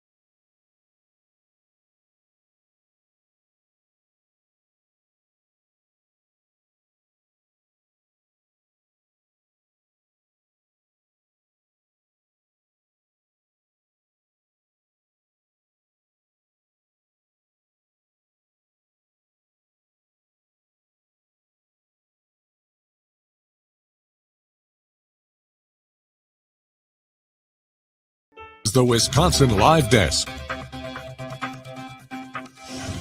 Thanks so much for joining us here at the Wisconsin Live Desk. It is now 1:16, which means the court should be back in session in the Tremaine Jones trial very soon. 1:30 is when their lunch break was slated to end. Of course, if you are just now tuning in, we are bringing you full trial coverage all week long. And if this trial happens to continue into next week, we'll be right here with you. We are streaming this case gavel to gavel. For anyone who is just tuning in, let me set the scene before we bring in our very own Christina Van Zels. This is Tremaine Jones. He is now 23 years old, and he is accused last summer, June 26th, of firing shots that ultimately killed Milwaukee police officer Corder and hurt Officer McCrae. Let me walk you through the 4 charges that he does face here.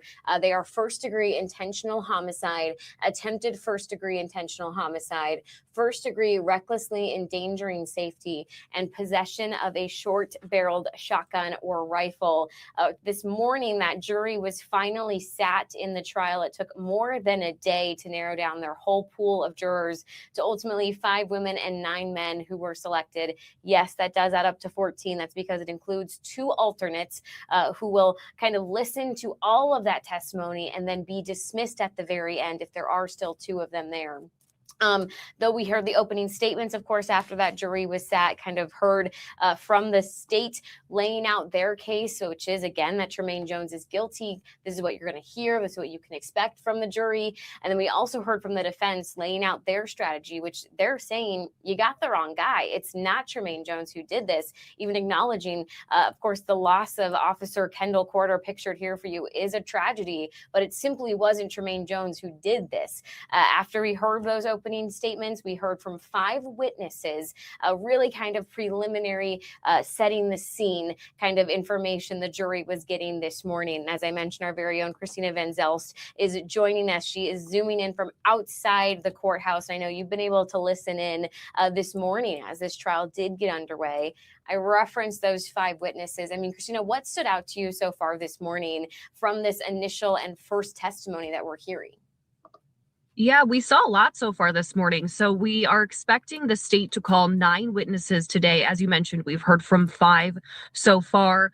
All of those witnesses are expected to be from law enforcement, whether it's people who were there that day, who responded to the scene, or detectives in the case. And we started off hearing a 911 call from a woman who called 911 multiple times saying that she heard saw a person with a rifle in the area of 25th and Garfield where this all happened. I think the biggest thing, though, that stood out to me first was an officer who was testifying who got a bit choked up on the stand. He needed a moment to pause. He's one of the officers that rendered aid to Officer Corder after he was shot. And then in addition to that, after that testimony, we also saw some body cam footage of officers who were responding to the scene. And it's the first time we've seen kind of the intense moments of when officers realize, okay, Officer Corder is shot. He's on the ground. It's really intense moments. It's hard to watch, but it is something that stood out to me. That's the last piece of testimony we heard before we broke for lunch. And it's just a reminder to viewers who are tuning into our stream and watching this trial. Things like that can be hard to see, and that's, of course, we'll see Officer McCrae's, I'm assuming, body camera video later if and when he testifies. I doubt that'll be today, but just that was probably the most emotional and thing that stood out to me the most was that body camera footage that we saw this morning. Yeah, obviously, I was just chatting with former prosecutor James Santel about kind of that formula that a prosecution tries to create to win a jury over with evidence, with some of the law enforcement testimony, with some of the civilian testimony, and of course using the body cam footage as well as squad car footage. And what we already heard today, to your point, very emotional, kind of the pleas from McCrae as he was trying to get other officers to the scene to help him in rendering aid to Corder, but they couldn't find him. And of course, yes, that is already kind of some some graphic footage that we have seen. So I think it is a very important reminder to anybody who's watching. Just know that it can get a little graphic at moments. We are in a trial that is a homicide here. Someone did die. And of course, they're going to recount that as they try and convince a jury, if you're the prosecution, that it was Tremaine Jones who did it. All right. So we are going to be back here in just a couple of minutes, Christina. At 1:30 is when that lunch break was scheduled to end. What can we kind of anticipate for the rest of this afternoon as they continue to call witnesses to the stand? Yeah, so I'm guessing we'll have those 4 additional witnesses within the law enforcement group, because we've heard from 5. We're expecting to hear from 9. So I'm not sure if that will go through the afternoon, how quick the testimony will be from these law enforcement officers, but that is likely where we'll pick up after this lunch break. We're set to resume in about 8 minutes at 1:30. So for sure, we'll hear from additional law enforcement officers, whether it's some of the other people that were responding to that scene, some of the Milwaukee police officers, or if it's detectives. And that could take us through the rest of today. So we'll have to see what happens and how long that testimony is and what type of evidence the state will show us, if we see additional body cam from another angle or squad cameras, stuff like that. Obviously, people watching might be curious how long this trial will go. We don't have a crystal ball. We don't know how many witnesses will be called or how long jury deliberations could take. But just want to make sure I'm accurate in saying that the judge has indicated to the jury that this could go 2 weeks. Is that right, Christina? Yes, and that was something that came up when we were going through jury selection yesterday. Was they're letting jurors know, especially trying to find the jurors who might not have something planned in 2 weeks, or that they're able to be here, because this could go through next week. Obviously, as you said, we can't predict the future, but it really will depend on how many witnesses they call to the stand. And of course, then you have to go into jury deliberations, how long that takes. So we will see, but I think the guess is it could go through this week, maybe into Monday or Tuesday. Okay. So we'll have to see what happens. Of course, Fox 6 will be with you, gavel to gavel, no matter how long that takes. But Christina, right now, zooming in from outside the courthouse, we appreciate you taking a few minutes and joining us here on the Wisconsin Live Desk. Thanks, Haley. And that's Christina Van Zels reporting for us. And as we just mentioned, we will continue to cover this trial in its entirety.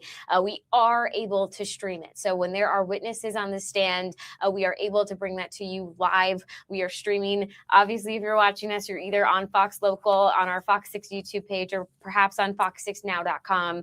If you're just now tuning in, wondering where that witness testimony is, they are currently in court in a lunch break, which is set to end very soon here at 1:30.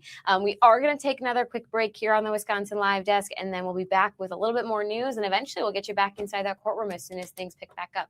Thanks for being with us. We'll take a quick break. Be right back.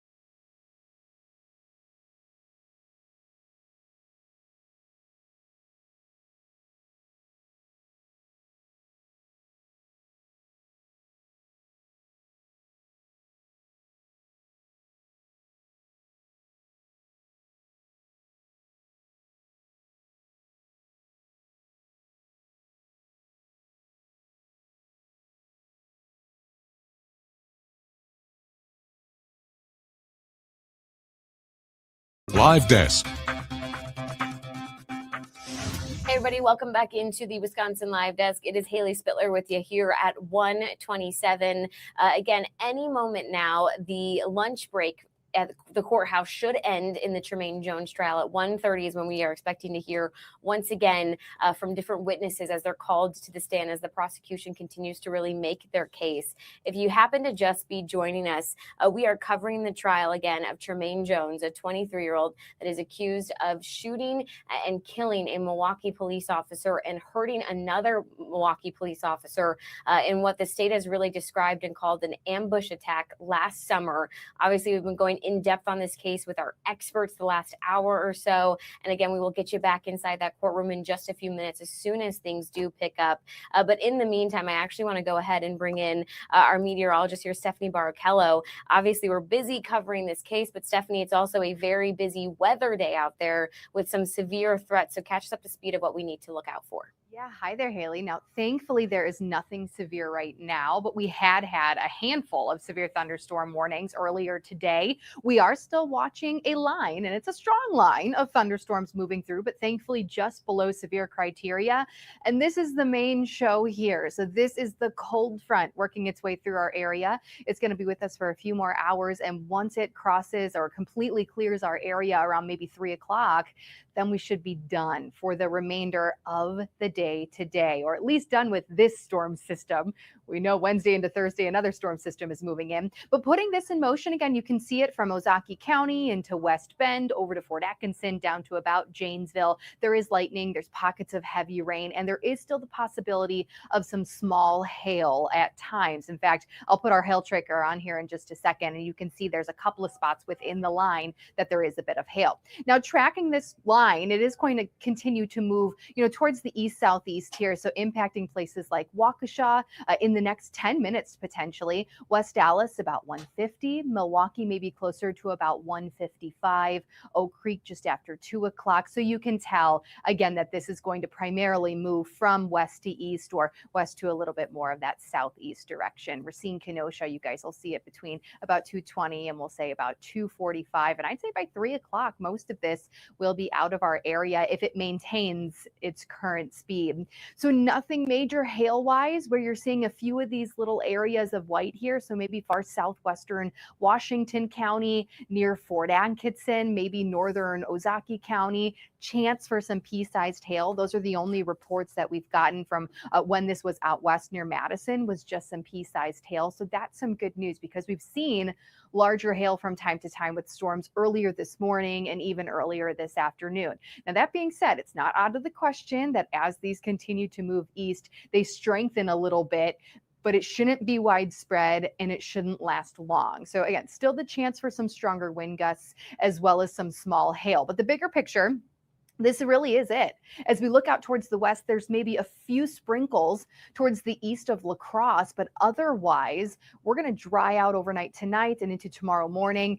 We do still have the chance for another storm system Wednesday as well as Thursday, and we've been talking about that a little bit, kind of focusing on our storm chances last night and today first and foremost.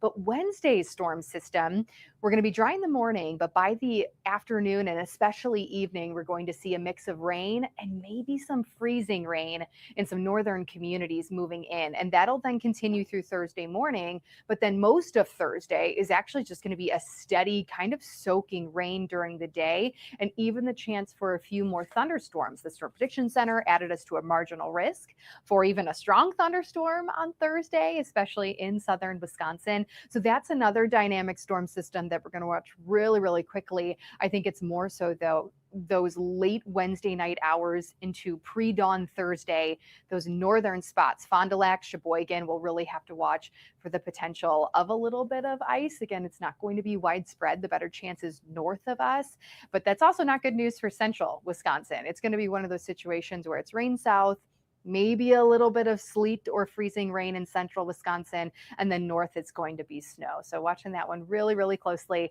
Again, back to what we've got today, just a few more showers and storms to get through about 3 o'clock. It's just after 1:30, so we've got a little bit longer to go here. Also, because this is a decent line, we may be able to see a pretty cool shelf cloud as it starts to make its way on through. We got a couple of cool pictures earlier this morning of a shelf cloud up north in Fond du Lac, as well as Sheboygan County, as that first line made its way on through. But so far, so good here. Again, a little bit longer of thunderstorm activity, Haley, and then it'll get better through the night tonight before we shift our focus to maybe some wind shear weather late tomorrow. You know, I'm glad to hear the severe threat is gone. But I was funny while you were chatting, I got a Fox 6 weather alert of some lightning in my area. Which is, again, always a good idea to download that app, especially when there's so many different seasons and it's just a day to be weather aware, because right now we got thunderstorms and unfortunately, it sounds like it's going to be snow at some point potentially here. Yeah, that app is going to be real handy the rest of this week.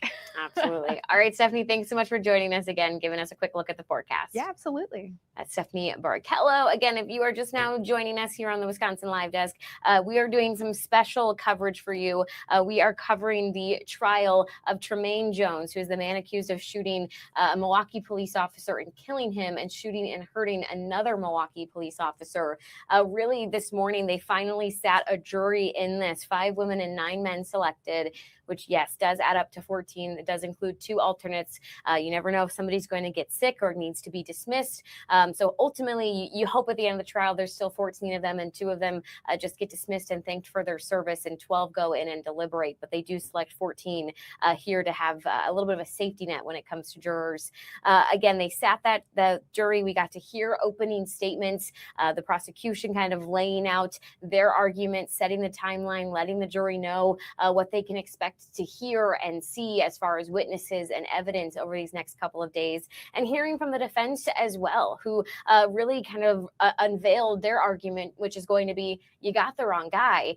They say the loss of life here with Officer Kendall Corder pictured on your screen is a tragedy, and they're not disagreeing, but it simply wasn't Tremaine Jones who's responsible. Again, that is the argument the defense will be laying out over the next couple of days, which really, as our legal experts were explaining, should probably be done mostly when it comes to cross-examination and less by calling their own witnesses. But right now, again, prosecution calling witnesses to the stand. They've already called 5. Momentarily, that lunch break should end, and we'll go back inside that courtroom, which I believe should be happening soon. While I wait for it to begin, though, I'll walk you through those 4 charges that Tremaine Jones is facing that the jury will have to decide on here. It is first-degree intentional homicide, attempted first-degree intentional homicide, and first-degree recklessly endangering safety, as well as this charge that was just added on, possession of short-barreled shotgun / rifle there. Again, this is the task that the jury will have, is to decide, is he innocent or is he guilty? And one thing that our legal experts really laid out for us is it's going to be all about a burden of proof and reasonable doubt. Want to get you back to the courtroom. It is just now picking back up here after their lunch break. That is Tremaine Jones there in the glasses. Again, that's the defendant who is facing those 4 charges, accused of shooting and killing Officer Corder and shooting and hurting Officer McCrae June 26th. All right, we'll listen back in here together, as we do expect the jury to come in shortly, and they'll pick up that witness testimony.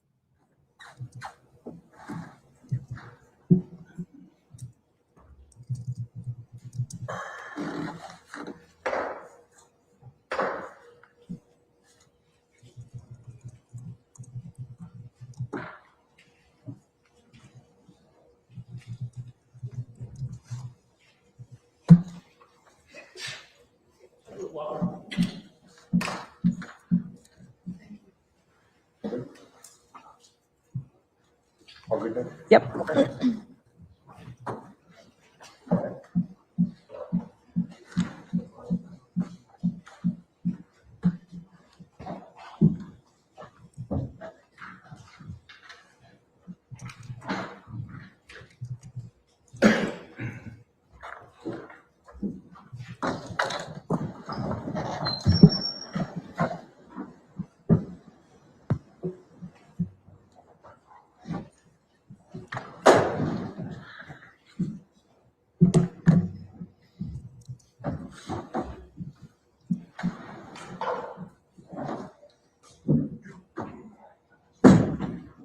right. You may call your next witness. Thank you, Your Honor. The state calls Officer Sarah Deleo. You solemnly swear or affirm that the testimony you're about to give will be the truth, the whole truth, and nothing but the truth. So help you God or under the pain and penalty of perjury? I do. Please be seated. Please state your first and last name and spell them both for the record. First name Sarah, S-A-R-A-H. Last name DeLeon, D-E-L-E-O-N. Go ahead. Thank you. How are you employed? By the city of Milwaukee. And in what capacity? As a police officer. How long have you been a City of Milwaukee police officer? About 4 years. Okay. Where are you assigned? District 7. Okay. Now, I want to draw your attention specifically to an incident that occurred on June 26th of 2025. Were you employed as a City of Milwaukee police officer on that day? Yes. And were you assigned to District 7? Yes. Does there come a time where you are sent to the area of 24th Place and Garfield? Correct. Is that in your district? No. How did you end up responding to that? There was a broadcast over the air saying that there was an officer shot, multiple officers shot. In that. Your Honor, not to interrupt, but could we move the microphone closer to the witness? I'm having a hard time hearing her. Sure. Thank you. That's great. Thank you. Good. Speak up as much as you can. Okay. All right. So you said there was a broadcast of what? That multiple officers were shot in that area. Okay. And who are you working with? My partner at the time was Officer Blake Kasperger. Now, when you arrived to the area, what did you see? There were multiple squad cars, and Milwaukee Fire Department was just arriving on scene as well. Did you see any officers down? I did. Sorry? I did. Okay. I want to show you what has been marked as State's Exhibit number 10. Do you recognize the area we see there? Yes. What is this area? That's the area of 24th and Garfield. I believe that was one of the first squads on scene. Okay. And particularly drawing your attention now to State's Exhibit number 9, I want to draw your attention to if we see kind of the alley, responding squad, kind of a house, then we can see this kind of area here where there is a tarp or a tent. Was there, when you first arrived on scene, was this tent there?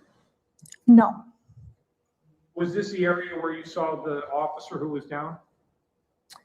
If that is the alley just north of Garfield, then yes. Now, what I want to do is I want to talk about kind of in the alley area, show you what has been marked as State's Exhibit number 314, kind of a better Google image of what we're talking about. In the day, can we see a little bit better of that area? Yes. Okay. And is this kind of the area, you can see a house, an alley. I want to focus in on kind of a little further west in the alley, okay? Did you have an opportunity when you arrived on scene to kind of check in this alley area? I did, yes. What did you do? I was just walking the alley westbound just to observe if there was any suspects or evidence in the area. So you're walking westbound towards 25th Street? Correct. Okay.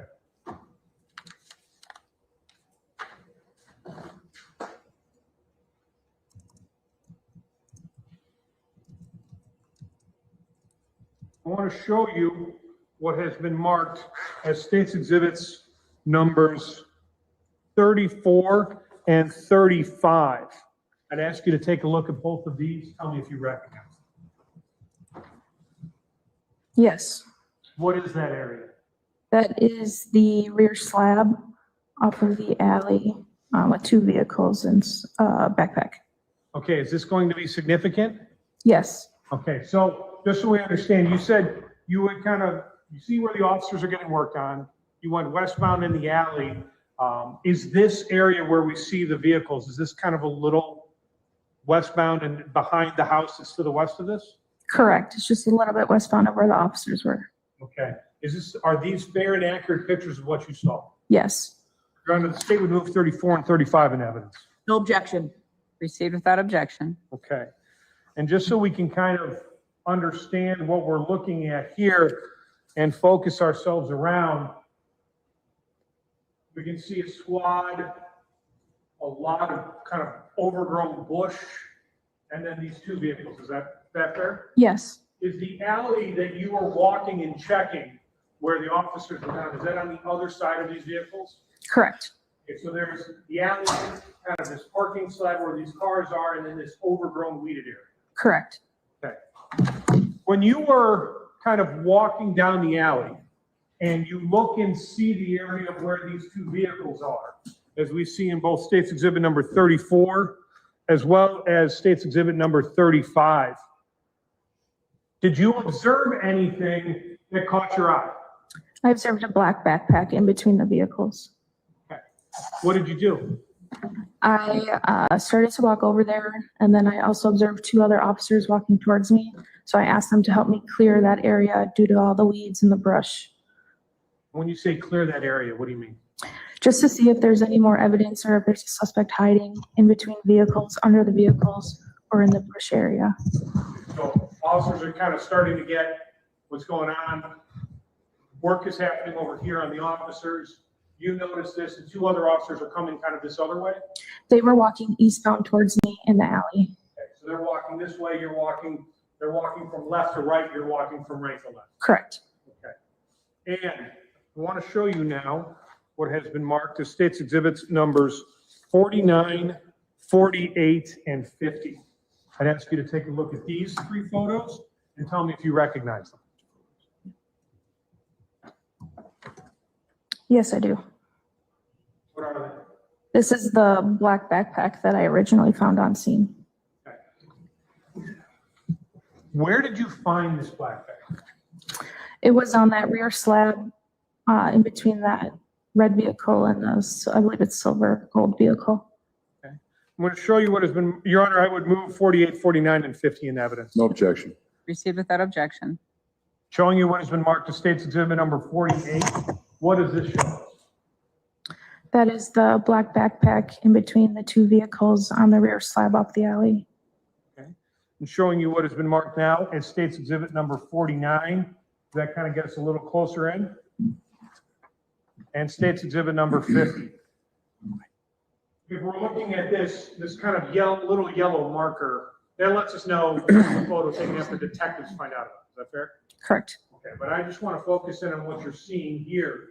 Regarding this, is this the manner consistent with how you found that backpack when you were kind of clearing this area between the cars? It's in the same area, yes. Now, additionally, officer, when you're clearing between these two cars, did you find anyone else? No other persons, no. And eventually other officers are going to spend some time searching in this area. Is that fair? Correct. Other officers are going to find other stuff. Yes. But I want to focus in on what you first found, this backpack.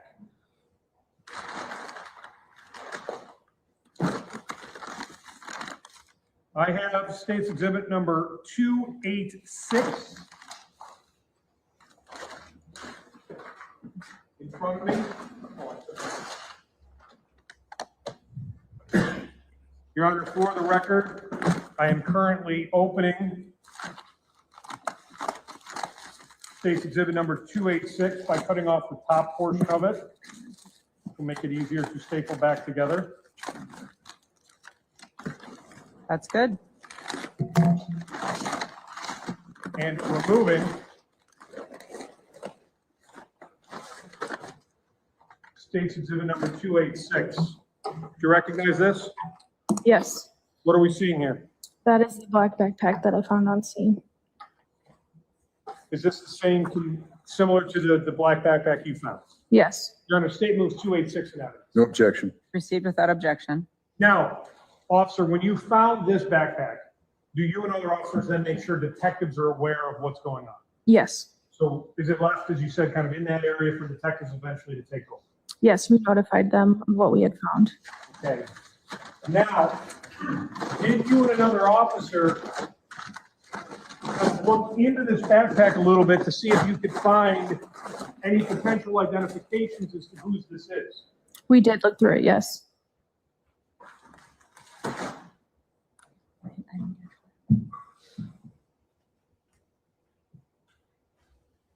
want to show you what has been marked as State's Exhibit number 193 and 194. I'd ask you to take a look at these two things and tell me if you recognize them. I do. What are they? That is the work identification card that we found inside the backpack on scene. Is there a name associated with it? There is. What is that name? Tremaine Jones. I'm going to show you what has been marked as State's Exhibit number 291. I'd ask you to take a look at that for me and tell me if you recognize it. I do. What is it? That is the same identification card that's in these pictures. Your Honor, the State would move 193, 194, and 291 in evidence. No objection. Without objection. Showing you what has been marked as State's Exhibit number 193 on the big screen. Is that where the work ID was found inside the bag? That is correct. And showing you State's Exhibit number 194. And lastly, 291. So the name associated with the work ID or some sort of ID inside this backpack was the name Tremaine Jones. Correct. In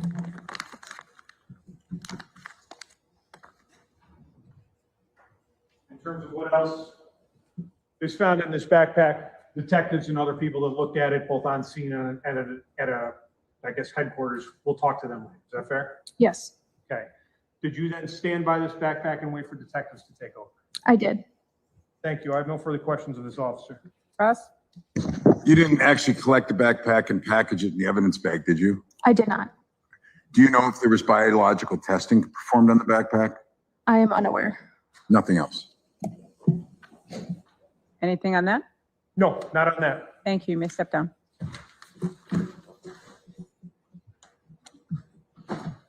Your Honor, State calls Officer Wilkins.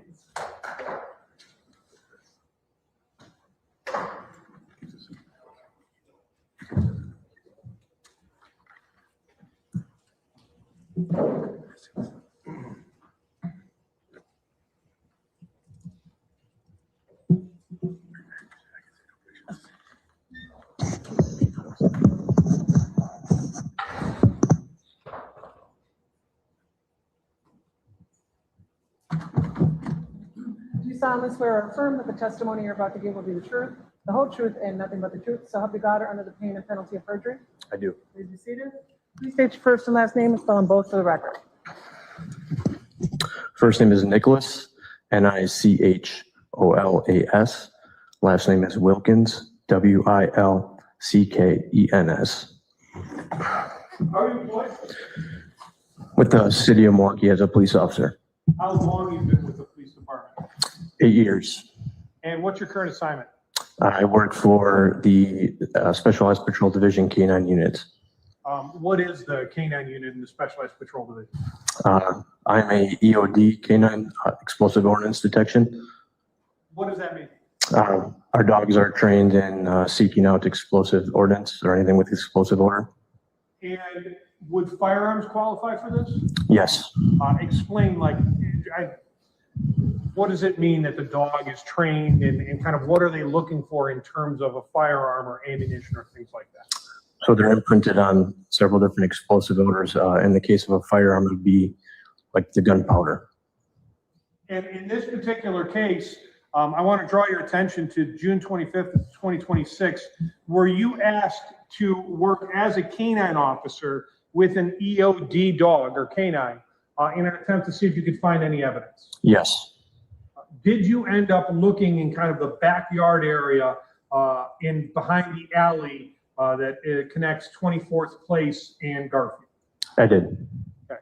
Now, in particular, just so we understand, this would be the backyard area of 2456, 2454 on Garfield. Is that correct? Okay.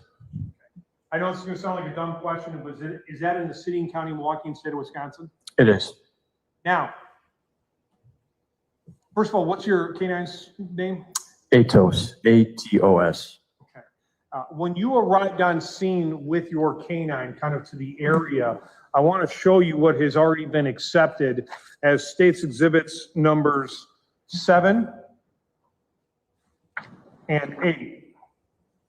Do you kind of recognize the area that we're seeing here? Yes. In particular, I don't want to talk about this first residence that we're looking at. Are we going to be concentrating on this second house that we can see kind of off the alley? That's correct. When you went back there with your dog, what are you looking for? Any kind of explosive odor. Okay, and how do you do this search? What's the method, or how does this work? I guess it varies for different canine officers. I bring him to the area I'd like to search. I give him his command to search, and he begins his search. Were you able to find any items of evidence in the backyard area behind this residence? I did. Immediately after I gave him his command to search, maybe less than 30 seconds after that, he pulled me to the southwest corner of that yard. Okay. Now, I want to show you what has been marked as State's Exhibits numbers 14, 22,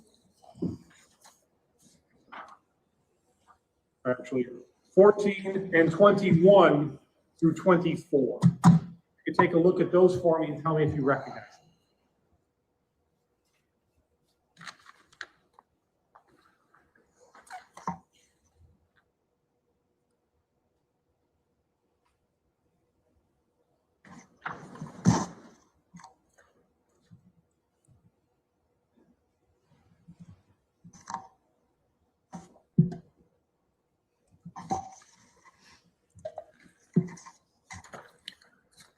Yes.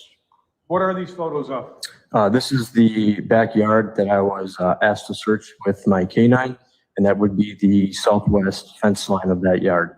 Okay. And I want to start off, Your Honor, the state would move 14 and 21 through 23 in evidence. You said 24 earlier. Is it 23 or 24? It's 24. Okay, 24 then, received without objection. Thank you. You're welcome. Showing you right now, when we're looking here at 14, just so we can kind of understand what we have.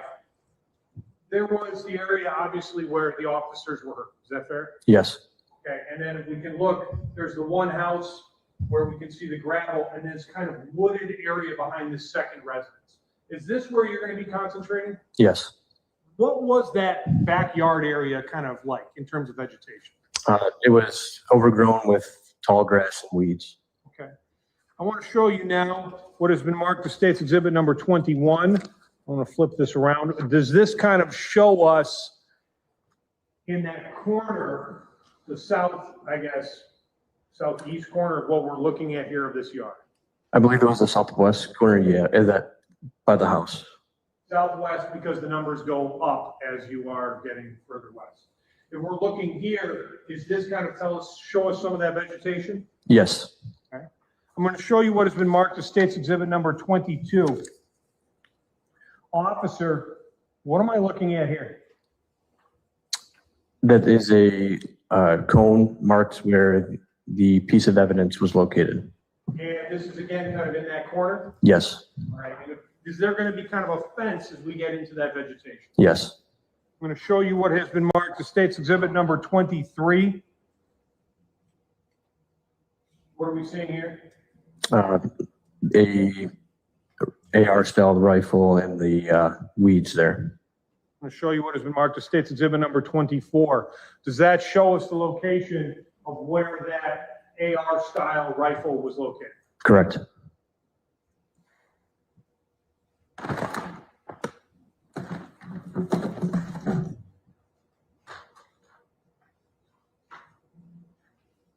I'm going to show you what has been marked as State's Exhibit number 263. You recognize this? Yes, I do. What is this? The AR-style rifle that was located that night. Your Honor, the state would move State's Exhibit number 263 in evidence. Received without objection. Is this that rifle that you were able to find located in that area in the overgrown bushes? Yes.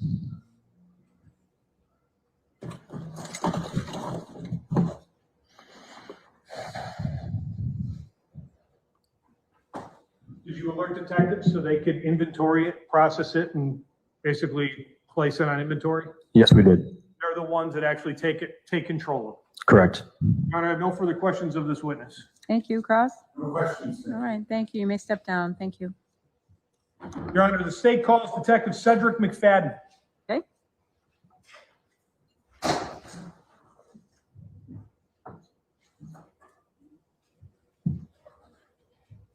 solemnly swear or affirm that the testimony you're about to give will be the truth, the whole truth, and nothing but the truth. So help you God or under the pain and penalty of perjury. I do. Please be seated. Please state your first and last name and phone both for the record. Sure. Detective Cedric, C-E-D-R-I-C, McFadden, M-C-F-A-D-D-E-N.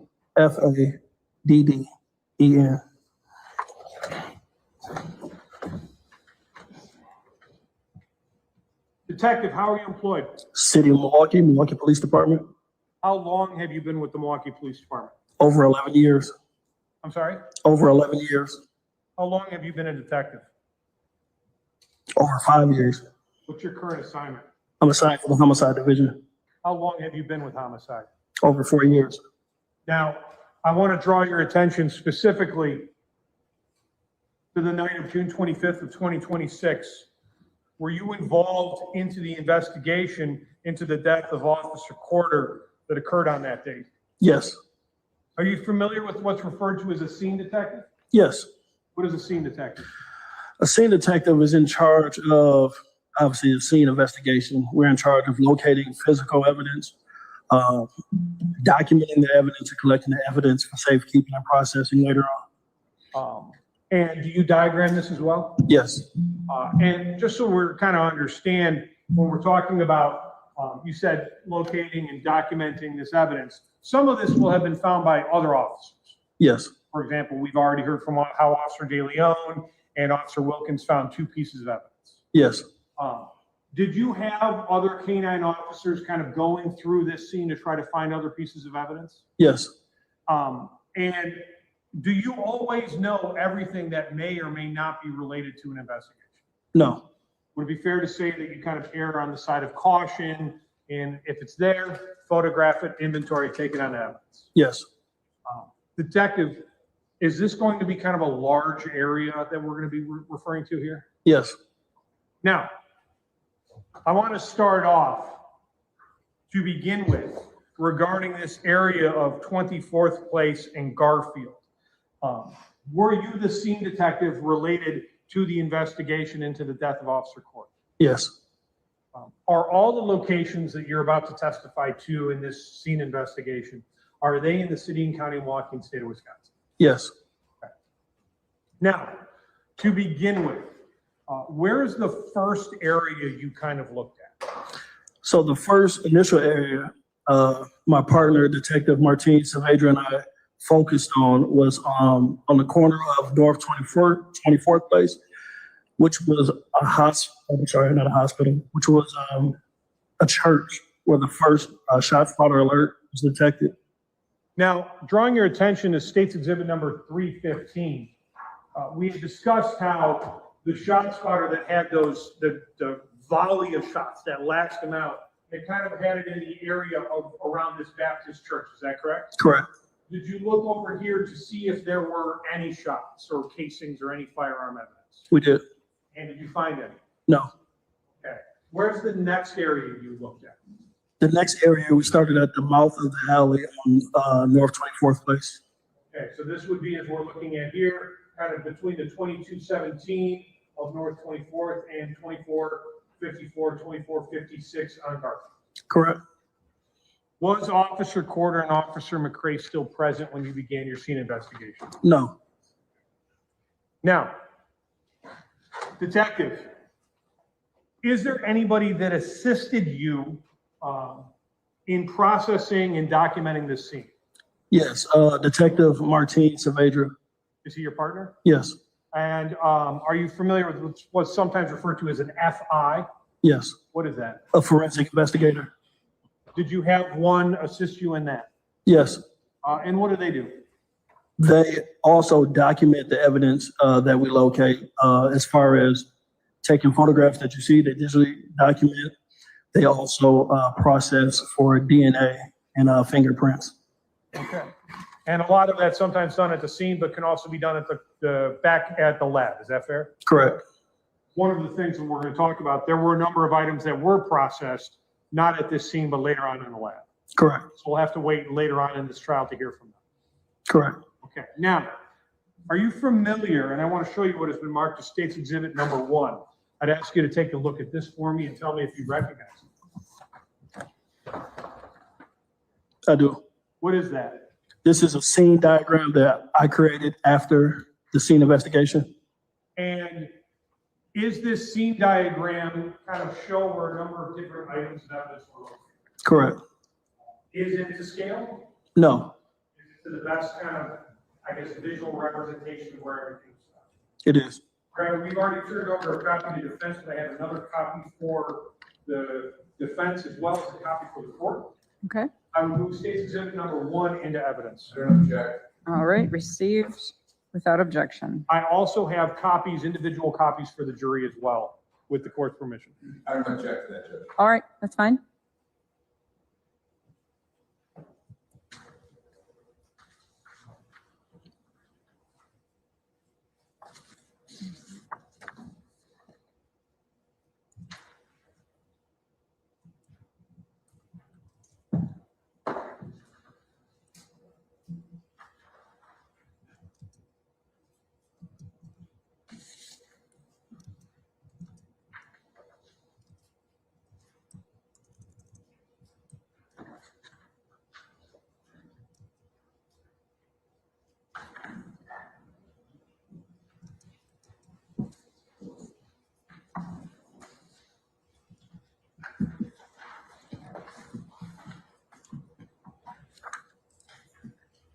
Now, detective, I just want to place this on the big screen so we can take a little bit of time to talk about it.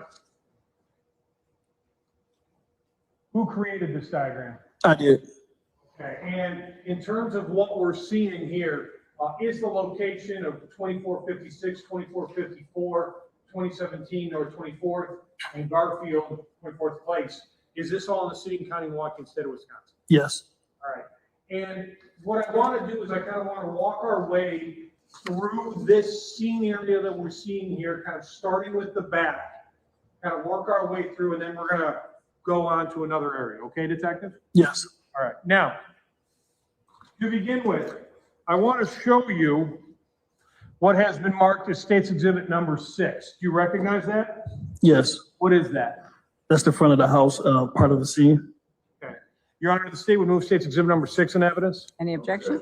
Received without objection. And just so we're clear, this would be 2452 on Garfield. Yes. This is the new house that appears to be getting constructed. It's on the corner. This is right there on the corner of 24th and Garfield. Yes. Okay. Now, going back to a few exhibits that are already into evidence, showing you what has been marked as State's Exhibit number 7. What are we looking at here?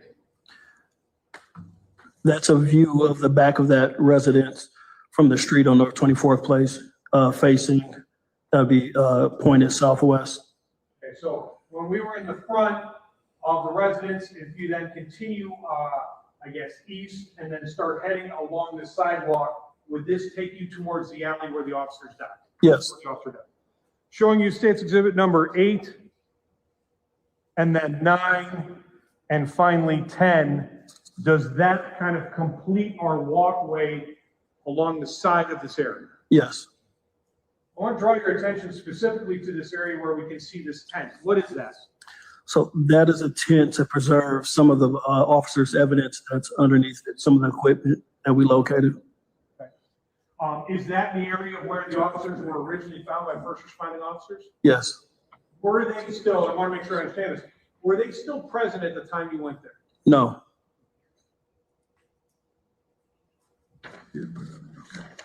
Over here. It's right there.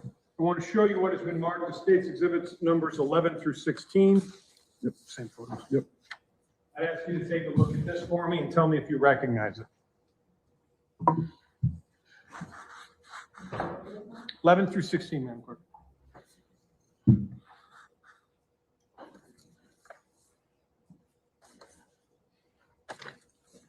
Yes, I do. Are those fair and accurate copies of what you saw that day? Yes. And what did they show us? They show us different parts of the scene as it was when I arrived. Your Honor, the state would move 11 through 16 in evidence. No objection, Your Honor. Received without objection. Now, first things first, I want to start off when we're looking at State's Exhibit number 11. If we're looking at, we can see kind of that tent where the officers were hurt. Now we can see what's a number of cones. Is that fair? Yes, Are those cones going to be significant? they are. What is at these cones? Those cones indicated blood drops that officers responded located in the street. Going to be consistent with kind of the way Officer McCray ran? Yes. Now, I want to show you what has been marked as State's Exhibit number 12. What does that show us? That is a different angle on North 24th Place, and that is facing southwest. And that also shows the medical equipment that was left by the Milwaukee Fire Department, as well as the tent that's preserving the evidence underneath. So we can see the tent, and kind of a little bit beyond it, can we see that residence as well as kind of that overgrown area that we're looking at? Yes. State's Exhibit number 13 and 15 and 16. Does this show us kind of that area that we're paying attention to? Yes. Now, detective.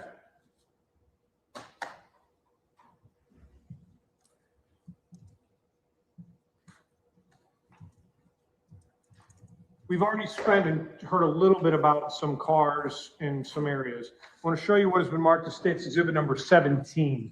Did you have an opportunity to have a photo kind of taken so we can kind of get an idea of what the, I guess, area is like from all angles? Yes.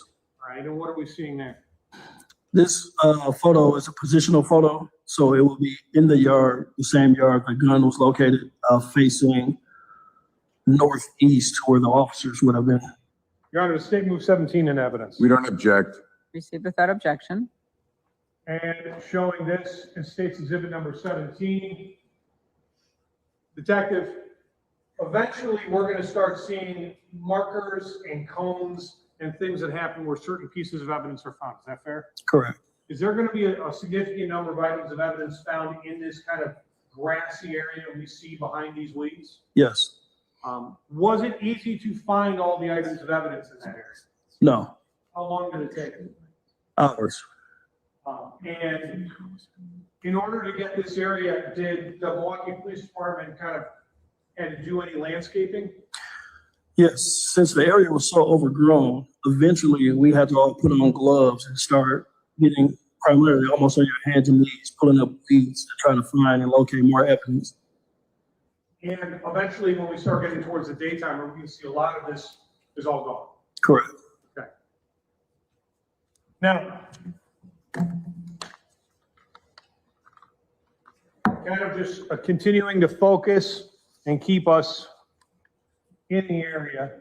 We've seen a kind of general area of around where we are. I now want to show you what has been marked as State's Exhibits numbers 18, 19, and 20. I'd like you to take a look at these 3 items and tell me if you recognize them.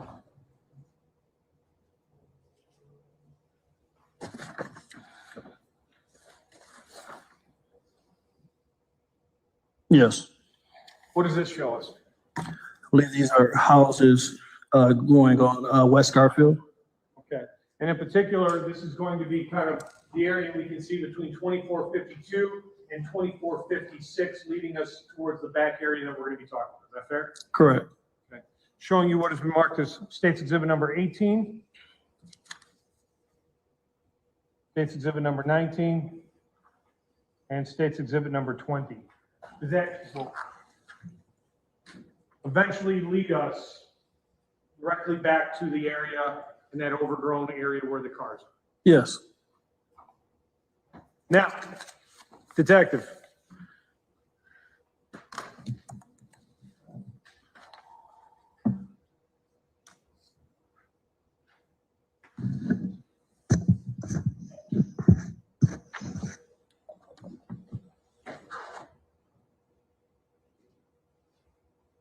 want to draw your attention, and we spent a little bit of time on this already, but showing you what has been marked as State's Exhibit number 22.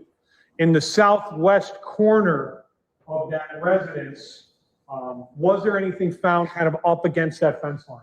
Yes, What was that? a rifle. I'm going to show you what has been marked as State's Exhibit number 24. Is that what we can see here? Is that rifle? Yes. I want to draw your attention to this little yellow marker with the number 1 on it. What does that signify? So that is a crime scene marker. We use that to indicate that we located a piece of evidence, and we start at the number 1, and then it continues on. And is this, who places these down? I did. And then you have the crime scene investigator take a photo? Yes. Now, to the best of our ability, are these markers that we're going to see here on the photos correspond to the markers that we can see at various different locations on State's Exhibit number 1? Yes.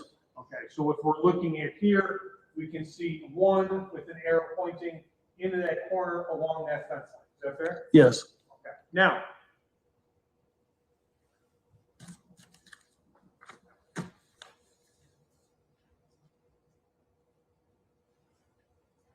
second,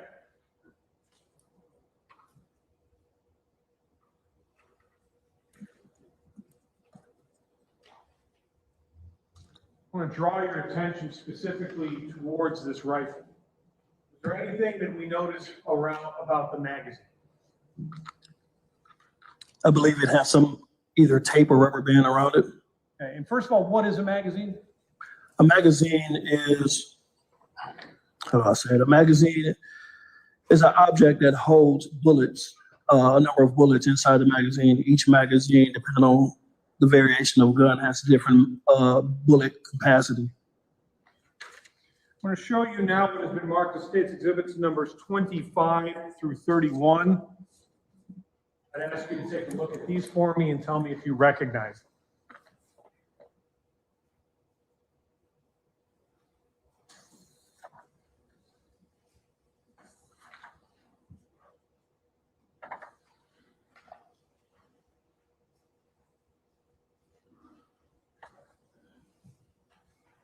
Yes, I do.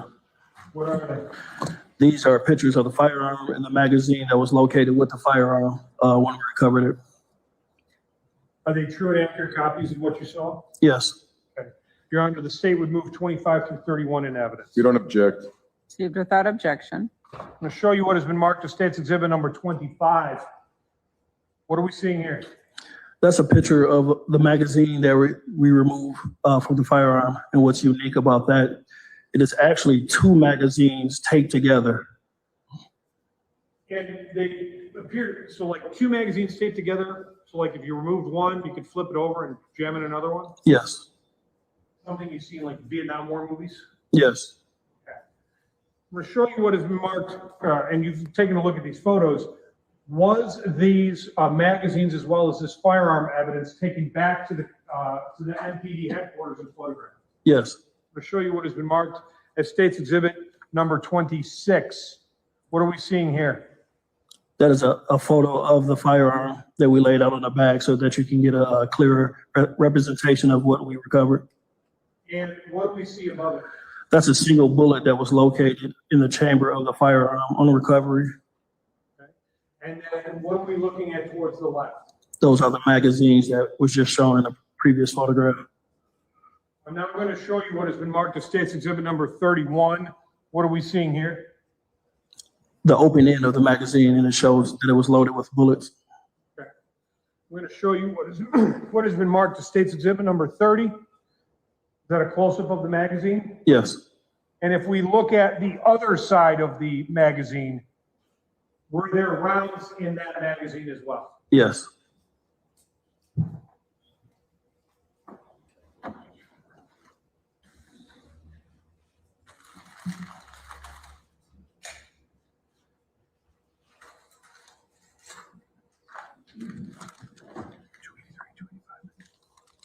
I'm going to show you what has been marked as State's Exhibit.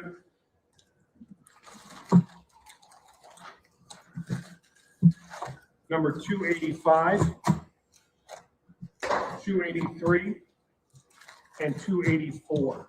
Do you recognize these three items? Yes. What are they? These are items that I inventoried that came from the firearm. Are these going to be kind of the rounds that we're talking about that we've just gone through? Yes. So for example, if we're looking at here, we're seeing State's Exhibit number 1, or I'm sorry, we're seeing on 283, it says number 1 in chamber. Is that fair? Yes.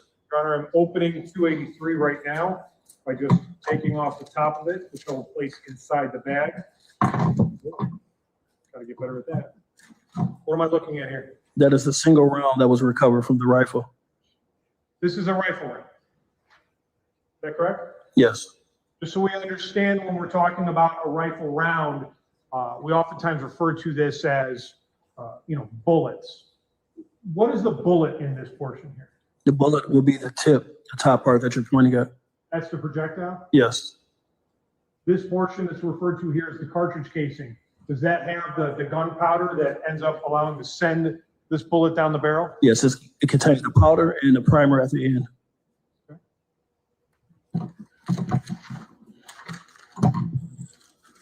State's Exhibit number 284, opening that.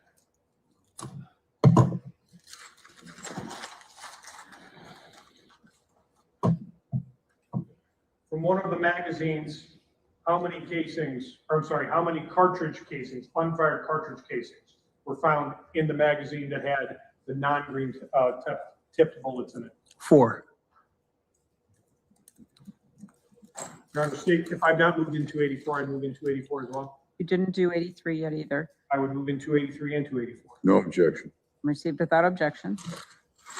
Your Honor, I'm also going to move in 285. I'm not going to open this just based on the sheer volume here. How many total rounds are in 285? 34. Any objection with 285? No. Received without objection.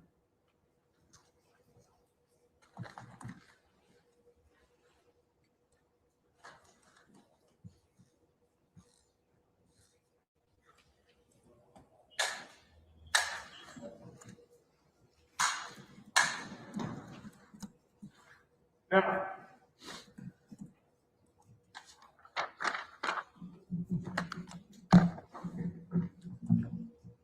Detective, I want to continue in regards to the firearm.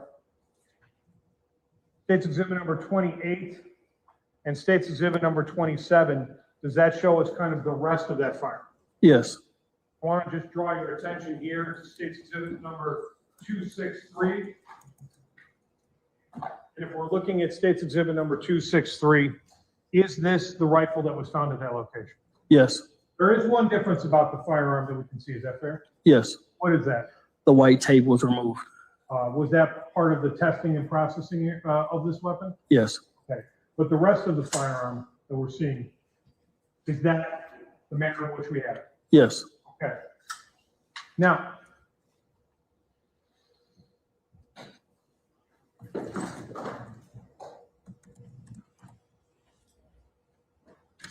Detective, I want to stay in that kind of back area.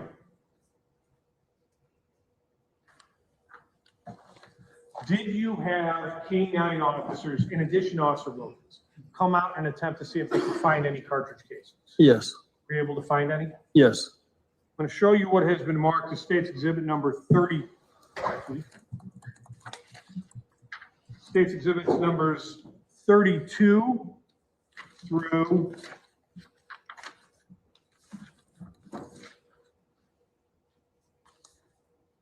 41. Ask you to take a look at those for me and tell me if you recognize them.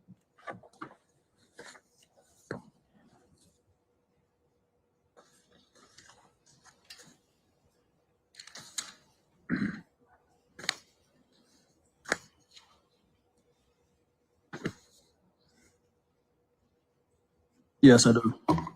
What are those? These are photos of some of the casings that we recovered. Now, in particular, Are they fair and accurate copies of what you saw? Yes. Your Honor, the state would move 32 through 41 in evidence. I don't object. Received without objection. Now I'm going to show you and kind of place on the big screen, what are we seeing here in State's Exhibit number 32? We're seeing a backyard where we located casings as well as the firearm.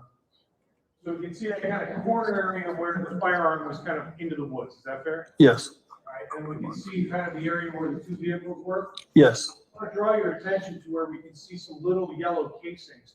Is there going to be anything of importance that we find or talk about in regards to these cases? Yes. What is that? That we recover rifle casings. Showing you what has been marked as State's Exhibit number 33.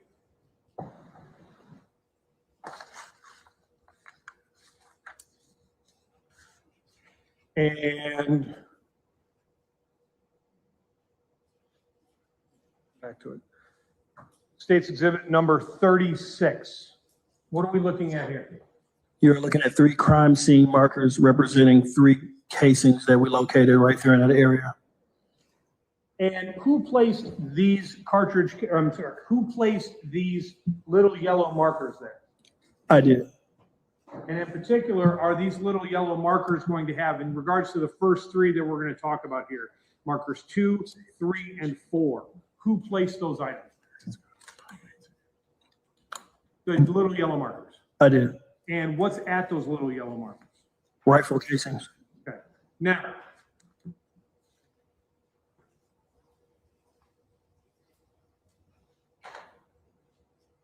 I'm going to show you what has been marked as State's Exhibit number 37 and State's Exhibit number 38. What was found at photo marker number 2 as we see in State's Exhibit number 38? If you look through the weeds, it's a rifle casing located underneath there. I'm now going to show you what has been marked as State's Exhibit number 264. I'd ask you to take a look at this for me and tell me if you recognize it. I do. What is it? It is a rifle casing. And in particular, can you tell us the caliber of that rifle case? Yes. What is it? It is stamped 5.56 by 45. And when you're saying stamped, what are you referring to? On the back end of the casing on most of your cartridge cases, it's stamped the caliber of the casing. So in particular, all we're doing in this regards is just looking and seeing, and kind of just reading that this is a 5.56 cartridge rifle casing. Correct. Is this, and does this exhibit have all the hallmarks that let us know that this is the cartridge casing that you found at photo marker number 2, as we see in State's Exhibit number 38? Yes. Your Honor, the state would move State's Exhibit number 264 in evidence. Any objection? None. Received without objection. That 5.56 caliber rifle round, is that consistent with the caliber that this particular firearm shoots? Yes. Is it consistent with and the same caliber as the 5.56 millimeter round that was found inside that rifle? Yes. To be very clear, you're not a firearm and tool mark examiner. No. You yourself cannot tell us whether or not that rifle fired any of the rounds we're talking about. No. We have to wait for the crime lab to tell us. Correct. Okay. But at least it's the same caliber. Yes. Now, we've talked about photo marker number 2. I now want to move just a little bit further. What was found at photo marker number 3, as we see in State's Exhibit number 39? It was a rifle casing. I want to show you what has been marked as State's Exhibit number 265. I'd ask you to take a look at this for me and tell me if you recognize it. Yes, I do. What is that? The rifle casing I located. And is it of the same caliber? Yes. Should have all the hallmarks that lets us know that this is the rifle casing that you found at that location at photo marker number 3 as you see in the exhibit. Yes. Your Honor, the state would move State's Exhibit number 265 in evidence. No objection. Received without objection.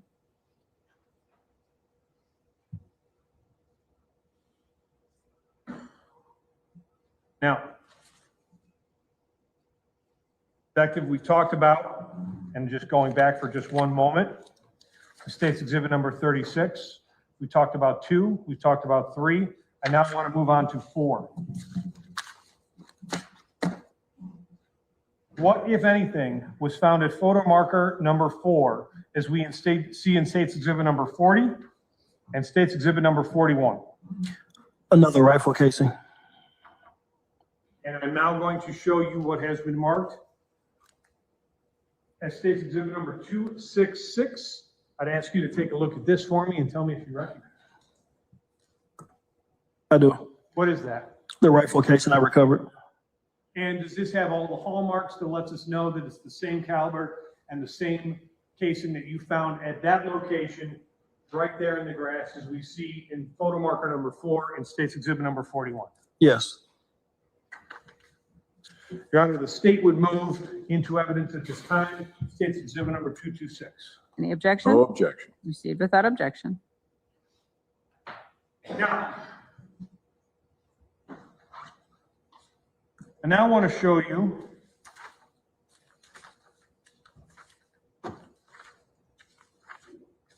what has been marked as State's Exhibits numbers 42 through 47. I'd ask you to take a look at those for me and tell me if you recognize them.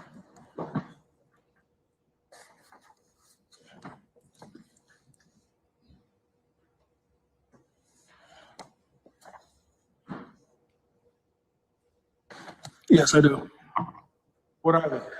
These are photos of additional casings that we also located. Are they in that same backyard area? Yes. Your Honor, the state would move 42 through 45 in evidence. Don't object. Received without objection. Show it. 5 or 7? 45. 45 for now. I'm going to come back to 46 and 47 here in a little bit. Now, if we're looking at here in State's Exhibit number 42,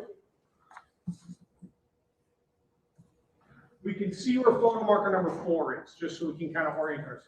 What are we seeing kind of right here in the center in front of one of those two vehicles? Those are the previous cases that we just looked at. Okay. I'm going to show you what has been marked as State's Exhibit number 43, 44, and 45. What was found at photo marker number 5, as we can see in State's Exhibit number 45? Another rifle casing. Okay. Your Honor, the state would also move into evidence 46 and 47. I don't object. Received without objection. Thank you. What was found at photo marker number 6 and photo marker number 7 as we're looking at it? Another rifle casing. So when we're looking at 5, 6, and 7, that would be an additional 3 rifle cases. Correct. I'm going to show you what has been marked. The State's Exhibits numbers 267, 268, and 269. I ask you to take a look at those 3 exhibits for me and tell me if you recognize them. Yes, I do. What are they? These are 3 rifle casings I recovered from the yard. And in terms of those casings, do they have all the hallmarks that let us know that these 3 cartridge casings are the ones found at photo markers numbers 5, 6, and 7? Yes. Okay. Your Honor, the state would move State's Exhibits numbers 267, which is photo marker 5, 268, which is photo marker 6, and 269, which is photo marker 7 in evidence at this time. No objection. Received without objection. Now, Detective, these first number of casings that we've discussed, were K-9 officers used to find them? Yes. And then you had mentioned that eventually other steps had to be taken to try to find more cases. Is that fair? Correct. What was that? We physically, a number of department members put on gloves, and we started to pull up the weeds to see if we could continue to locate more casings. Okay. Now, before we get to that portion of it, I want to talk about what was found in between those 2 cars. I want to show you what has been marked as State's Exhibits numbers 51 through 54. I'd ask you to take a look at that for me and tell me if you recognize it.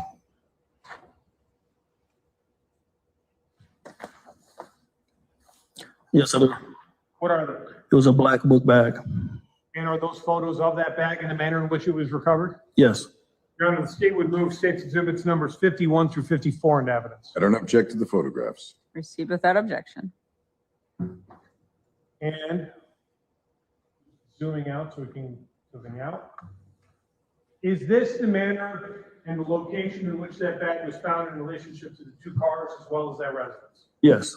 And the casings that we've been talking about so far, are they just on the other side of these cars? Yes. Showing you what has been marked as state's exhibit number 52, 53, and 54.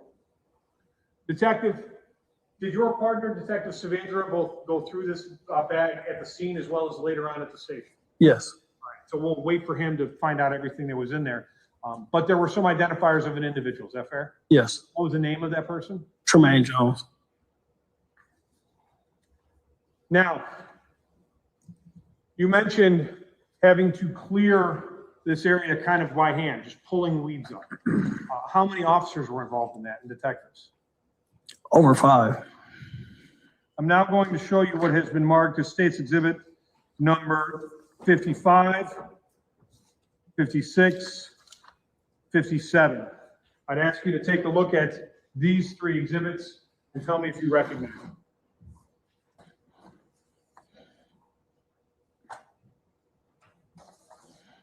Yes, I do. What are they? These are pictures of additional casings that we located. Are they a fair and accurate copy of where you found these additional casings? Yes. Your Honor, the state would move 55 through 57 in evidence. No objection. Received without objection. Showing you what has been marked as state's exhibit number 55.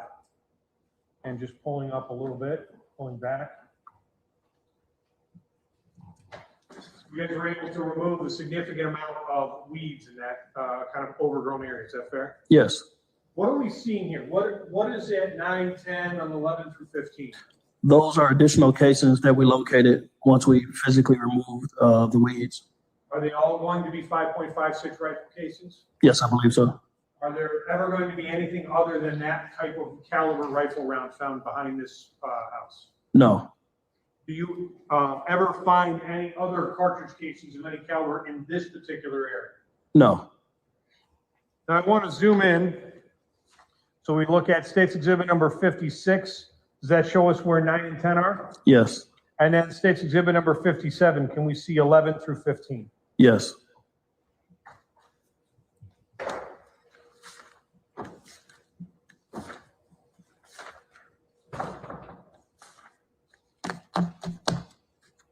I'm going to show you what has been marked as state's exhibits numbers 58 through 64. I'd ask you to take a look at those for me and tell me if you recognize them.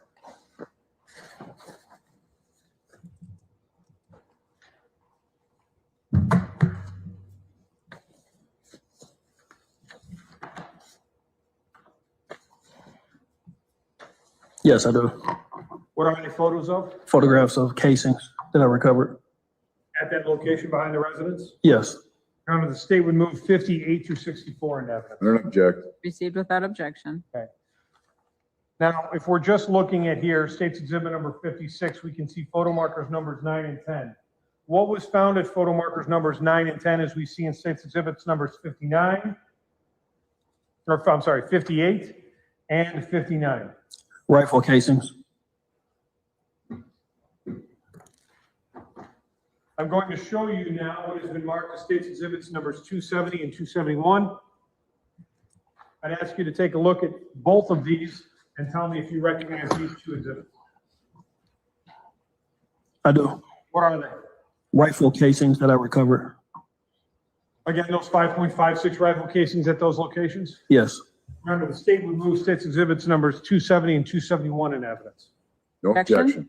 Received without objection. I'm now going, and I should be very clear about it. State's exhibit number 270 is the casing at photo marker number 9. State's exhibit number 271 is the photo marker at item number 10.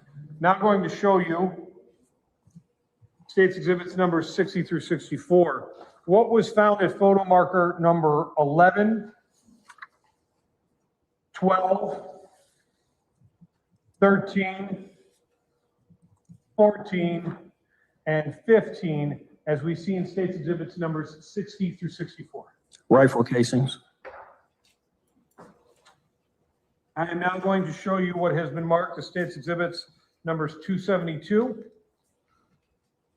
273, 274, and 275.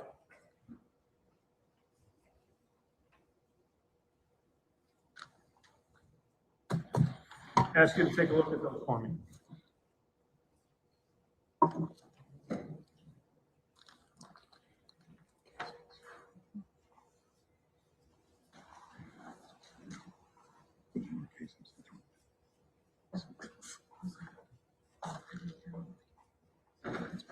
What are those? Rifle casings that I recovered. And in regards to those particular rifle casings, are they the same caliber that you ended up recovering, as we've been talking about kind of ad nauseum at this point? Yes. Your Honor, the state would move State's Exhibit numbers 272, which is photo marker 11, 273, which is photo marker 12, 274, which is photo marker number 13, State's 275, which is photo marker number 14. Any objection? Surprise? No. All received without objection.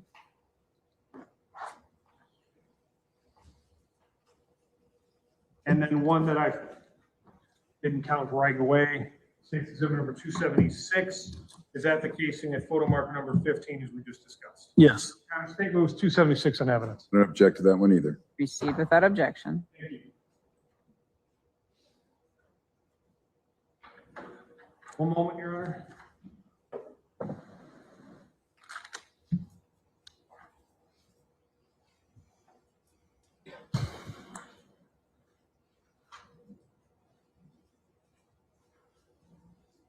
Now, detective, up to this point, we have recovered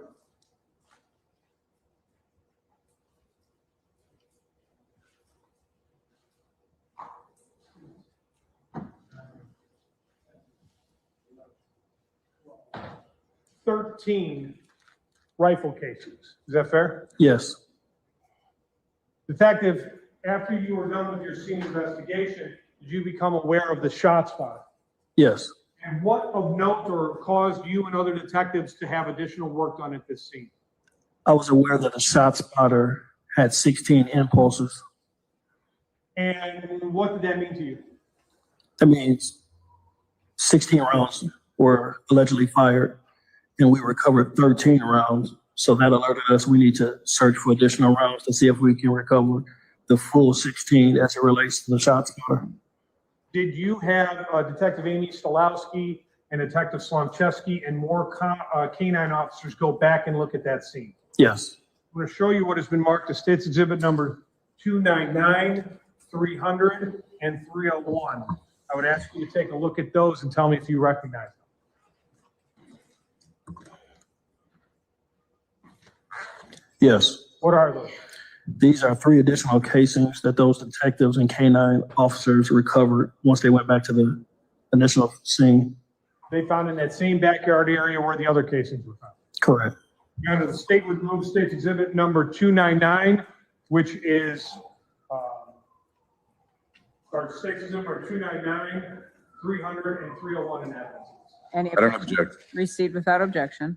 So in total, in that backyard area, Milwaukee Police Department was able to recover a total of 16 fired rifle casings, kind of in that wooded area behind that house. Yes.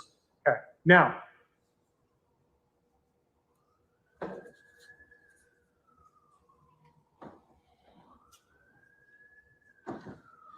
just going back for one moment to State's Exhibit number 1, as we've discussed, we've talked about photo marker number 1 and 8 and 2 through 15. And now I want to move ourselves to the alley and items of evidence that were recovered within the alley. I'm going to show you what has been marked as State's Exhibit number 65.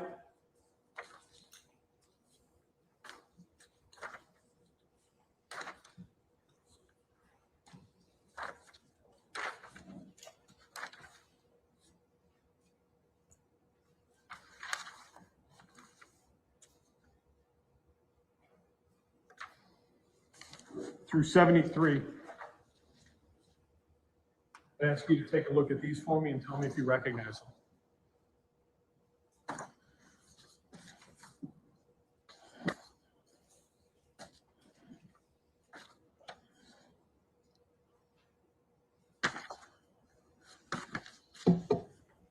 Yes, I do. What are those photos of? Photos of evidence that we located on scene. And are these kind of starting and beginning in the area of where the officers were found and then kind of leading across the street? Yes. Your Honor, the state would move 65 through 73 in that. I don't object. Received without objection. And just so we can orient ourselves, going back to just one moment to State's Exhibit number 1. So we have that. If we're starting here, are we going to be kind of talking about evidence that takes us across 24th Place into the alley on the other side? Yes. And what takes us, what causes you to go from the area where the officers were to across 24th Place into this other alley? Blood droplets. I'm going to show you what has been marked as State's Exhibit number 65. What are we seeing here? That's a picture of evidence in the tent that was in the alley, on the west side of the alley. And I want to draw your attention to these cones that we're seeing kind of in this, I don't know, line that goes across the street. What is found at those cones? Those cones indicated blood that was located. Showing you what has been marked as State's Exhibit number 66. What do we see that I'm pointing to on the lower right corner of the photo? Blood droplets. I'll show you what has been marked as State's Exhibit number 67. As you follow these cones across the street, what are we going to be following? A blood trail.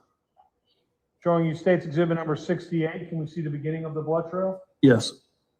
And State's Exhibit number 69 and 70. At every one of those cones that we see going across the street into the other alley, what are we finding? Blood. Showing you what has been marked as State's Exhibit number 71. Does that give us a close-up of one of those sections of where we see the blood on the ground? Yes. Detective, when we get to the other side of the alley, is there going to be, I'm just showing you what has been marked as State's Exhibit number 72. No. And finally, 73. Did the blood go all the way across the alley? Yes. Was there something that you found of note on the other alley, on the other side of North 24th Place? Yes. I'm going to show you what has been marked as State's Exhibits number 74, 75, and 76. I ask you to take a look at that for me and tell me if you recognize it. Yes, I do. What is it? A flashlight.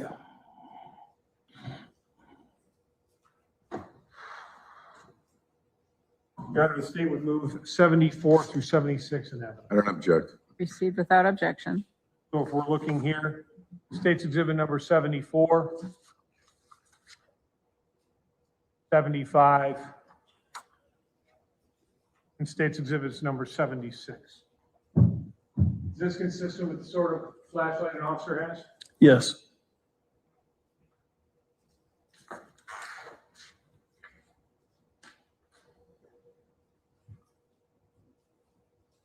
Returning just for one moment to State's Exhibit number 1. In fact, if we followed that blood trail over to where the flashlight was recovered, kind of on our way back, are we going to encounter something in the street on 24th Place? Yes. What is that? A handgun. Whose handgun was it? Officer McCray. I'm going to show you what has been marked as State's Exhibits number 77, 78, and 79. I'd ask you to take a look at those three things. Tell me if you recognize them. Yes, I do. What is that? These are pictures of Officer McCray's duty firearm located in the street. Your Honor, the state would move state's exhibits numbers 77 through 79 in evidence. There's no objection. Received without objection. And just doing it quickly, state's exhibit number 77, 78, 79.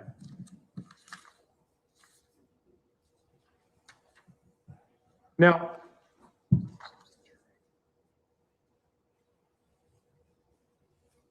Detective, we've talked about that tent that it was placed kind of in that area in that alley. I want to move into that tent now, okay? I'm going to show you what has been marked as state's exhibits numbers 80, 81, 82, 83, 84, 85, 86, 87. I ask you to take a look at those for me and tell me if you recognize them.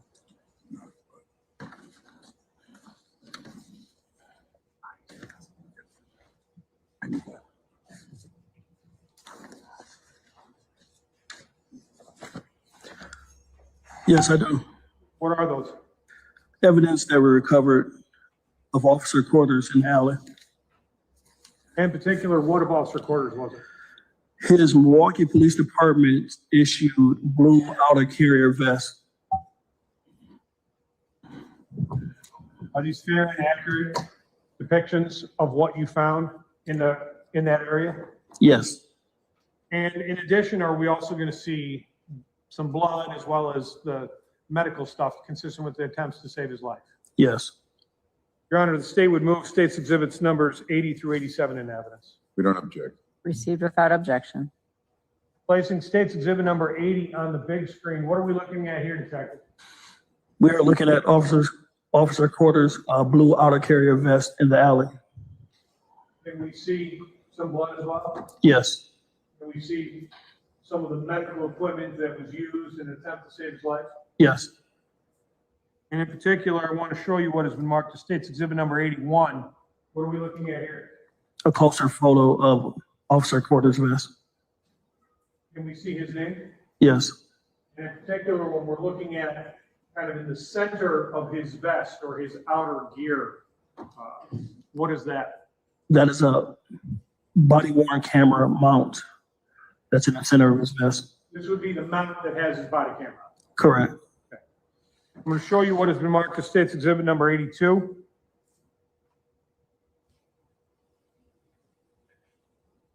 What are we looking at here?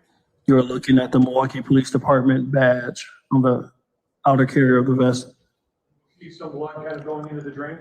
Yes.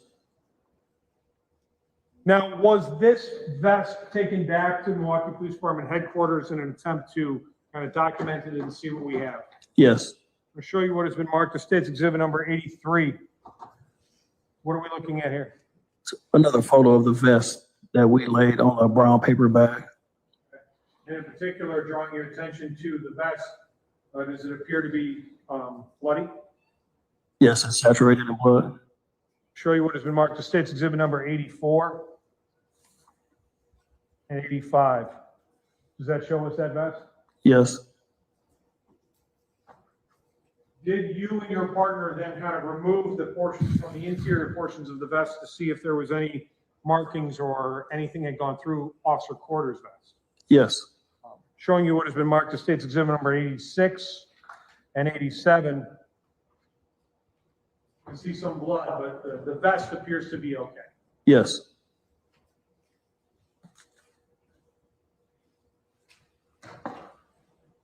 Now, Detective, staying and returning just for one moment to state's exhibit number 1.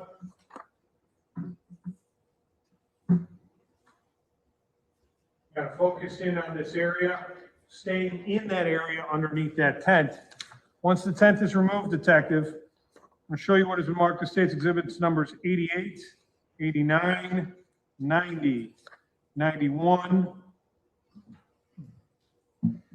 I'll start off with those. If you could take a look at those for me, Detective.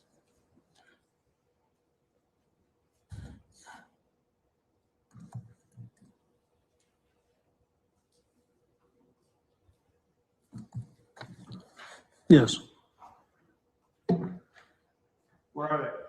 additional items of evidence that were recovered as it relates to Officer Corder and McCray.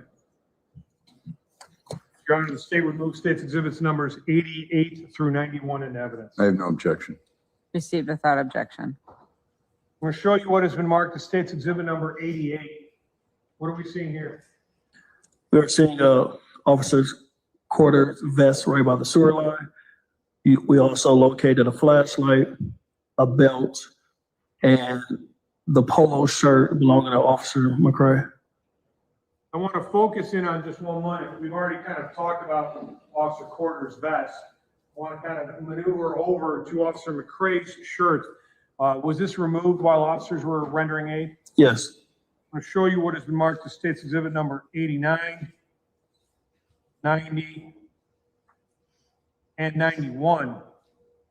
Does that show us Officer McCray's shirt as it was found by you during your scene investigation? Yes. Now I'm going to show you what has been marked as state's exhibits numbers 92, 93, 94, 95, 96, 97, 98, 99, and 100. 92 through 100. You can take a look at that for me and tell me if you recognize it.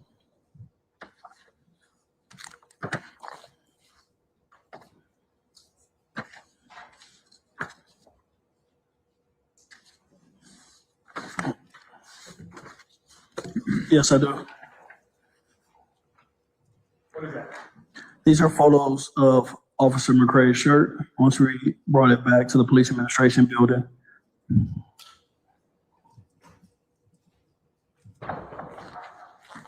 Are they fair and accurate copies of the photo of Officer McCray's shirt as you were looking at it with your partner? Yes.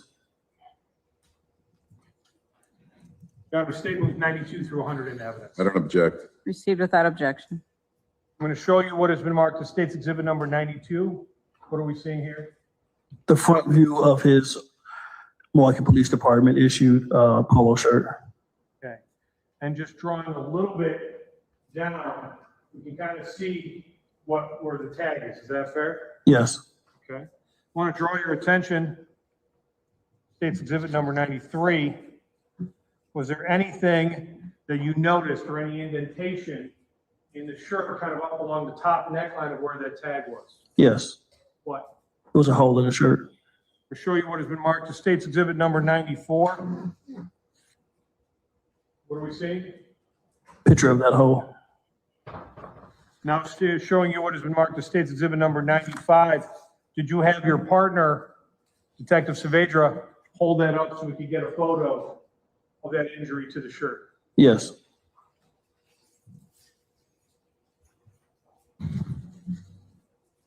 State's exhibit number 96. So we can orient ourselves. This appears to be on the back of the shirt on the right side as you're looking at it. Is that fair? Yes. So this would be on the right portion of the shirt, kind of on the back, more center line. Is that fair? Yes. Okay.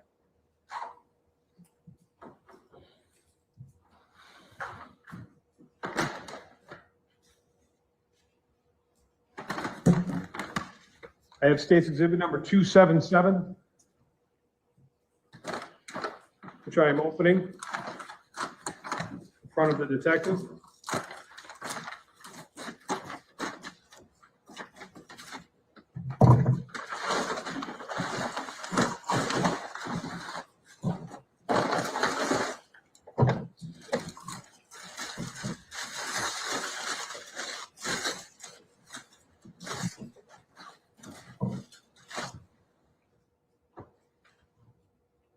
You recognize what we see? Yes. What are we seeing here? This is Officer McCray's shirt that were recovered from the scene. Does it have his name on it? Yes.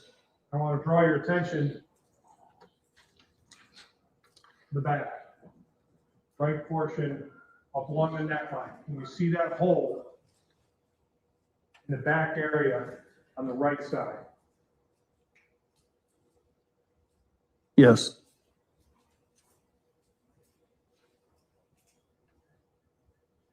Now, detectives, we've opened up state's exhibit number 277. There was another shirt in there. Is that correct? Yes. Was there another shirt that was within Officer McCrae's clothing? Yes. I'm going to show you what has been marked as State's Exhibit number 97. What do we see here?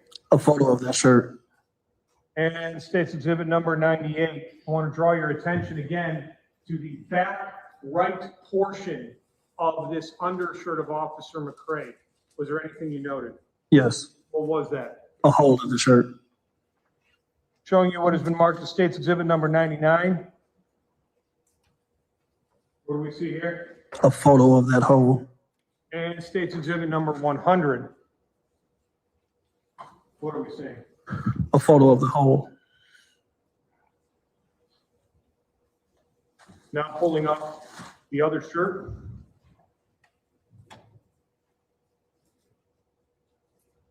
We see the hole on that back top right portion by the neckline. Yes.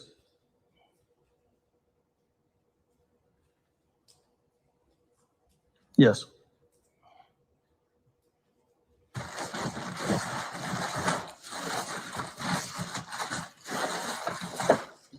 Your Honor, the state would move 277 into evidence if I have not done so already.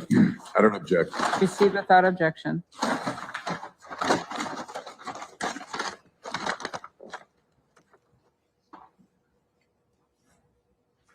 Mr. Hubner? Yes. 3 o'clock. Break time for break, Judge. All right, ladies and gentlemen, you've been in for about an hour and a half. I'm going to give you a break. Get you back in 10, 15 minutes. Please follow my admonitions. Do not research any information that you personally think might be helpful to you in understanding the issues presented or investigate the case on your own. Do not read any newspaper reports or listen to any news reports on radio, television, or any other electronic application about this trial. Do not seek information regarding the public records of any party or witness in this case. Do not communicate with anyone about this trial or your experiences as a juror while you are serving on this jury. Do not use any electronic device to share any information about this case. Do not permit anyone to communicate with you about this matter, either in person, electronically, or by any other means. Enjoy your break. Thank you.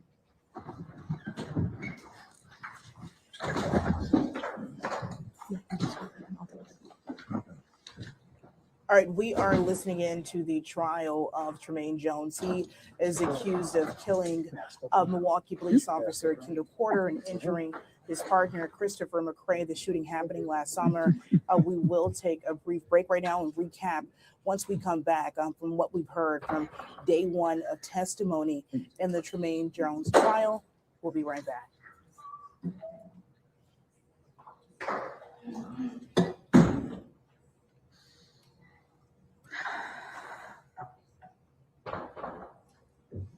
Anything from the state at this point?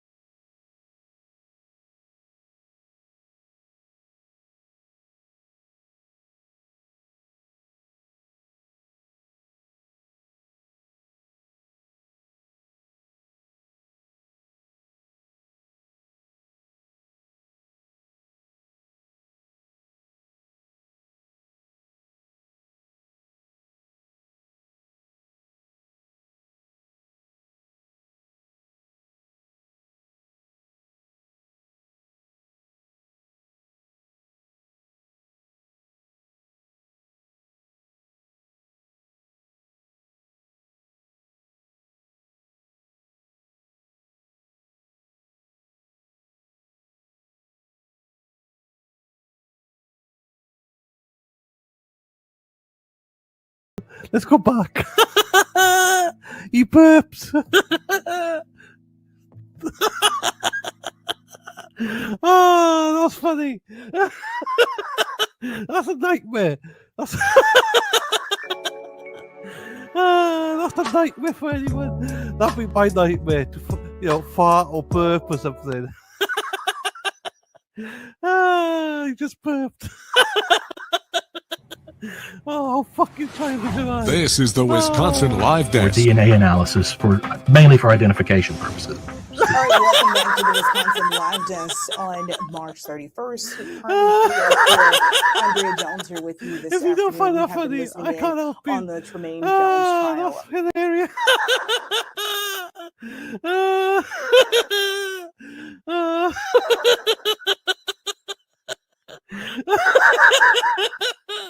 Oh, fuck. I'm sorry.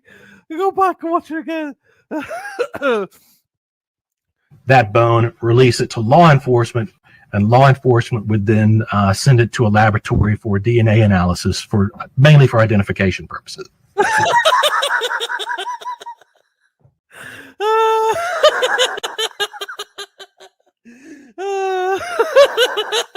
Oh, what a poor guy.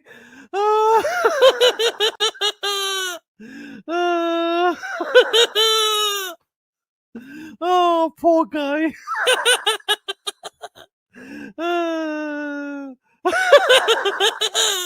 Let's go back again. Hey, Katie Santos in the house. Oh, Katie, watch it. He burps. Hang on. That bone, release it to law enforcement, and law enforcement would then send it to a laboratory for DNA analysis, mainly for identification purposes.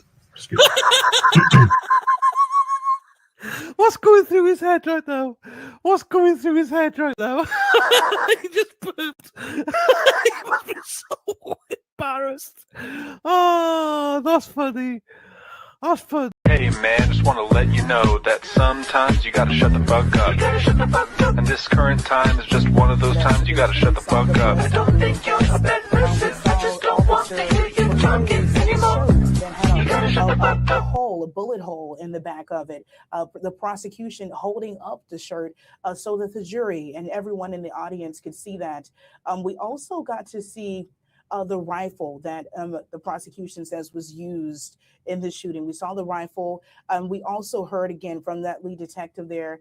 He kind of just really walking us through exactly what happened. You see him there walking us exactly through the moments. That's Officer Cedric McFadden walking us through exactly what happened, how he was able to collect and gather this evidence so much that we saw. Again, want to walk you back through.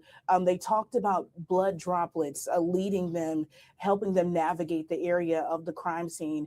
We saw the photos of the tent. I saw the tent that night, but had no idea exactly what was going on inside of the tent. We also talked about some of the things that they found. We know when he arrived that the officers had already been rushed and taken to the hospital. We saw a photograph of the scene of the aftermath of medical personnel trying to work on Officer Kendall Corder. And I feel like that was a big moment. We saw, again, the blood saturated vest. We saw some of the medical equipment left behind that the personnel there used trying to save his life. And then we also saw the blood droplets just kind of navigating detectives through this scene. Is just something also very hard to see. But the prosecution focusing very heavy on the shell casings that they found. I want to get to my notes here. Initially, officers said they found 13 rifle shell casings, but they went back because of that ShotSpotter data. They knew that there were 16 rifle shell casings. So the officers went back, K9 and K9 officers, as well as the detectives, they went back to the scene to recover 3 more rifle casings. This is the rifle they say was used in the shooting here. You can see it. So in total, they talked in detail about where each of these shell casings were found and exactly how officers came to find them, and even where they found the rifle in that wooded area behind the home. So much really to unpack from this testimony here. But really, this was about bringing getting us to the scene and going through every second, every moment from officers not just arriving there, but the detective work that it took. And even me, is bringing me back to that night because they were so meticulous. Again, the scene growing, the perimeter of the scene growing to be something so massive, obviously signaling to us that there was a bigger issue. We knew that we were on the scene of an officer involved shooting, but at moments we saw those officers walking around on high alert, guns were drawn, just a very active night. And now this testimony here, this is letting us inside of what was going on behind the crime scene tape, something that of course we're not knowing in those early moments because they're working to conduct their investigation. So again, if we could, Delaney, go back to some of the images here, Officer McFadden, who is the lead detective on this case, really the prosecution, him and the prosecution partnering together to walk through exactly what officers were able to uncover. Again, this is the trial of Tremaine Jones. He is accused of killing Officer Kendall Corder and injuring Officer Christopher McCray, the shooting happening last summer, June 26th. We know that yesterday we have our jury pool. Our jury was whittled down to 9 men and 5 women. So today they were using this to be very intentional about bringing the jury to the scene so that they could see exactly all of the details, all the information and the evidence was that was uncovered. There was also a diagram that was very interesting to me, and that was showcasing us just really how they laid it all out. We often want to know how the sausage is made, and this is how they're letting us know that this is how they investigated this homicide, a homicide involving one of their own. So again, Tremaine Jones is on trial here, accused of killing Officer Kendall Corder and injuring Officer Christopher McCray. That scene, we saw the diagram, we saw the evidence, we saw Officer McCray's shirt. Literally, you could see from the pictures of the bullet hole where the bullet went through his shirt. We saw his flashlight. They say that they recovered his flashlight on the scene. They also found Christopher McCray's his department issued rifle, or not rifle, excuse me, his department issued weapon. So a lot of the detectives there arriving on the scene to really just taking all of this in, the emotions that night. That's also something that really sticks out to me because I remember how heavy the energy was, how tense the officers were, because again, they respond to these crimes all throughout the city, but it's different when it's involving one of your own, and you could feel that. They didn't have to say anything. You could see it on their faces. And today we're getting a look at the tent that we could see from a distance as we were obviously, kept away as they were trying to find who the suspect was, as they were trying to conduct their investigation. This is the tent. I remember seeing this, but now we're going inside of the tent. Now we are having an opportunity to see all of the evidence that detectives were able to collect. And there was so much that we're seeing. We know that they recovered those 16 rifle shell casings. Initially, again, officers finding 13, but they had that ShotSpotter data that sent them back to let them know, hey, we have 3 more of these rifle casings that we need to find. And the officers, as well as the K-9 officers, were able to go back to the scene and find that evidence. We also saw, again, some graphic evidence that blood saturated vest that the prosecution says was worn by Kendall Corder at the time of this shooting.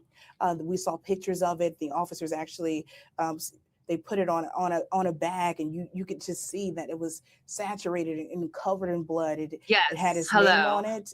We also saw it had his name on it. We also saw, again, that shirt from Officer Christopher McCray. We saw the flashlight. We saw the firearm on the scene. There was just really so much for us to take in. I want to also, let's listen in. Let's bring in Christina Van Zels, because she has been listening to this case as well. And Christina, I'm very curious to know, what were some of your takeaways? Yeah. Hey, Bria. I think the biggest thing that we've heard this afternoon is from the lead detective on this case. And you mentioned seeing those photos, right, of the blood and the t-shirt from Officer McCrae. But I still think the testimony that really stood out to me the most so far today is from this morning's session when we saw the squad camera video and the body cam of officers responding to Officer McCrae and Officer Corder. It was intense moments. It was graphic, but you can just hear the intensity of the officers when they're responding to this scene. And it's that first look that we've had from body cam of the people who responded to this scene that stuck with me from this morning. So I think that's the most powerful evidence we've seen so far. Of course, as you were mentioning, we've also talked about seeing the rifle that they showed the court, and then just the ballistic evidence that they're going through now. So it will be interesting to see where the rest of that lead detective's testimony goes this afternoon. But I would say this morning's testimony from one of the officers who even got choked up on the stand is what's sticking with me so far. And I want to talk about, because we both cover these kind of scenes quite frequently, unfortunately. Let's talk about, as we call it an OIS, we call it an officer involved shooting. What is the kind of the energy? Because it's different. Like I was saying earlier, they cover these horrific crimes all the time, but it's something about the energy. It feels a little different when you arrive at the scene of an officer involved shooting. And you were even talking about from the testimony of someone being choked up, going back and kind of discussing the details.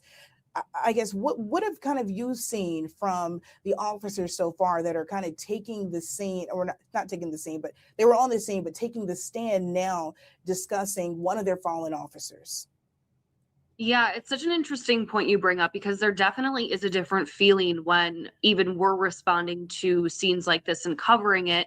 And part of it is because the officers they testified trying to do their job, but at the same time, these are their brothers and their sisters. They know each other, and they work together closely in moments like this. So I think that adds to the emotion that you're seeing from some of the officers.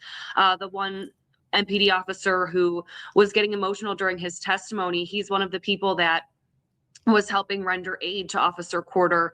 And I think when you relive that and see the moments, where this all happened, it brings back those memories, and it does add a layer of intensity and the closeness that these officers have together. You can see it in the testimony. And I think that's also that feeling we get when we're responding to something like this, because they're, again, trying to do their jobs, but at the same time, these are their colleagues, these are their friends, family. So it does add an additional, I think, just intensity overall.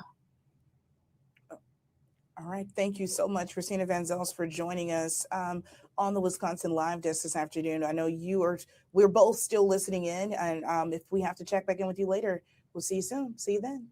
All right, Bria, thank you.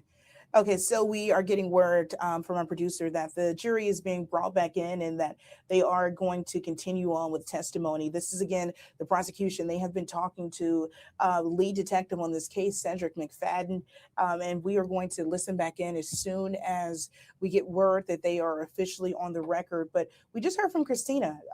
There has been so much evidence that we have been able to take in just on day one of testimony. We were on the scene. We have been covering this, but today, as the prosecution has said, they are taking us inside of the tent. We are getting a first look at some of the very gruesome and graphic evidence that officers were able to get to that scene while, worrying about their brothers in blue, getting to that scene and kind of taking that all in and finding a firearm, a department issued firearm, a flashlight, their vest with their badges and their names on it, saturated in blood, t-shirts with bullet holes.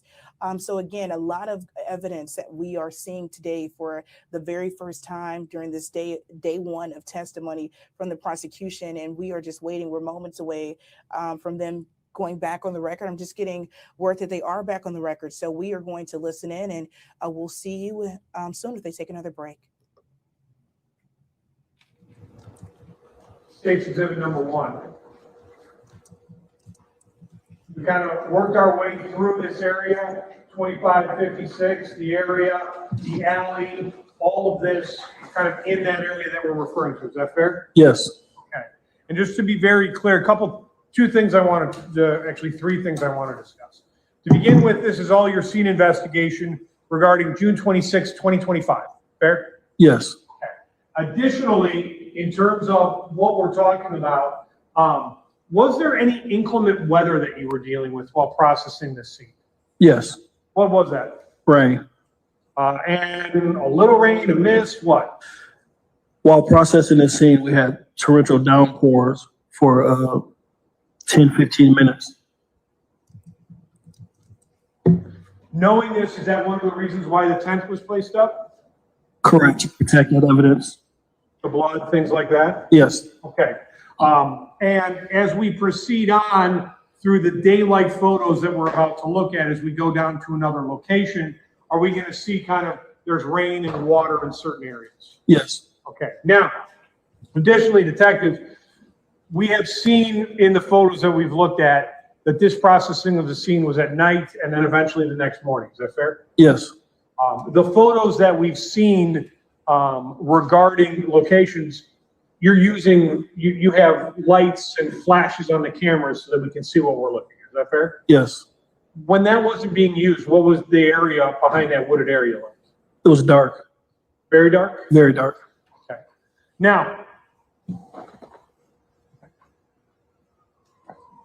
we're on here, 2456. We talked about kind of in the area.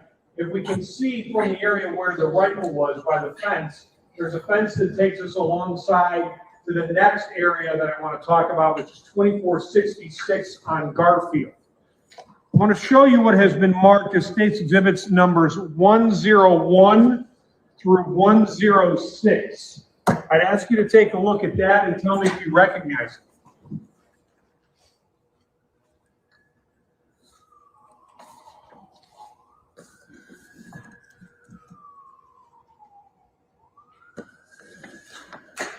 Yes, I do. With that? It's photos of a black ski mask that we located in that area. Okay. And in particular, where was that black ski mask on? In between, if you look at the chart, 2466, just on the other side of that fence line. Okay. I want to show you what has been marked as State's Exhibit number 101. You recognize the residence that we see here? Yes. And if we look at it, can we see this is 2466 on Garfield? Yes. Okay. Showing you what has been marked as State's Exhibit number 102. I want to draw your attention to kind of the wooded, I guess, brambles, for lack of a better term. As we see in State's Exhibit number 103, 104, 105, and 106. What, if anything, was recovered there? A black Nike ski mask. Your Honor, the state would move into evidence at this time, if I haven't done already. State's Exhibits numbers 101 through 106. I don't object. Received without objection. Thank you. Was that ski mask recovered? Yes. I'll show you what has been marked as State's Exhibits 107. I ask you to take a look at this for me and tell me if you recognize it. Yes, I do. What is that? The black ski mask I recovered. Your Honor, the state would move State's Exhibit number 107 into evidence. Any objection? None. Received without objection. While they place that on the big screen.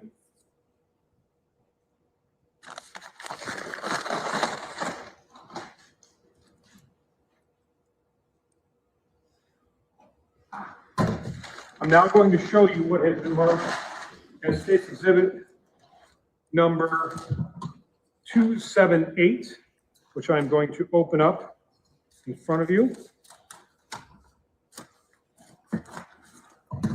And as I'm opening it, what do we see here? The black ski mask I recovered. So a mask, black ski mask, again, you're not 100% certain if it's involved or not, is that fair? Correct. Was it, as we can see in the photo, was it kind of wet from the rain? Yes. We have it inside out. I'm gonna flip it around so we can see it.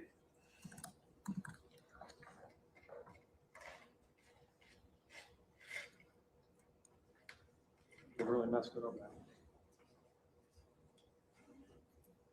So if we're looking at it, we can see that's the mask. Is that fair? Yes. Your Honor, the state would move State's Exhibit number 278 in evidence. You do not object. Received without objection.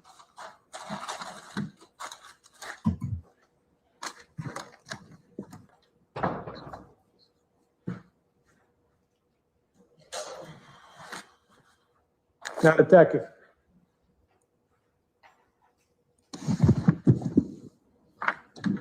Coming back for one moment to State's Exhibit number 315.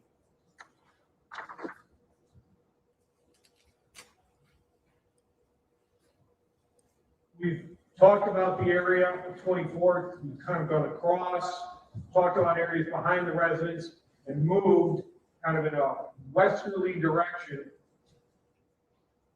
on Garfield towards the area of 25th and Garfield. Is that correct? Yes.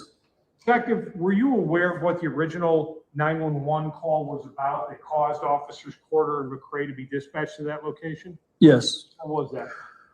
A subject with a gun, and additional, it was updated to shots fired. Did you have the opportunity to kind of look into that area, in the area of 25th Street and Garfield, to see if you could find any additional evidence? Yes. Did you have photos taken kind of down Garfield as we approach that area? Yes. Okay.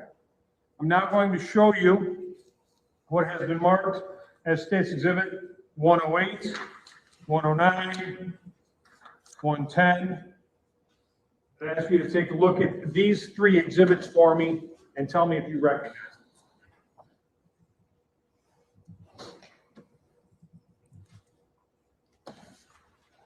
Yes. What are they? These are pictures of 2480 West Garfield Ave in the city and county of Milwaukee, where I recovered 4 additional rifle casings in the yard. So these would be, just so we understand, photos of a residence on the corner of 25th and Garfield, kind of on that, lack of a better term, northeast corner? Yes. Okay. Are they fair and accurate copies of what you saw? Yes. Is this also in the city and county of Milwaukee and state of Wisconsin? Yes. All right. Showing you State's Exhibit number 108.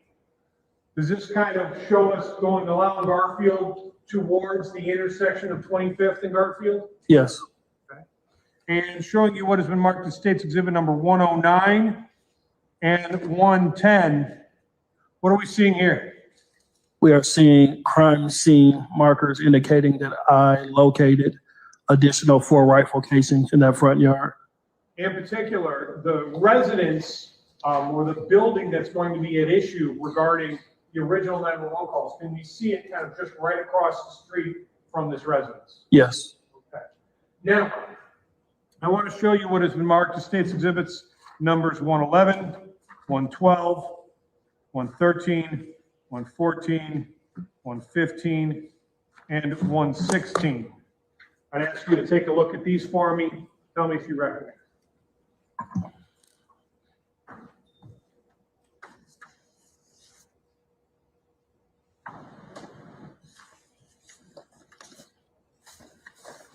Yes, I do. What are they? Photos of the 4 additional rifle casings I located in front of that address. Your Honor, the state would move State's Exhibit number 111 through 116 in evidence. No objection. Received without objection. Okay. So to begin with, we're seeing here at photo marker number 23 in State's Exhibit number 110, what, if anything, was recovered at that location as we see in State's Exhibit number 111 and 112? A rifle casing. I'm now going to show you what has been marked as State's Exhibit number 279. I'd ask you to take a look at this for me. Tell me if you recognize it. I do. What is it? Rifle casing I recovered. And in terms of this particular rifle casing, is it the same caliber, 5.56, as the other rifle casings you found behind the residence where Officer Corder was shot? Yes. Is it the same caliber as the rifle that was found? Yes. You can't, of course, tell us based on your knowledge whether or not they were fired by the same gunner, okay? No. We just know same caliber found in that area. Yes. Your Honor, the state would move State's Exhibit number 279 in evidence. No objection. Received without objection. Okay. I now want to show you what has been marked as State's Exhibit number 113. Does this show us photo markers 24, 25, and 26? Yes. What, if anything, was recovered at photo marker 24 as we see in 114, 25 in 115, and 26 in 116? Rifle casings. I'm going to show you what has been marked as State's Exhibits numbers 280, 281, and 282. I would ask you to take a look at these for me and tell me if you recognize them.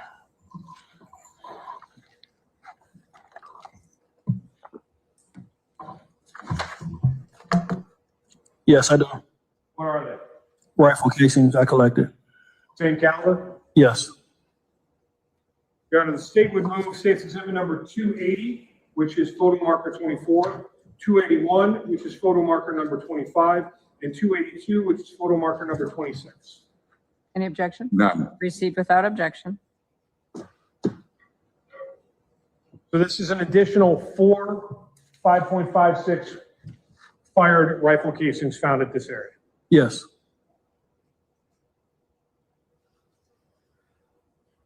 Detective, did you continue, and just so we're taking a look at and seeing here in State's Exhibit number 1, going to the second page, does this show us 25th Street, 2480, and where those cartridge casings were recovered in relationship to what we're talking about here? Yes. And can we see that apartment building 2203 on 25th Street? Yes. The last item that we see within your scene diagram in front of the area of 2528 West Garfield, what is that? That is the Milwaukee Police Department squad car that Officer Corder and McCrae were using. So they parked kind of down from the area of 25th and Garfield. Yes. Okay.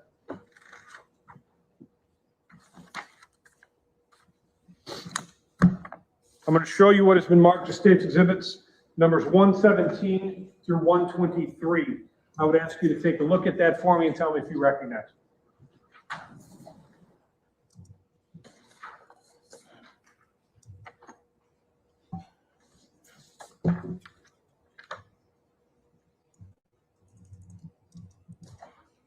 Yes, I do. What are they? These are photos of the squad car that Officer Corder and McCrae were operating.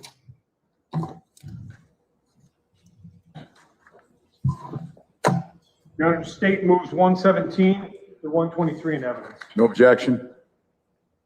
Received without objection. Showing you what has been marked as State's Exhibit number 117.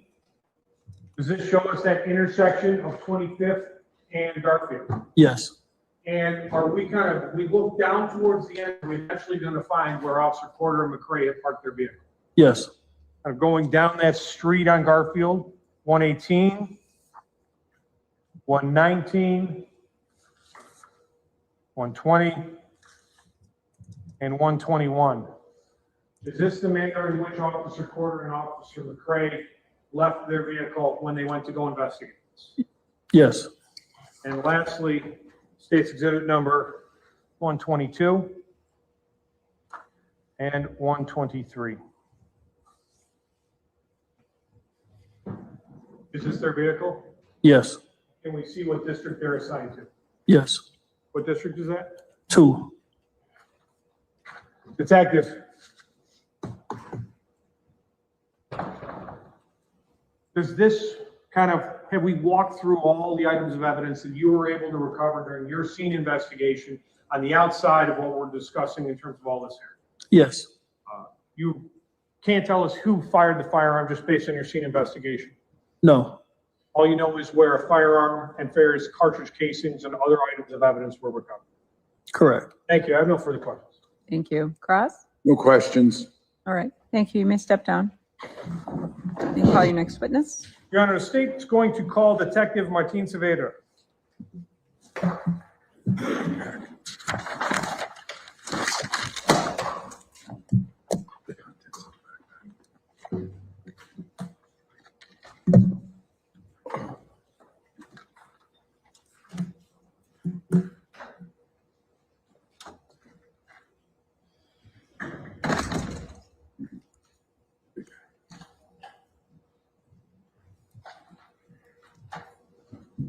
solemnly swear or affirm that the testimony you're about to give will be the truth, the whole truth, and nothing but the truth, so help you God, or under the pain and penalty of perjury? I do.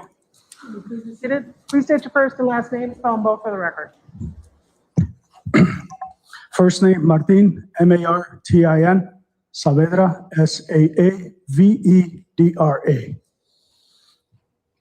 Detective, how are you employed?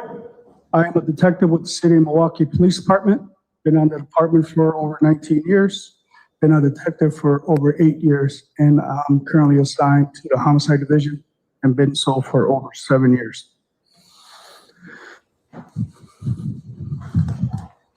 Regarding your employment as a homicide detective, were you employed along with Detective Cedric McFadden, seated to my left, in regards to the investigation into the death of Officer Kendall Corder?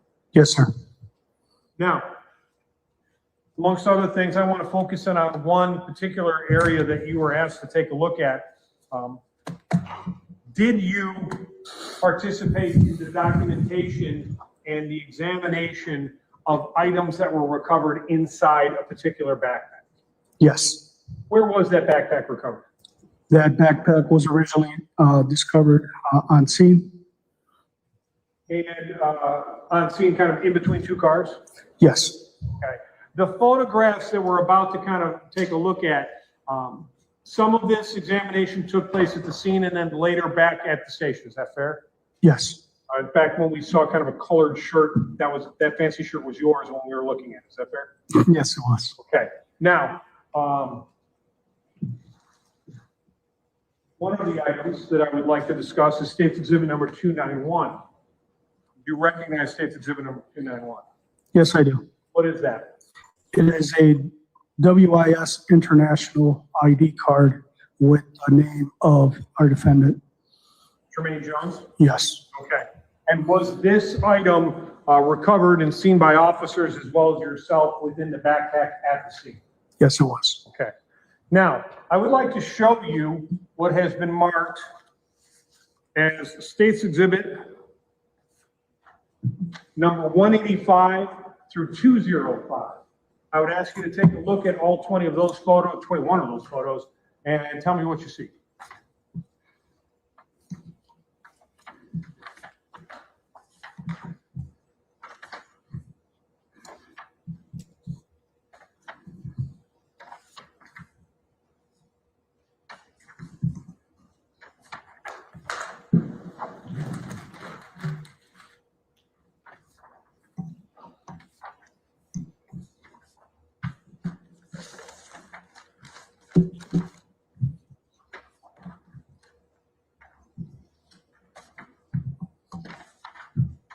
Okay. Detective, do you recognize those photos? Yes, I do. And what do those photos depict? These photographs depict the backpack and the contents of the backpack once it was conveyed to the PAB. And can we see kind of photos that are showing a number of different items that are recovered both at the scene as well as when you're at the PAB or Police Administration building? That is correct. They fair and accurate copies of what we were able to recover. Yes. Your Honor, the statements 185 through 205 in evidence at this time. I don't object. Received without objection. And just so we understand regarding this backpack, would that be the backpack that we are discussing here in State's Exhibit number 286? I'm moving. And we can see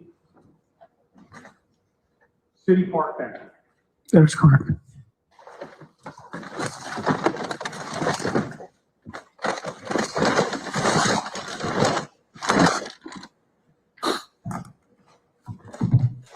Now, Detective, I want to show you what has been marked as State's Exhibit number 185. What are we seeing here? That is a picture of the front of the backpack. You can see the brand City Pack. Okay. And if we're looking at State's Exhibit number 186, It's the same backpack, just with the flaps open. and can we see 187 as one as 188 that shows us kind of everything in terms of how that backpack looks with both the flap open and the flap closed? Correct. Now, Detective, While at the scene, did you have the opportunity to try to look through some of the items that were recovered inside this backpack? Yes. I'll show you what has been marked as State's Exhibit number 189. Starting off here, is this a photo of your attempts to kind of look and see what you can find in that backpack? That is correct. Show you State's Exhibit number 190. Was there anything that you found of note inside a personal hygiene kit? Yes. This photograph depicted on the screen right now is a photograph of defendant's social security card. I'm going to show you what has been marked as State's Exhibit number 294. I'd ask you to take a look at that for me and tell me if you recognize it. This is the physical piece of evidence here depicted on the screen. For Tremaine Jones. That is correct. Your Honor, the state would move State's Exhibit number 294 into evidence at this time. We don't object. Received without objection.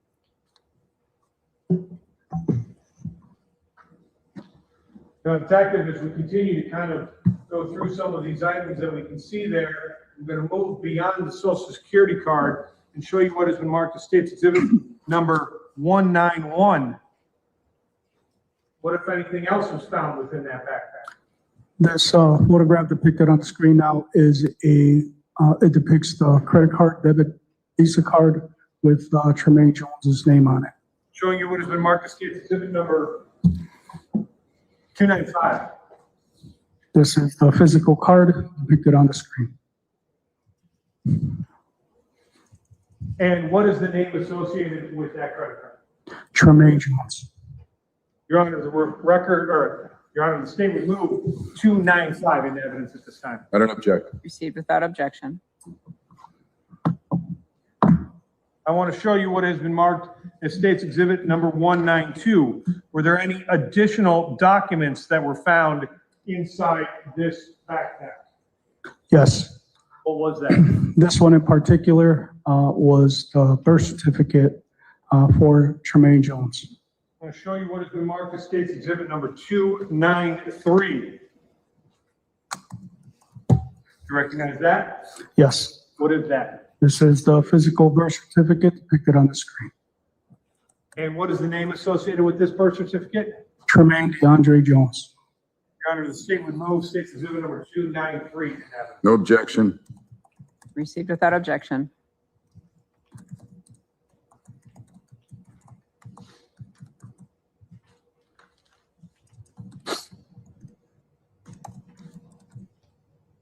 Now, Detective, I want to move forward just a little bit to State's Exhibit number 197. Did you have an opportunity to look through other aspects, kind of a pocket of this particular backpack to see if you could find any other documentation? Yes. I'm going to show you what has been marked as State's Exhibit number 198. What are we seeing here? So this is a receipt from Prolific Arms, LLC, for a firearms accessory. And in particular, just so we can take a look at this, kind of go through it just a little bit.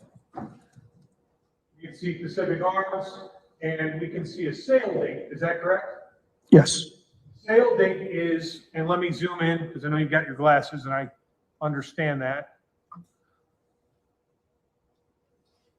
What's the sale date? 6/19/2025. This incident occurred on June 25th of 2025. Yes. The week before this incident. Approximately, yes. I'm going to show you what has been marked as State's Exhibit number 199.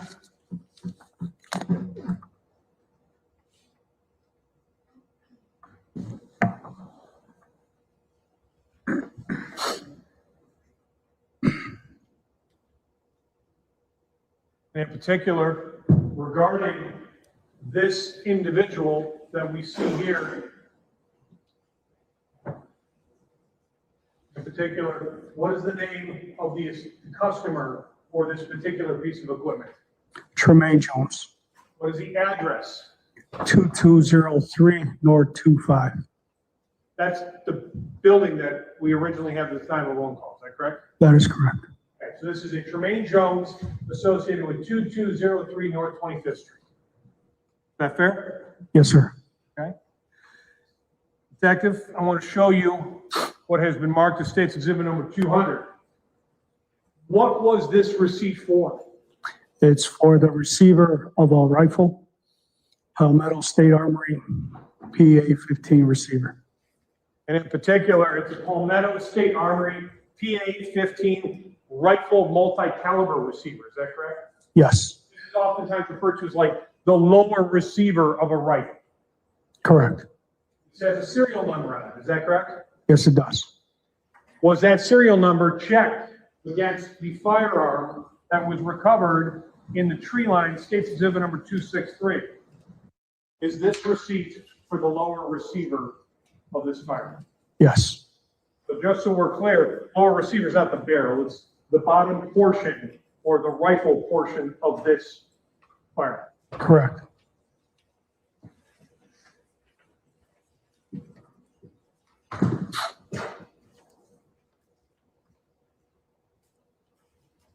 I want to show you what has been marked as State's Exhibits, numbers 290, 289, and 288.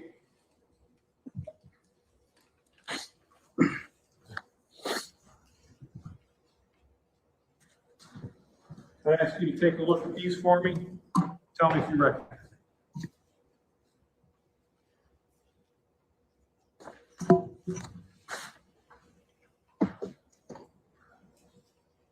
Yes, What are they? these are the physical pieces of evidence, the receipts from Prolific Arms, noting the customer's name as Tremaine Jones, and then a packing slip.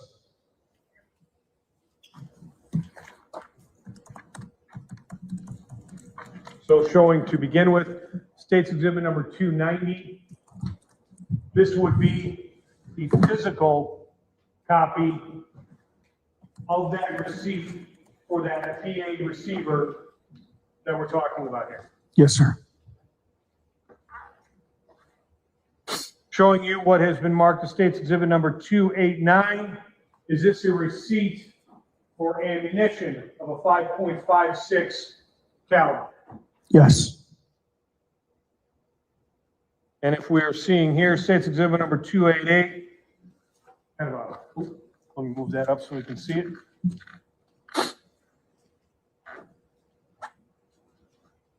Packing slip description of a complete stealth pistol lower. Is that correct? yes, sir. Classic AR-15. Is that fair? Correct. If we're looking particular in regards to this again, Tremaine Jones, 2203 North 25th Street, apartment number 2. That is correct. Your Honor, State moves 288, 289, and 299. We don't object. Proceed without objection. Now, Detective, I want to kind of just look at some of the other areas of things that were found inside this backpack. I want to show you what has been marked as State's Exhibit number 195. I'll pull back just for 1 minute. You can see there's a number of different items that are recovered. Is that fair? Yes, And if looking at State's Exhibit number 196, Cheetos, popcorn, things like that. correct. I want to show you what has been marked as State's Exhibit number 201. Did you, as well as a forensic investigator, take time to kind of lay out some of the items that were found inside this backpack? Yes, we do. Number of personal hygiene items, is that fair? Correct. See a toothbrush, some dice, things like that. Yes, miscellaneous items. Showing you what has been marked as State's Exhibit number 202. Baby bottle, white cheddar smart food, hot Cheetos, flaming hot Cheetos, a glove, lacy underwear. Correct. Showing you what has been marked as 203, 204, and 205. Does that show us kind of laid out a number of different items that were found inside that pack? Yes, Did I move 201 through 205 in advance? Nope. I would do so at this time. I will not object. All right, thank you. Received without objection. Did I move 195 and 196 in evidence? Yes, 185 through 205 was in. 195 and 196, I'm sorry. 185 through 205. Oh, okay. That's included in there. Thank you. Yes, the math checks out. Thank you. Now, I would like to show you what has been marked as State's Exhibit number 306. We had talked about some of the food items that were found inside that backpack. Is that correct? Yes, sir.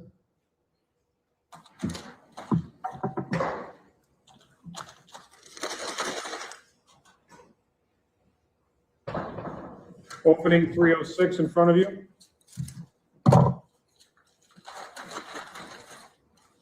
And if we're particularly looking at this, what are we seeing? That is a bag of chips, Smart Foods, maybe white cheddar. And in particular, we can see a number on it. Is that fair? Yes. That let us know that this has been processed and examined by a latent print by forensic investigator to see if they could find some latent prints. Yes. We have to wait to figure out what happens there, but at least we know that this has been processed. That is correct. As well as several of the other items from the back. Yes, I submitted several items. Your Honor, State moves 306 in evidence. I don't object. Proceed with that objection.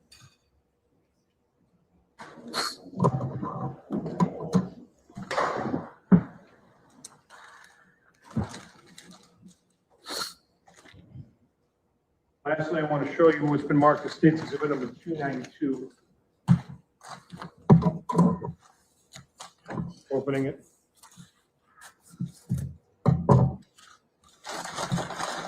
You recognize what we see here? Yes. What is it? This is a hygiene kit, if you will, little black zipper pouch. And is this that hygiene kit that we saw on the pictures that actually had the Social Security card, the birth certificate, and the credit card in there as well? That is correct. In fairness, we also see a Firehouse Subs gift card and a Huntington, but neither one of those have names on it, do they? That is correct. Your Honor, State moves 292 in evidence. I don't object. Proceed with that objection.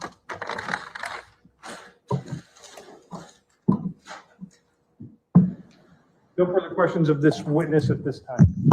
Yeah. So Detective, it seems pretty clear this is Mr. Jones's backpack. Would you agree? Yes. Okay. And do you know, you can't tell this jury when that backpack was dropped that evening between those cars, true? No, I can't. Okay. And do you know if the backpack itself was processed for any biological specimens, DNA, fingerprints, the backpack itself? The backpack was submitted to the crime lab. However, based on the amount of evidence they can receive at a time, they decided not to accept the physical backpack. So the answer was submitted and it wasn't tested? Correct. Nothing else?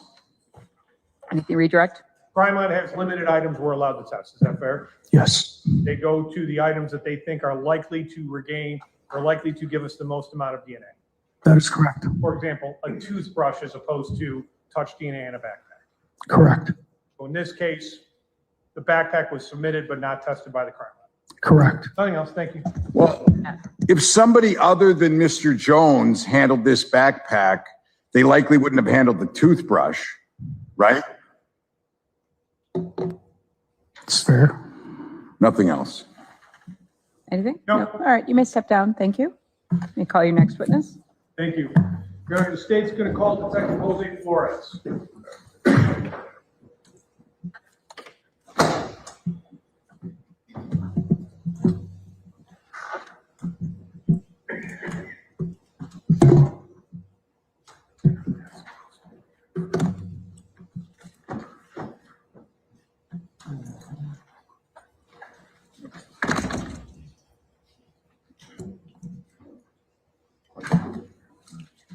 You solemnly swear or affirm that the testimony you're about to give will be the truth, the whole truth, and nothing but the truth. So help you God, County, the King, and the Church. I do. Please be seated. Please state your first and last name and spell them both for the record.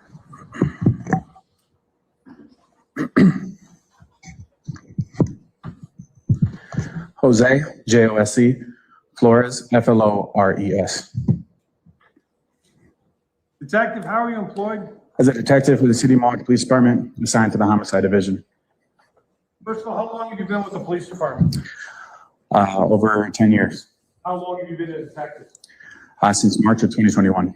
And what's your current assignment? Homicide Division. How long have you been in homicide? Since September of 2021. Were you employed as a homicide detective regarding the homicide of Officer Kendall Corder that occurred on June 25th of 2025? June 26th of 2025? Yes. Okay. And just to be very clear, I want to draw your attention to kind of an area of 25th Street and Garfield. Are you familiar with that area? Yes, sir. Okay. In particular, drawing your attention to where we can see here on State's Exhibit number 1 on the second page. This area, this building of 2203 North 25th Street is going to be the subject of the first couple 911 calls. Is that fair? Yes. Did you happen to go to a residence that is across Garfield from 2203 in an attempt to see if you could find anything? I did. Why did you go to that residence? We received information from a civilian witness identified as Alicia Moore, who indicated she had a surveillance video of an incident that occurred prior to the homicide of Officer Corder.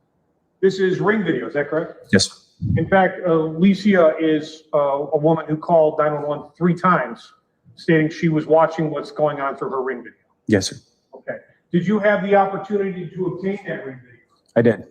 Did you watch it to see if it captured the portions of the incident that occurred prior to this homicide? Yes, sir. Is it a fair and accurate copy of what you saw at the scene? Yes. Did you watch it in preparation for this trial? I did. Is it the same videos that you saw? Yes. Your Honor, I have State's Exhibit number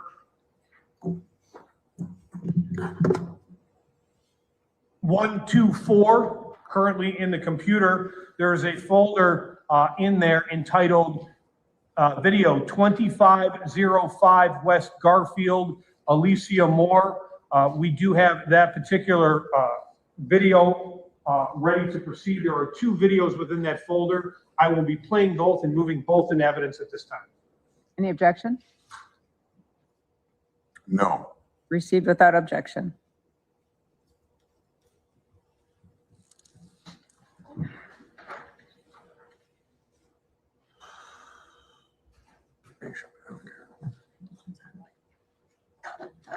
One moment, Your Honor. For the record, I am opening the first video, which is labeled Ring Video, a series of numbers, and then underscore 103521. I have it and using the VOC media application because it does allow us to do zoom ins as well as frame by frame, which I will be doing while we watch this video. Detective, I have the first video currently on the screen in front of us. Do you recognize the area that we're seeing here? I do. And what is this area? This is going to be the residence of 2505 West Garfield. We're going to be looking, the top of the screen is going to be North 25th Street. The bottom of the screen is going to be south. So to the left side of the screen is going to be facing west on Garfield, and then to the right is going to be Garfield as well, the east side of the street. So that intersection is going to be 25th and Garfield. So this right here is going to be this residence that or this intersection we're referring to of 25th and Garfield. Yes. If we were to continue to go down this street that we can see to the right, that would take us towards 24th place. Yes, sir. If you go a little further into the video, that will eventually take you to the alley, which runs all the way across to 24th place where Officer Kendall Corder was shot. Yes. Okay. This particular apartment building, is this going to be the building upon which the original 911 calls and people outside it are being reflected? Yes. Detective, what are we going to see in these videos? We're going to see several individuals in the roadway. You're going to hear a lot of commotion. Initially, the voices aren't going to be distinct, but there's going to be one prevalent male voice that you're going to be able to hear. Eventually, on about the 38 mark into this first video clip, you're going to see a gunshot. Now, Detective, I want to draw your attention to kind of the lower right portion of of where we're looking at this. And what I'm going to do is I'll go to Tools, Effects and Filters, Video Effects, Geometry, and the Interactive Zoom. Just for now, I'll come back to the widescreen. But so we can take a look at the time that we're seeing here. We're looking at June 26th of 2025 at 21:13. Is that fair? Yes. Okay, so this is 21:13 is 9:13. Correct. Okay, so this would be kind of after the first 911 call, before a string that we are listening in to the trial of Tremaine Jones, who is accused of killing Milwaukee police officer Kendall Corder and injuring Officer Christopher McCray. Right now, this stream will become Fox 6 News at 4, but we will continue to stream day one of testimony over on the Fox local app, as well as on the Fox 6 YouTube page. So just stick with us. Again, Fox 6 News at 4 starts now. And again, this stream will continue on. You will have to click a secondary stream, but we also will be continuing this on over on our Fox 6 YouTube page. Yes. For the record, Your Honor, this first video is 53 seconds long. I'm going to play at this portion.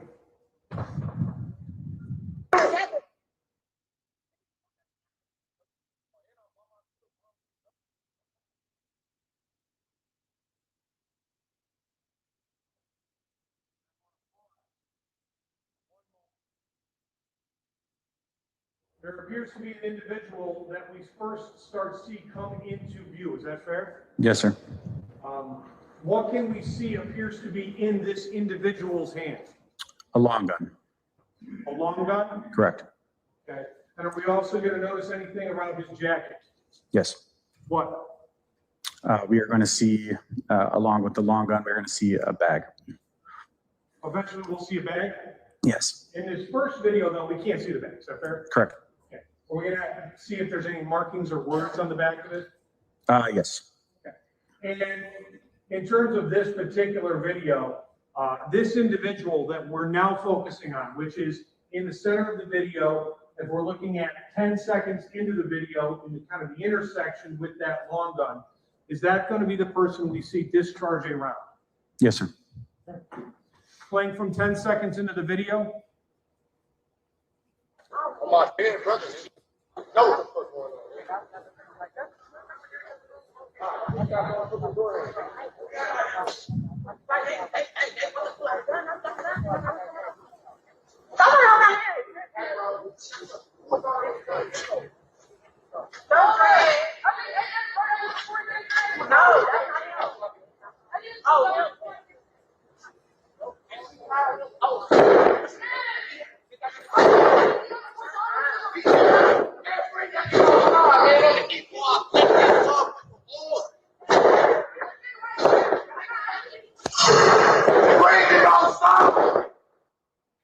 Pausing 52 seconds. We hear some bangs. Is that fair? Yes, sir. And just kind of going back to that individual, what did we see the individual do with his arm in the air? So you just raise his arm in the air, and then you see that burst of light. After that burst of light, as opposed to some of the other sounds we heard, that burst of light, we start to see people run. Is that fair? Correct. I want to go back just for one moment.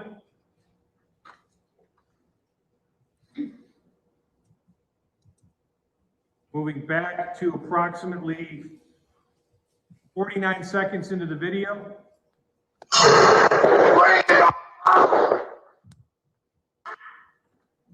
We hear the discharge, see the discharge, and what do we hear a male voice say?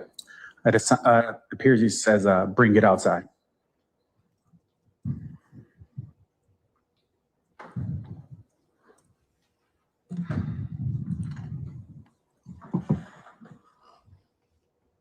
Your Honor, now going to the second ring video within the Alicia Moore Garfield ring video at 10, which ends in _ 103727, which again, I am opening with VLC Media Player. And I have it 0 minutes and 0 seconds into the recording.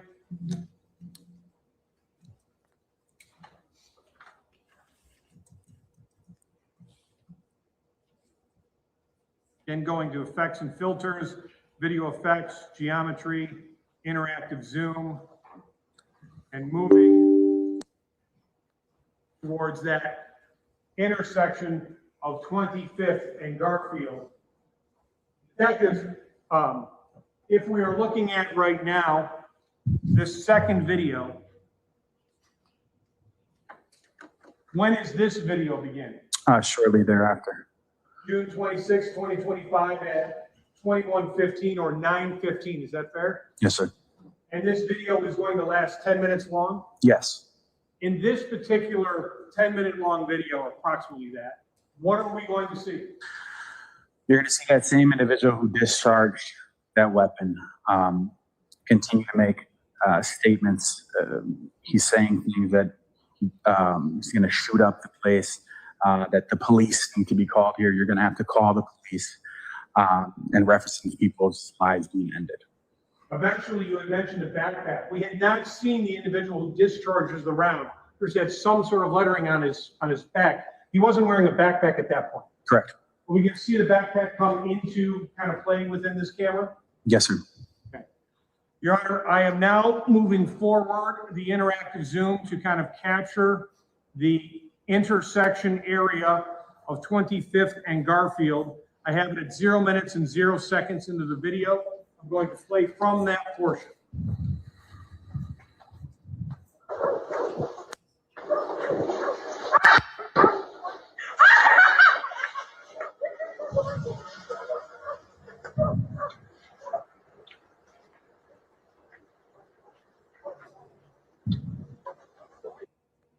Pausing at 16 seconds. Can we see what appears to be that same individual still holding that long gun as you refer to it? Yes, sir. Okay. He's not wearing the backpack at this point, is he? No, sir. Playing from 16 seconds into the recording.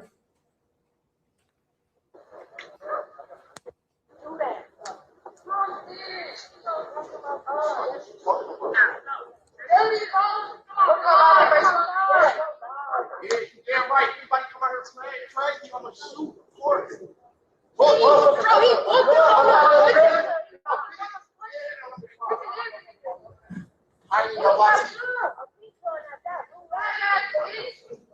I don't tow handguns, bro. This big shit around. Man, bring it. Man, Sergeant has been ready to call the police line. Come on, bye. Come on, bye. Let her run.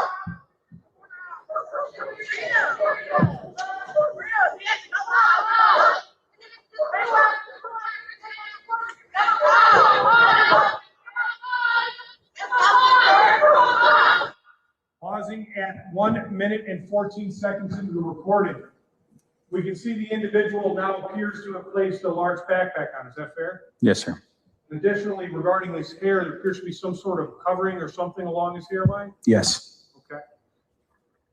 We heard the words "come outside" from appears to be women. Is that fair? Yes. But the male voice said something along the lines of "call the police. I ain't none with that" or something like that. Yes, sir. Okay. Playing from 1 minute and 14 seconds into the recording.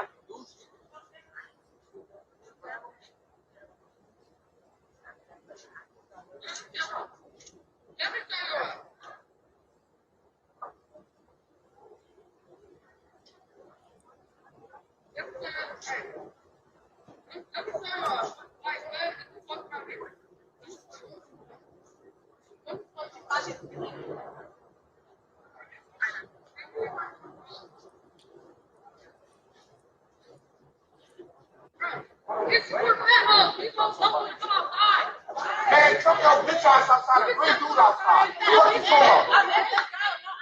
Man, tell bring dude outside. What you talking about? Yeah, everybody out here just saying he got a spank. Bring him outside. I know he's still here. If you don't come outside and call what you talking about? You got 5 minutes. You got 5 minutes. The whole ring. No time.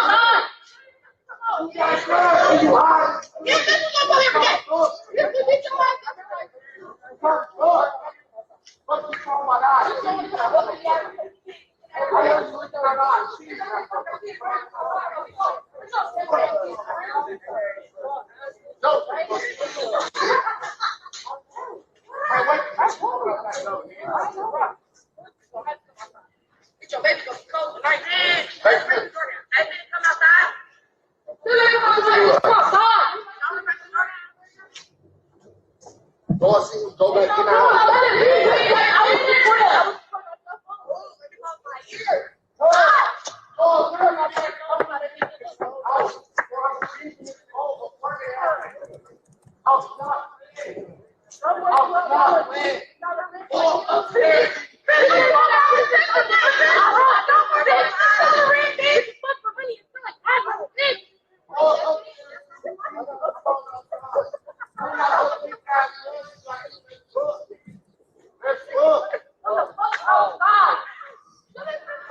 I'm here now. I'm here now. Hey, you said that was looking for money. I'm right here. I'm right here.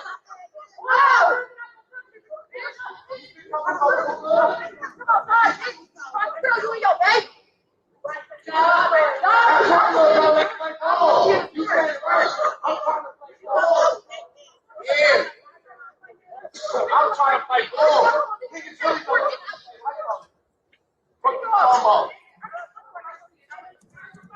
On the G, I ain't never lost one of these fights. Niggas don't want to lose like that. Whoever.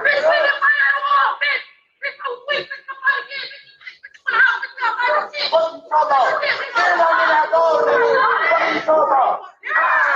What you talking about? I had 2 women, bro. 2 good waters. How about 2 women, bro? What you talking about?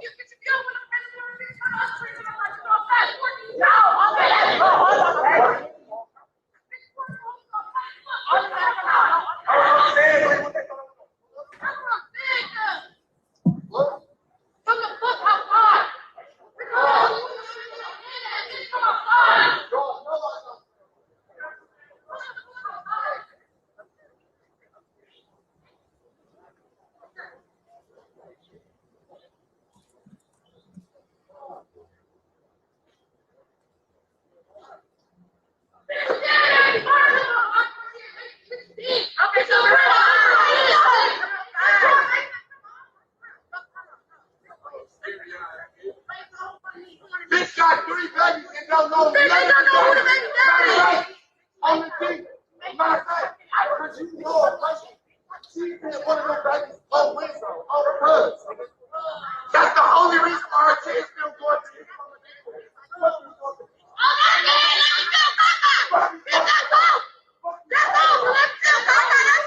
You sit there and lie to do like that. What is she talking about? Yeah. I'm telling you.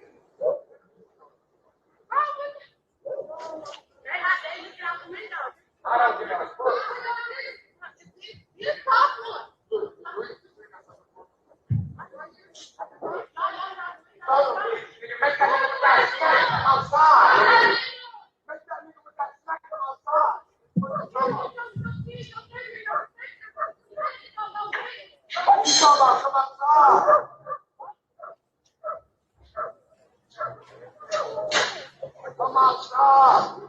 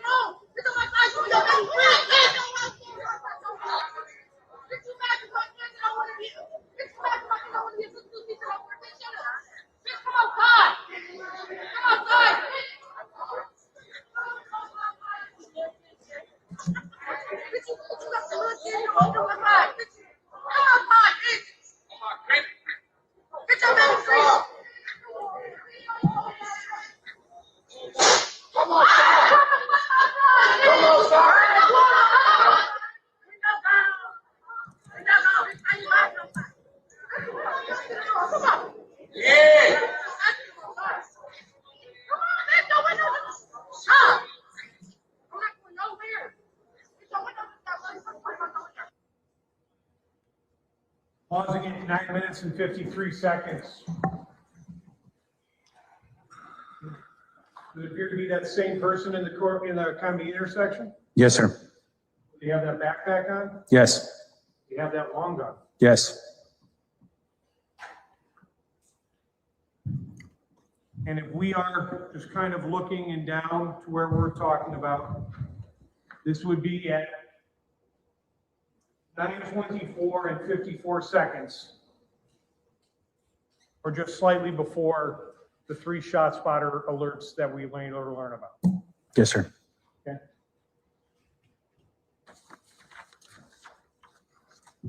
Detective, I'm just going to play the last 7 seconds of this video. What's this about? Yeah. I'm over here.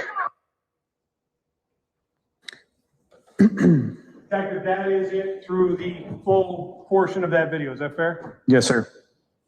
Did the ring video of this residence have any other recorded videos? No. That is what the ring video records. Yes. Does that sometimes happen when you're looking at ring videos where it cuts off or captures portions and then doesn't capture others? Yes. What we can see there is the first shot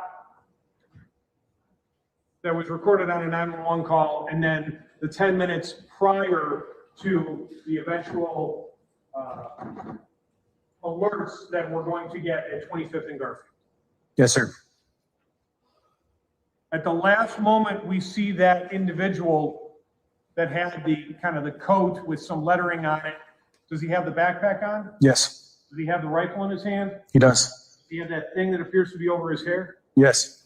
To be fair, Detective, were you able to, even on the Zoom, get a good enough look to tell us who that person is? Not from this video, no. Not from this video. Correct. But it's letting us know what we can see here on 25th and Garfield. Yes, sir. No further questions of this witness. Oh, no, I do. Detective, I want to ask you briefly about another aspect of your investigation. Did there come a time where you were asked to engage in obtaining DNA swabs from anyone? Yes.